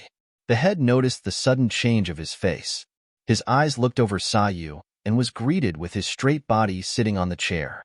His thoughts were clouded by how Sayu didn't show any reaction when he got there, but suddenly reacted when the Moyong family was mentioned. But Sayu returned to his original expressions right away. He obviously knows how to hide his emotions. The head is still wary of Sayu and also his blue eyes. The head was now curious as to who he was. Suddenly Song Yun interrupted his thoughts. She thanks them for sharing important information with them, and added that it is quite impossible for them to give her that valuable information for free. She asks if there is something that they want. The head thinks and says that, of course he is a traitor. What he wants is to minimize the loss of the Great Heavenly Merchant Group that has been caused by this problem. He added that if an accident occurs due to what Song Yun is doing right now, the 9 Centrals will intervene in this matter to resolve it. That's what he wants. Song Yun's eyes sharpened and asked why he chose that as his condition. His face became more serious. He replied that the matter of the massacre if the Crane sound wall was hushed up, so not many people know about it. But yesterday, there was an incident where the soldiers guarding the Taiyuan military court were massacred by Kong Wai, or maybe his accomplice. He added that the Crane sound wall incident might be passed as a case if revenge or a conflict between groups. But seeing that the military authorities of Taiyuan didn't move even after so many soldiers were killed, They suspected that the new deputy chief of Taiyuan might have a deeper relationship with the Five Dragon League. He continued saying that if that's the case, then there won't be any interference from the officials and anything Kong Wai will do from now on. Then an image of Kong Wai appeared with the devil's sword on his waist and the five-colored dragon on his back. The head continues saying that is why he wanted to request help from the 9 Centrals. Unfortunately, she didn't have the authority to deploy the 9 Centrals, Song Yun said with her poker eyes. The head also agreed that it must be difficult for her to deploy the entire 9 Centrals, but isn't it possible for her to deploy those who are in Taiyuan? He asked. Sayu was just silently sitting there, hearing what they were talking about. He obviously thought that their conversation was ruthless and that they were also not ordinary people. Song Yun grasped her knee, thinking that if she has to pay such a price to find out what the Five Dragon League is planning, then it won't be a loss. Then she replied and agreed to keep the head's request. She will try to mobilize all the branch offices of the Iron Martial Association in and around the Taiyuan, she added. The head was satisfied with her answer and also agreed that they will also give their support unsparingly. Suddenly, he gazed upon Sayu and mentioned that he came with Song Yun, but the head didn't pay much attention to him. Sayu gave him a poker face and replied that he was just her companion after all, so he didn't have to worry about him. The head smiled and told him that that's not the case. He emphasized that Sayu came with Song Yun, and what's more important is that he witnessed the confidential conversations. Judging from that opportunity that he was allowed to have, he can tell that Sayu was far from an ordinary man. Instead, Song Yun replied that the reason why she invited Sayu is to accompany the embrace she made a request to him. Sayu was also taken aback. He didn't know that she had such a request. Song Yun looked at him, and she estimated that Sayu have a very close relationship with the Jaibang. Recently, more precisely, she added. After the death of Moyang Dongcheon, the head of the Moyang family in Liaoning province, it seems like the Jaibang has started to control all the information. The Jaibang has not provided any information, not on why to the 9 Centrals, but also the entire Iron Martial Association. The head looked stunned that Sayu was with the Jaibang. Song Yun continues saying that, of course, they're aware that they have to pay a reasonable price to get information from them. Although the relationship between the Jaibang and the 9 Centrals is not the same as it used to be, if Sayu helped them, she guarantees that he will also gain a great profit from it. Sayu closed his eyes and was a bit irritated. He released a scary aura. He thought that the reason Song Yun was following him since morning is because of his relationship with the Jaibang. He half opened his eyes and said that his relationship with the Jaibang is not as close as she thought. He glared and continued saying that since he had an acquaintance there, he would convey her request, then reminded her to not expect too much. People in the same room as Sayu felt the intense pressure that he revealed. The head realized that he was indeed not an ordinary man. As his intense pressure was still visible, Song Yun realized she was wrong. Sayu stood and announced his leave.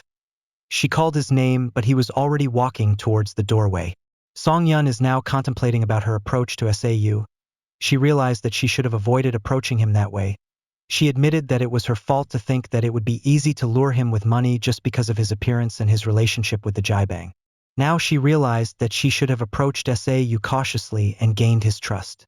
The head sighed in relief and thought that Sau was such a sensitive person. He suddenly fell into his deep thoughts about Sayu. He was unsure if Sayu's family name was Dan, and more importantly than that, he could sense hints of the Goryeo accent in his pronunciation when he spoke. Also Sayu's blue eyes. Could it be that he was the one that the young lady is looking for? He snapped and called Song Yun. He asked if they should talk about the details. Back to Sayu, he felt kind of offended, but at least he got good information, so that's enough for him. And also, it was enough to confirm that Yun Sa-ik made a deal with the Moyang family 20 years ago.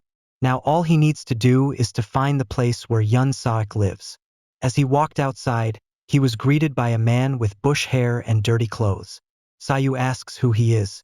He introduced himself as a level 1 disciple of Jaibang. He was actually ordered by Patriarch Hong to escort him. Outside Taiyuan Ojo Mountain, a man is walking. It was a recognizable aura with his sword placed on his shoulders. There were whispers as if following where Kong Wai is headed to. Up in the bushes, there are 2 disciples that are following Kong Wai. The fat one couldn't resist to ask why they were there when the others were looking for Yomese-ik inside the Taiyuan. What in the world could they look for in those hills? The skinny man shushed him to stop grumbling and that they just needed to follow the orders. His eyes suddenly widened as he stated that no matter how far Kong Wai goes, they must keep their eyes wide open to watch over him. Suddenly he was in pain and was shivering, holding his stomach. The fat one was in shock with his mouth gape open as if it was not the first time it happened. The skinny man ran telling the other one he had a stomach ache, leaving him shouting and asking if it was number 2. I guess it was like the first one. It was such bad timing for him to have a stomach ache, and as he turned his head back to Kong Wai, he was gone. The fat man sweats and panics as he tries to blame the skinny one that they lost track to Kong Wai. They will surely be scolded by Patriarch Hong. While he panics, a familiar aura appears before him while he tries to think how he should go to find Kong Wai. He felt that someone was behind him and assumed that it was his friend. As he was turning to tell him that they are in big trouble because they lost Kong Wai, a tall with the evil aura was right in front of him holding the long sharp sword. It was indeed Kong Wai. He said that it seemed like he was looking for him. Kong Wai was mad and his face shows it. He asks a rat bastard like they were following him. The fat man fell on his butt and shouted. Suddenly, an invisible string was in the air and wrapped around his neck. The man was unsure what it was, but that was his last words. His neck was slashed, causing blood everywhere. He fell on the ground. Kong Wai was disappointed that the man was killed. He had so many questions regarding why would a beggar from Jiabang come all the way there, and what was he looking for, or is it true that the beggar was following him and who was behind it? He stared and looked behind to see who killed the beggar. The air strings looked like from the man in white cloak. It was the Iron Archer. Kong Wai seemed lost and couldn't find the Red Water Building, so he asked the man to lead him there.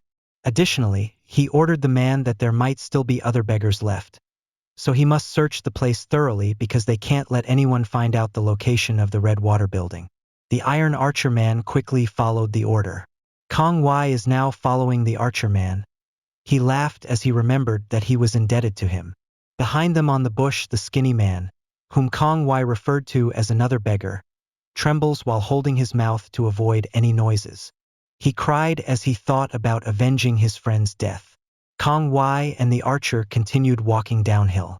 Kong Wai scoffed. No wonder he couldn't find the place because it's hidden and completely invisible from beneath.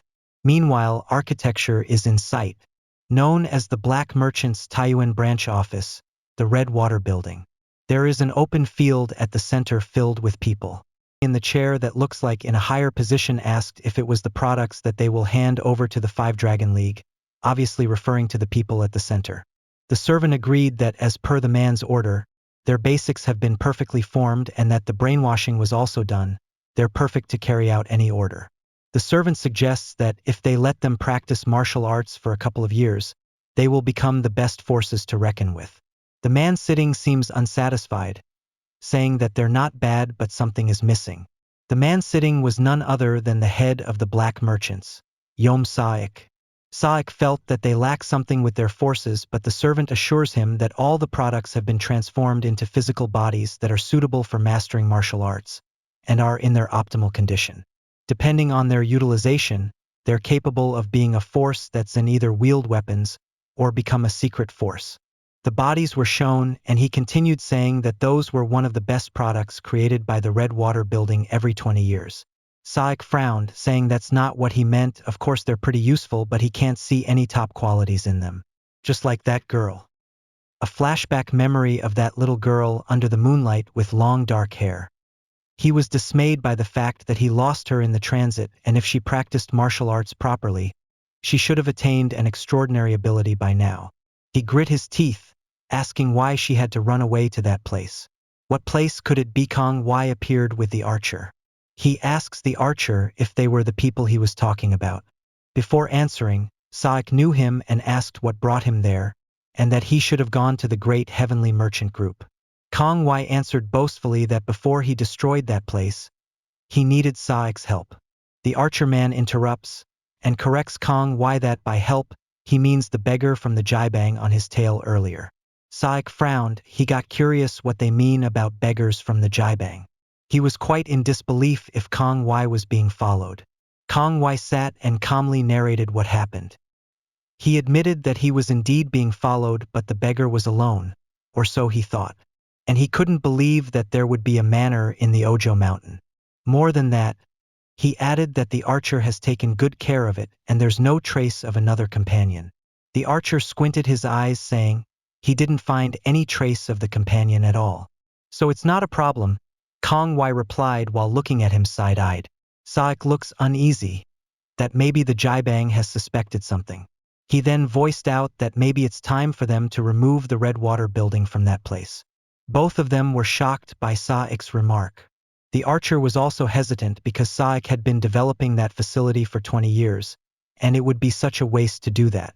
Saik fell into deep thought, that although it's true that it would be regrettable to remove a place that has been developed for 20 years, they have to give up decisively when it's needed. If the beggar of Jibang has been there once, then it means they might come again anytime. After his thought, he ordered the archer to bring the products to the 5 Dragon League AR Dawn tomorrow, and that he will prepare everything in advance. They shouldn't be worried, as long as there are conflicts among the various clans in Murim, and as long as the confrontation between the Ming and the Mongol continues, the slave trade will continue. There isn't a single organization under the 5 Dragon Leagues that can make as much profit as the black merchants, so they can't abandon them. They won't be able to ignore the lure of the huge amount of money that comes from the slave trade using children. He snapped out of reality and remembered to ask Kong Wai what kind of help he wanted from him. Kong Wai suddenly puts a smile on his face as he shows eagerness to ask Saik to look for something for him. At the Jibang's Taiyuan branch office, a man on his knees was surrounded by the people. At the top of the stairs was the elder and Sayu. The elder repeated the information about the man whose name is Li Geology has been killed on the Ojo Mountain, outside the Taiyuan. The man a while ago nodded and said that they were only following Kong Wai as per his order. The elder was angry because while he left his place as he needed to relieve himself, Li Jiol was killed by Kong Wai and his companions. The skinny man cried his heart out. He was devastated by what happened to his friend. He asked for punishments because he couldn't do anything and just trembled in fear even when his closest friend was killed. He regretted everything for being unable to prevent Li Geology's death. Sayu, with his emotionless face, comforted him by saying that the mess couldn't be prevented, so he mustn't blame himself. The elder added that the one responsible for Liu Jiol's death are Kong Wai and his companions. He assures the skinny man, whose name is Jiang Du, that it wasn't his fault at all. A man also recalls the information about the Ojo Mountain having a building in that remote area. It sure is related to Yun Saik. He encouraged them to attack before the bastards hid their traces. He also said that they've dispatched those who are good at searching and they're searching the whole Ojo Mountain area as of the moment. They will hear the news from them soon. The elder gritted his teeth, saying that if their building is on the Ojo Mountain, then no wonder they haven't been able to find it before, because who would have thought that those bastards would be in such a remote area? He was more curious about Saik's plan because he heard that he was involved in trafficking children. Suddenly, one of their disciples came running towards them while calling the patriarch. He was informing them that there's a letter from the search group. It says that they have found the place where Saik is. He was shouting at the top of his lungs to avenge the unfair death of one of their friends. The elder stood and told everyone that they can't let that matter slide, because one of Jibang's disciples has died. He then calls out the branch office head, Jiang, to stay at their office and be prepared for unexpected situations, especially to keep his eyes on the great, heavenly merchant group. The elder feels uneasy. He thinks that something is about to happen. Jiang stood there and understood his assignment. The elder showed a powerful stance to deliver a message to his disciples. He yelled and said that he understands that all of them are angry because one of their friends died, but he pointed out that it had all happened because the man was just following his order, and so the elder feel responsible and angry for his death. The elder looked serious and continued delivering his message. He understands that they want to wring Kong Wai's neck, but he is famous in Gango as a killer. Therefore, sending disciples who have not mastered martial arts yet will only add to unnecessary casualties. And because of that, they will only send the level 2 disciple and the searchers. All disciples howl together, showcasing their eagerness to mourn the death of Li Jiol through that fight. The elder glanced at Sayu, calling him the king of war, and asked what he was going to do. Sayu answered him by telling him that he needs to meet personally with Saik, and that he will also join the fight.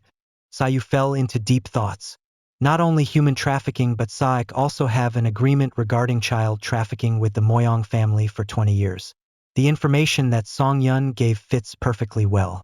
Sayu looked at the elder and told him that no matter how powerful their troop is, there will definitely be a big loss if they fight against Kong Wai. Sayu thinks that he has a way to solve it himself. The elder stared at Sayu with determination. He replied saying that there are some things that they must do even though they have predicted the loss. A disciple of the Jaibang has been killed and it has become the Jaibang's problem. The two of them look away as if they were done being serious and back to being themselves. At last, the two of them looked at each other once again with a smile on their faces indicating that they are ready to fight alongside each other. In Mount Ojo, the Red Water Building, the elder showed in front of the gate. He looked at the building and can't deny that it's wonderful. The guard at the gate is confused as to why there is a beggar at that hour. The elder looked at it in detail and was even shocked as he looked closer because the building is incredibly huge. He was wondering what kind of advantages they can obtain in that place that they build such a huge building. The elder did not lose any seconds and walked casually toward the guards. He scratched the back of his head and asked the guards to give him a bowl of warm food. He feels hungry because of all that screaming he made. He assures them that if one day the guards come to Jaibang, he will treat them properly and give them a bowl of sagu soup. The soldiers suddenly became alert after hearing the word Jaibang. One of the soldiers grabbed his sword and asked if the elder is related to the Jaibang beggar who died earlier during the day. When the soldier was about to pull out his sword, the elder's hand kept it in place. He called the soldier a bastard because he was only asking for food, but they were immediately trying to kill him. The soldier cursed him. The elder grinned while saying that he doesn't need something that's inedible and full of brutality, so they might just keep that to themselves. After that sentence, he blew them off instantly, causing a wreck to their gate. The elder cursed his disciple who had died and said that it was true, he didn't feed him properly when he was alive. But, of course, he is still the patriarch, and because he had gone far away into the afterlife, even though it's not a feast, at least he'll give him some warm food. The elder screamed and food. Suddenly, his disciples appeared determined to win the fight. They were all there for the same reason. It's to avenge the death of their friend. The soldiers were also prepared to fight as they counter their attack. They were also protecting the place their whole life, and to be infiltrated with some beggars is quite hurtful. Of course, they planned to stop and kill each one of them. The center of the building became a battlefield between the disciples and Saldi of their hard work practicing. All of them are fighting except the elder and Sayu. The elder honestly told him that there is nothing much left for him to do. He also added that even if their enemy called themselves the Black Merchants, in the end, they're just a bunch of merchants. And even if they dispatch their warriors, in the end, they will still be overwhelmed by his troop. The elder smiled happily because he could see the result of the fight. Sayu complimented Jaibang's ability and was definitely amazing. As well as the one leading the Jaibang also has an amazing ability. The elder thrust the face of a soldier as it was going on his way. He was grinning and definitely liked the way Sayu complimented him, saying that Sau is not only great in martial arts but also great at complimenting others. He added that Jaibang is indeed amazing and admitted that he got his talents thanks to the Jaibang. The two of them walk in the middle of the battlefield as the elder continued to talk, saying it was too bad that he doesn't have a disciple whom he can pass on all his outstanding talents. He mentioned a name, Sungwoo, saying that that kid is perfect for it. Sayu was remembering the name. Battle was still happening left and right while they continued their chit-chats. The elder was actually planning to take Sungwoo as his disciple before he left for Shenyang. Sayu agreed that he also thinks that Sungwoo has enough traits and talent for it. The elder couldn't agree more. He also thinks that if that kid trains properly, he will reach an extraordinary level. He guaranteed that Sungwoo would be an excellent beggar. Then, he asked Sayu what Sungwoo said. Sayu was also curious. The elder told him that Sungwoo said that a beggar would forever beg for food, and was even asked how does the elder call it excellent. Sayu just laughed it out. He was heartbroken by Sungwoo's remarks that he almost cried. Suddenly, One soldier came running while pointing the sword towards them. He was aiming for the elder's throat. The elder was unfazed by the sudden threat in front of him as he continued talking about the past. He told Sau that of course he can't say that all beggars are excellent, but one thing for sure is that the beggars in Jibang are built different. Even though they have to keep begging for food, they can still live freely without any problems. Even though they don't have home, they can still have the whole world as their home. So there's nothing weighing on their minds. Also, even in times of crisis in their country, they still stand together and not be ashamed to yearn for the prosperity of the country and the welfare of the people. So, there's nothing more excellent than that. The elder simply kicked the soldier's bare face with his one foot. The soldiers scream in agony, feeling the pain of the impact. Still holding his feet up, the elder giggled. Just because he got upset with Sung Woo, he gave him all those excuses, he felt embarrassed. He kicked the soldier effortlessly, still talking about Sung Woo, about him wanting to be a merchant. He smiled and looked so happy while storytelling. He remembered that Sung Woo said no matter how excellent it was, a beggar would still be a beggar, and that he wanted to give a comfortable life to his mother who had been suffering her whole life. Sung Woo has such clear thoughts at such a young age. It's reasonable that he wanted him in the first place. Sang Yu smiled as well. Thinking that Sung Woo wanted to be a merchant is a nice call. On the other hand, Sa-ik is already infuriated with the Jibang troops. Tomorrow morning all their products will be delivered, so there will be no traces left. But the beggars suddenly appeared. He was already pissed and was looking for the underworld devil sword. The archer who was beside him answered that Kong Wai left for Taiwan after receiving an object from Sa-ik. Kong Wai said that he will destroy the great heavenly merchant group before dawn. Sa-ik was speechless. Sa-ik stared at him, asking if he was just going to stay still when they are currently facing such a big trouble. He reminded him that if they are defeated by those beggars, the Five Dragon League will also suffer a great loss. The archer seems to have a plan. He was actually waiting for a chance because there is one warrior among the beggars that he hardly believes to be there. So he can't just fight him rashly and ruin everything.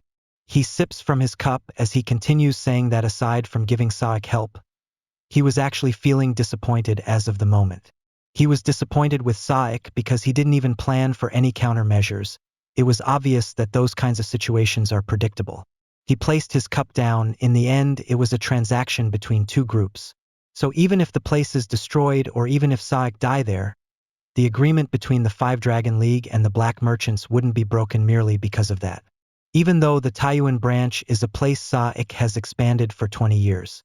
In the end, it's just a pawn on a jangi board. Jangi board is a Korean chessboard. The archer glanced at Sa-ik. He reminded him to keep it in his mind that from now on, the Red Water Building is Sa-ik's personal business. The Black Merchant and the Five Dragon League have absolutely no relation with it. Sa-ik gritted his teeth and cursed. He thought and asked himself if it would just end like that if the archer left with the products. He knew well that the archer already had plans to abandon him. He won't just stand still and be defeated. Sa-ik walked towards the balcony to see the battlefield. From there, he let his voice be heard by the people. He discriminated against their appearances and called the beggars of the Jibang nasty. The elder and Sa-yu just silently stood there. Sa-ik asks their reason for coming to his manor so impolitely and orders them to retreat. The elder was not threatened at all. He informed him that his disciple was killed at Ojo Mountain by one of Sa-ik's subordinates. Sa-yu now meets Sa-ik. His eyes were piercing. He remembered that Sa-ik was the one who had taken his master's daughter as a slave 20 years ago. Sa-ik was also in rage. He was asking for evidence that his subordinate was indeed the one who killed the elder's disciple. The elder remained calm and told him that he cannot evade since they do have a witness, and if Sa-ik is so sure of his innocence, then he should let them investigate the building. Sa-ik stared down at them and became territorial, saying that they misunderstand something because it is his land and Red Water Building is his place. There's no reason for them to be investigating anything there. The elder glared at him seriously. With that being said, there's no other way but to investigate using force. Sa-ik challenges them to do it if they can. He sticks his tongue out and it has a tiny wooden whistle. He blows and it lets out a screeching sound.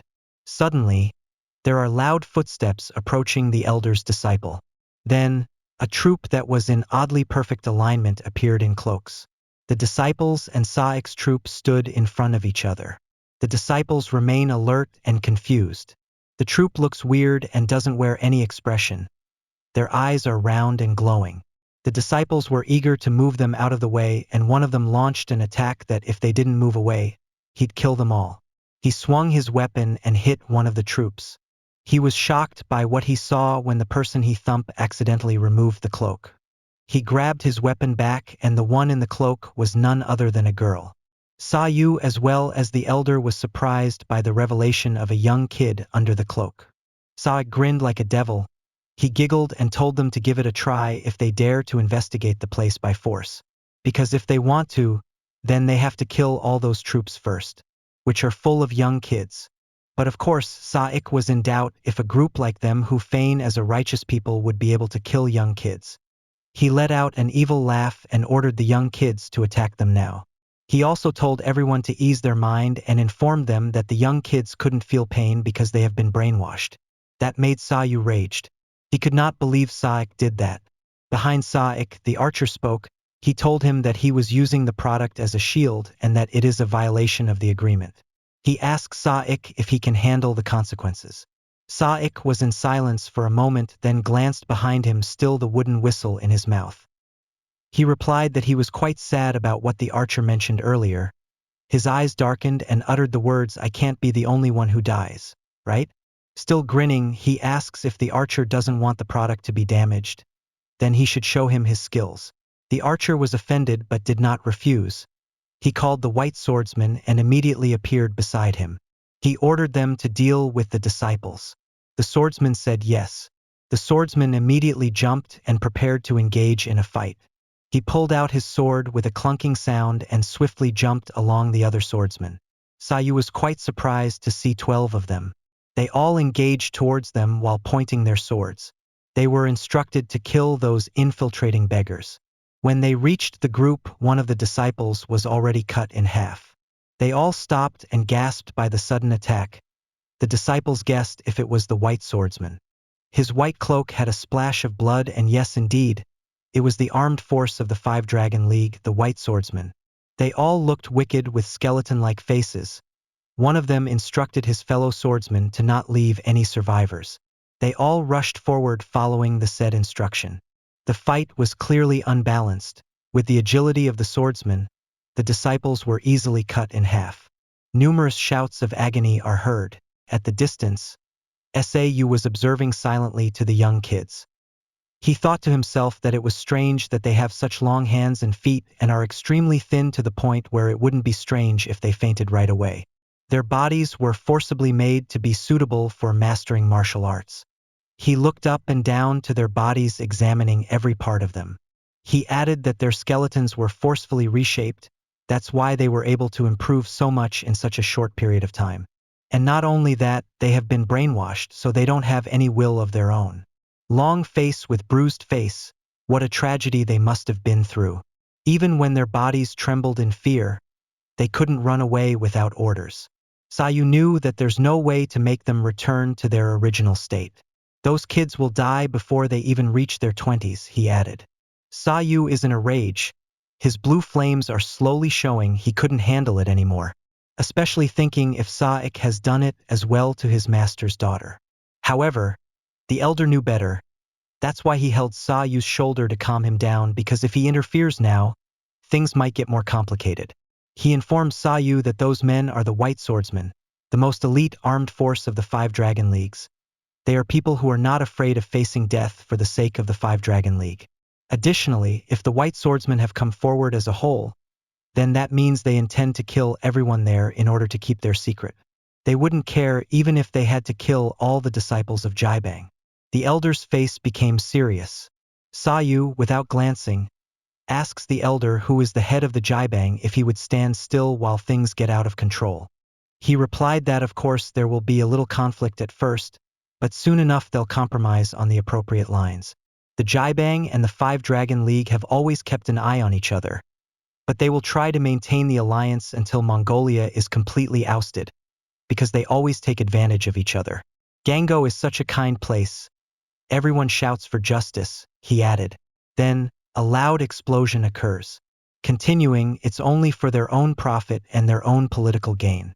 They'll keep twisting it there over and over again. A scene where one of the swordsman's sword was cutting through a wooden weapon. He reminded Sayu that as soon as he involved himself in that matter, the Five Dragon League will target him, or they might even pass all the responsibility to him. Sayu asks the elder if he couldn't hear it because he can hear the cries of those kids. He replied as if he didn't hear what the elder was talking about. He doesn't know if the thing that scares them is the jibang or because of some other reason, but Sayu knew that it was not their intention to stand there. Sayu cannot hold it anymore.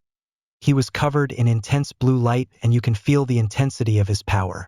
He doesn't care if he is going to be targeted by the Five Dragon League. He said while ignoring each other's evil deeds for political purposes. How long are they going to ignore the pain of others? Even if Midland is supposed to be such a kind of place, he will still continue to do what his heart tells him. The elder was left dumbfounded. He repeated in his head what Sayu said about doing what his heart tells him to. He agreed because that's what humans are supposed to do. The battle still continued. Just like what the King of War said, those children's instinctive fears have been suppressed by repeated brainwashing. Similarly, all those years, he also didn't want to get caught in trouble, so it seems that his body has gotten used to avoiding it. The elder brings out his rope. He couldn't also believe in himself for still thinking about profits while his disciples are about to be wiped out. He definitely learned a lesson from Sayu. The elder slashed his rope and walked towards the battlefield. He told Sayu that he will leave Sa-ik to him because he remembered that Sayu has something to say to him. He assures him that he will fight the white swordsman. The elder hurls his rope, which is known as the beggar's whip. It was so powerful that rocks were sent flying. As soon as the rope was released, it targeted one of the swordsmen and his hand was caught by the rope. He let out a scream while the elder put an effort by pulling it. He wondered if Sayu was able to keep his faith because he's strong or if he was strong because he always kept his faith. The elder jumped high, still holding his weapon, and swiftly kicked his opponent's face. Continually wondering that whatever the reason may be, he had made the elder feel ashamed. The sword was sent flying. The elder glared at his opponent in disappointment, because a swordsman should never lose his sword. He reminded him and kicked the sword towards his opponent. He was pierced on the wooden pillar, coughing blood. His fellow swordsmen became alert. They already knew that the elder is not an ordinary man. The elder screamed and called the attention of his disciples. He asked if they wanted to join their late old friend in the afterlife because apparently they were fighting the white swordsmen one-on-one who are obviously way ahead in regards to skills. He slashed his rope with determination, reminding his disciples that Jibang is a group of beggars, and that beggars must behave like beggars because it's only right for beggars to fight as a group. Hearing the elder's command to attack the white swordsmen together, they immediately launch forward. The swordsmen indeed have greater skills, but the beggars were also greater in number. They circled around and surrounded the swordsmen, pointing their weapons towards them. The elder was in the middle and he slashed his rope towards the enemy. He also asks them if they haven't seen the beggars standing together. Well, the beggars' move that they executed was called the enemy restraining position only in Jibang. The elder slashed them right in the middle and they dodge it. The swordsmen were starting to panic. Before the beggars reached them, they must defeat them one by one. Before he could move, a beggar was already behind him, ready to pierce him with his weapon. He hit him on his back, causing the swordsman to bend his back and felt the pain. He swirled and another attack came from the beggar. But with the agility of the swordsman, he was able to recover quickly that he stood on top of the beggar's weapon. He jumped and cursed them. He was desperate to kill all of them in an instant. But then as the swordsman jumped, one of the beggars used the shoulder of his fellow mate and jumped higher than their opponents. He was also desperate to not be killed by the swordsman. He launched an attack towards him with his sword.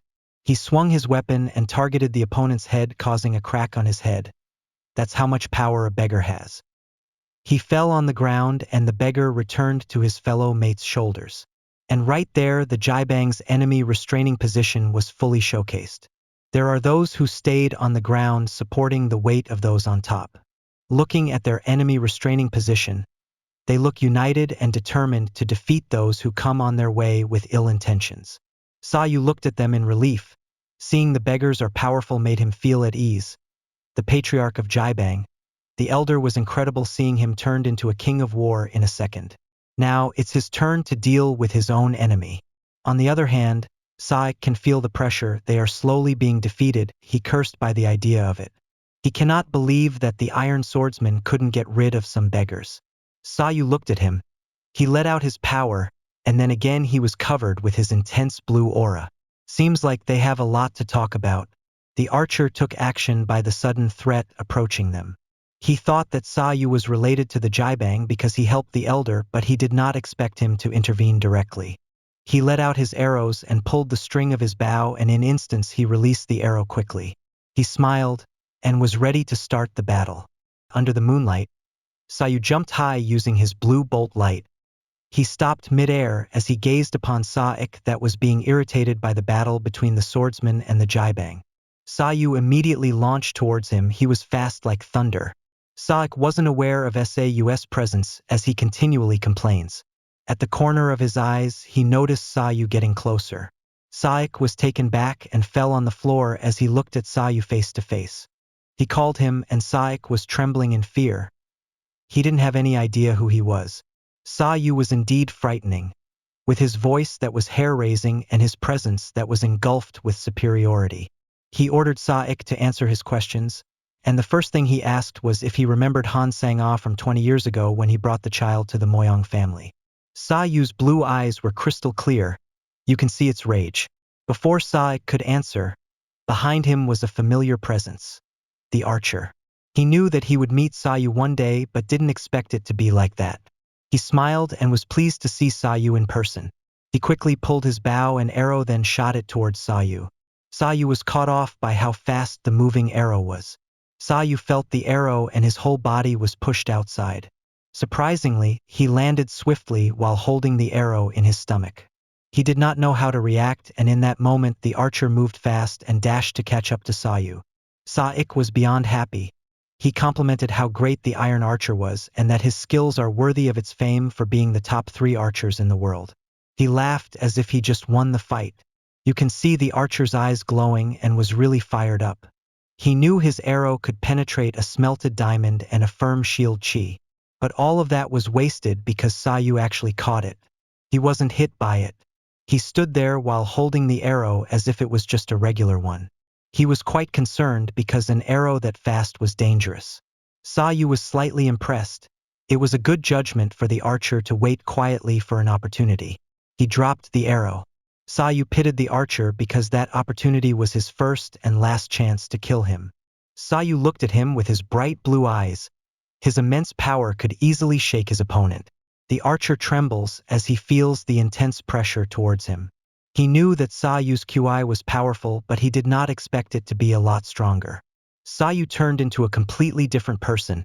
He was covered with blue and gold light. Such power could wipe out his opponent easily. The archer was confused as to why he feels Sayu's pressure similar to the 4 honors. He thought that if he kept him alive, the 4 honor well, scratch that he meant that Sayu will be at par with the 3 tyrants. Sayu was in rage. The pressure was getting intense. The archer was rattled. His sweats were coming down from his face and his throat was becoming dry each time passes by. He has to pull himself together because any time he could die. Finally, he pulled an arrow and jumped high to position himself for a shot towards Sayu.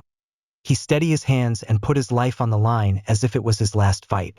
As he was mid-air, he made sure that he kept his promise to Sayu, that is, to fight him with his best skills. He shot his arrow, but unfortunately, Sayu could easily read his arrow's movement and was able to dodge.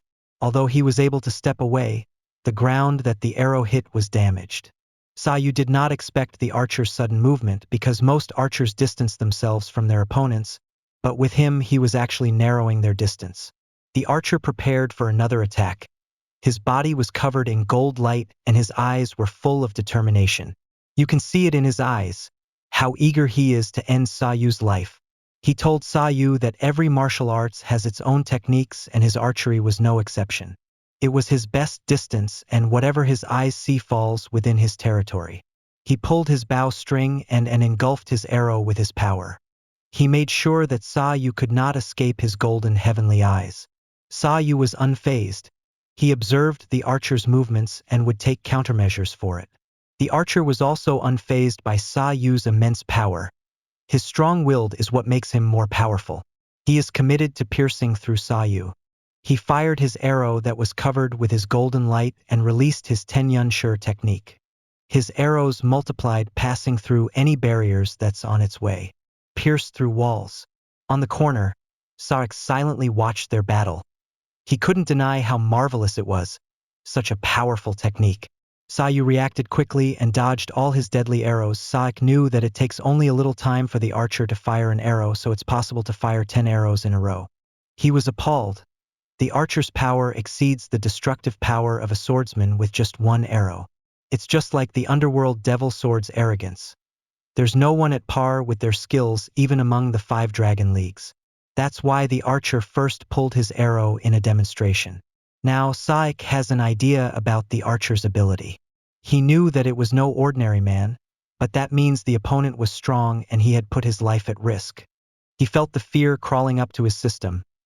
He knew how bad the current situation is. That's why he must stay on the corner, hidden from the eyes of their opponent. White Sayu was dodging the arrows. Up ahead was a pole and suddenly got an idea. In his mind, he didn't care about dodging like that but realized that it's not fun doing that. He grabbed the pole and rotated his whole body to the opposite side and swung swiftly. Sayu was now having fun by his sudden exchange attacks. The archer released another arrow but failed to hit Sayu. Before Sayu could reach his place, he jumped backward. He agreed to what Sayu said about exchange attacks, and it was a relief for Sayu as well that they are both on the same page. As soon as Sayu's feet touched the ground, he swiftly bounced right back up just like thunder. Sayu is now launching towards his opponent while his opponent keeps on moving backward. The archer was impressed by Sayu's quick decision to switch from attacking to defending in no time. The archer became even more fired up, releasing every skill he had to win the battle. Launching another attack, he pulled his bow string and reminded Sayu to take it seriously, because even if he has to keep on switching, you won't be able to escape from his arrows. The archer released his 10 arrows technique for the second time, all in speed.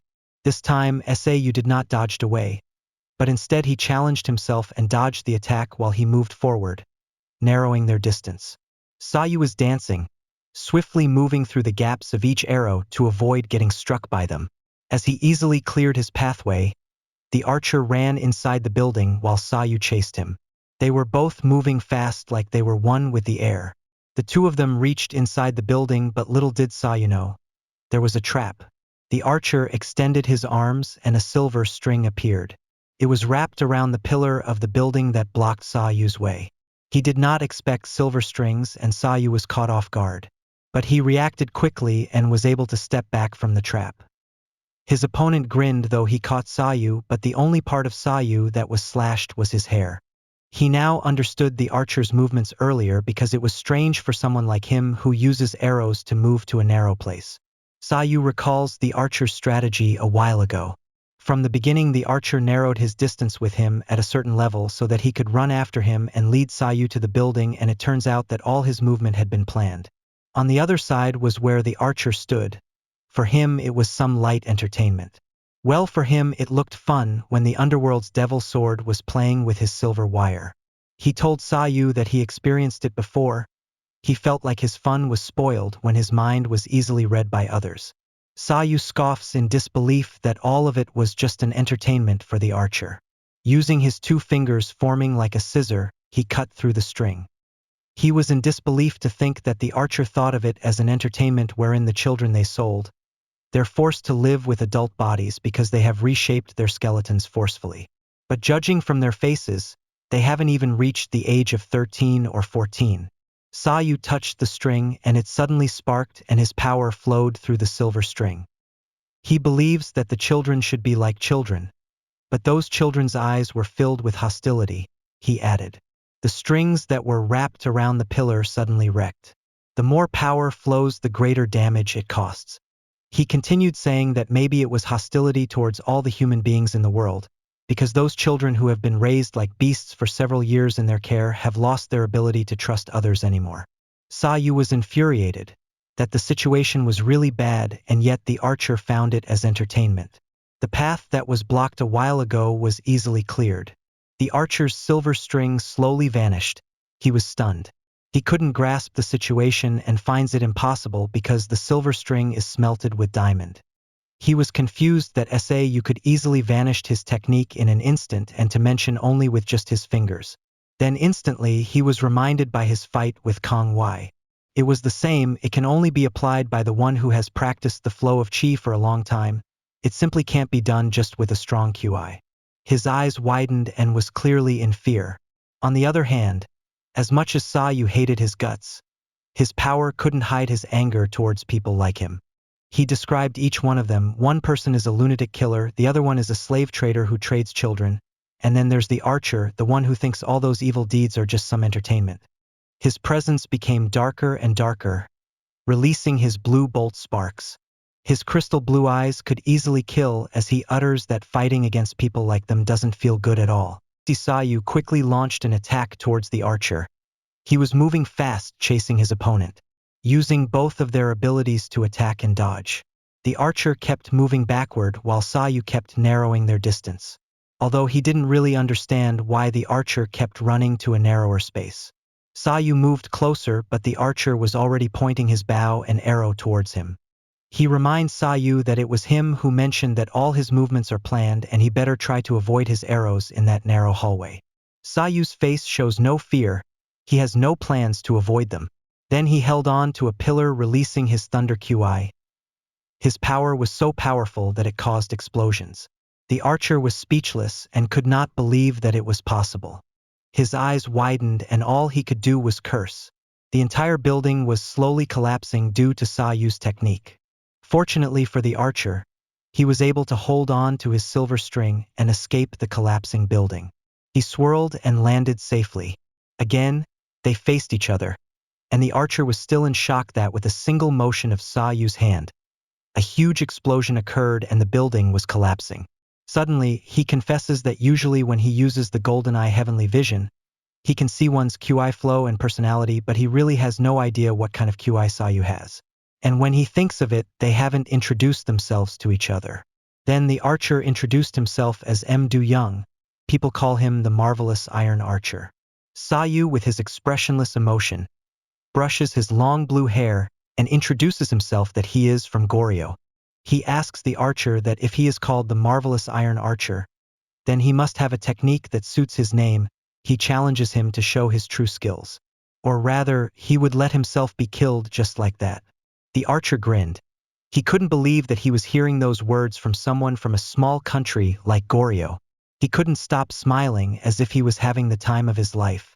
Then, without touching the arrow, the archer swiftly lifted his hands and the arrows followed as if it was hearing a command. The archer accepted his challenge and was determined to show his true abilities. What he was doing is called the secret technique, which is the 10 united shots with QI. The situation was getting serious. The archer stepped his foot backward to support his form. Then he pulled his bow string and 10 arrows, each containing his QI, was circling around him. Although it's not like the blade thrust with QI, which can precisely direct the arrow, 10 arrows are fired at once without giving the target any chance to avoid them, and each arrow contains the energy of Du Young. The moment it touches the enemy, it will cause a huge explosion. His aura changed and the pressure suddenly got heavier. His eyes turned golden. It is a deadly technique that hardly ever unfolds, because once it is unfolded it will end up with most of the energy. The arrow looked sharp and lightweight. Its edge was sharply pointed and the archer's QI engulfed each one of it. He positioned himself because when he uses 10 united shows with QI, it means that he has made the resolve to end the battle with that attack. He gripped his bow tightly and pulled his bow string confidently. He makes sure that the arrows will follow his target until he dies. Then, he released his technique. The power was so powerful that it made the building vanish. The 10 arrows created a single attack and was like a hurricane. It vanished the things that are caught inside it. The attack was moving fast towards Sayu, but he was unfazed. He was glued to his place and didn't even bother to sweat. Fear was definitely not on Sayu's vocabulary. He greeted his opponent's 10 united technique with a single hand. Sayu was impenetrable. His not planning on avoiding it but rather welcoming the attack. His hand sparks and thunder blue bolt became visible. He was also releasing his technique to counter the attack. In a glimpse of an eye, the arrows were individually corrupted by Sayu's blue light. The archer couldn't react fast as his arrows slowly vanished before his eyes. He blasted his opponent's arrows like a feather. A loud explosion was heard. The archer became a shadow that no one can recognize. That powerful technique was the heavenly strike. Then a black place, with a blue circle lighting, ghost eyes and the devil's hand. The one who experiences the ghost eyes and the devil hand will definitely die. It was Sau, reaching his hand to his target. The surroundings were in chaos. Sayu's eyes didn't show mercy. As he was about to reach his opponent, the archer grabbed his arrow and released it. Amidst the powerful presence of Sayu, he was also reaching his limits to not let himself die that easily. No matter how fast his opponent is, his arrow will pierce Sayu's heart faster. His power flows in the arrow, as it strikes through Sayu's heart in an instant. However, his arrow does not stand a chance. Releasing another technique, the disperse hand protection. His arrow was like a toy in Sayu's fingertips. He grabbed it firmly and poured his power on the arrow, then struck it back at the archer. His hat fell onto the ground while his head became the target in a dart game. He was quite confused and his brain could not register what had happened. His eyes dilated as his mouth gaped open. Sayu told him that his arrow will never pierce his heart because he won't be able to use his bow anymore. Sayu looked at him poorly. Chapter 61. He cursed as he felt his head cut open. His eyes widened while mouth gaped open. He felt his knees tremble, lost balance and knelt as his plan was crushed. He knew he had no chance and already gave up. It was over just like that. The arrow still pierced through his head. Sayu finished him elegantly. He was disappointed that his fun was ruined because everything ended so easily. And one thing he's curious about is that if someone like the archer's death will also be an entertainment since he considers the death and pain of others as entertainment.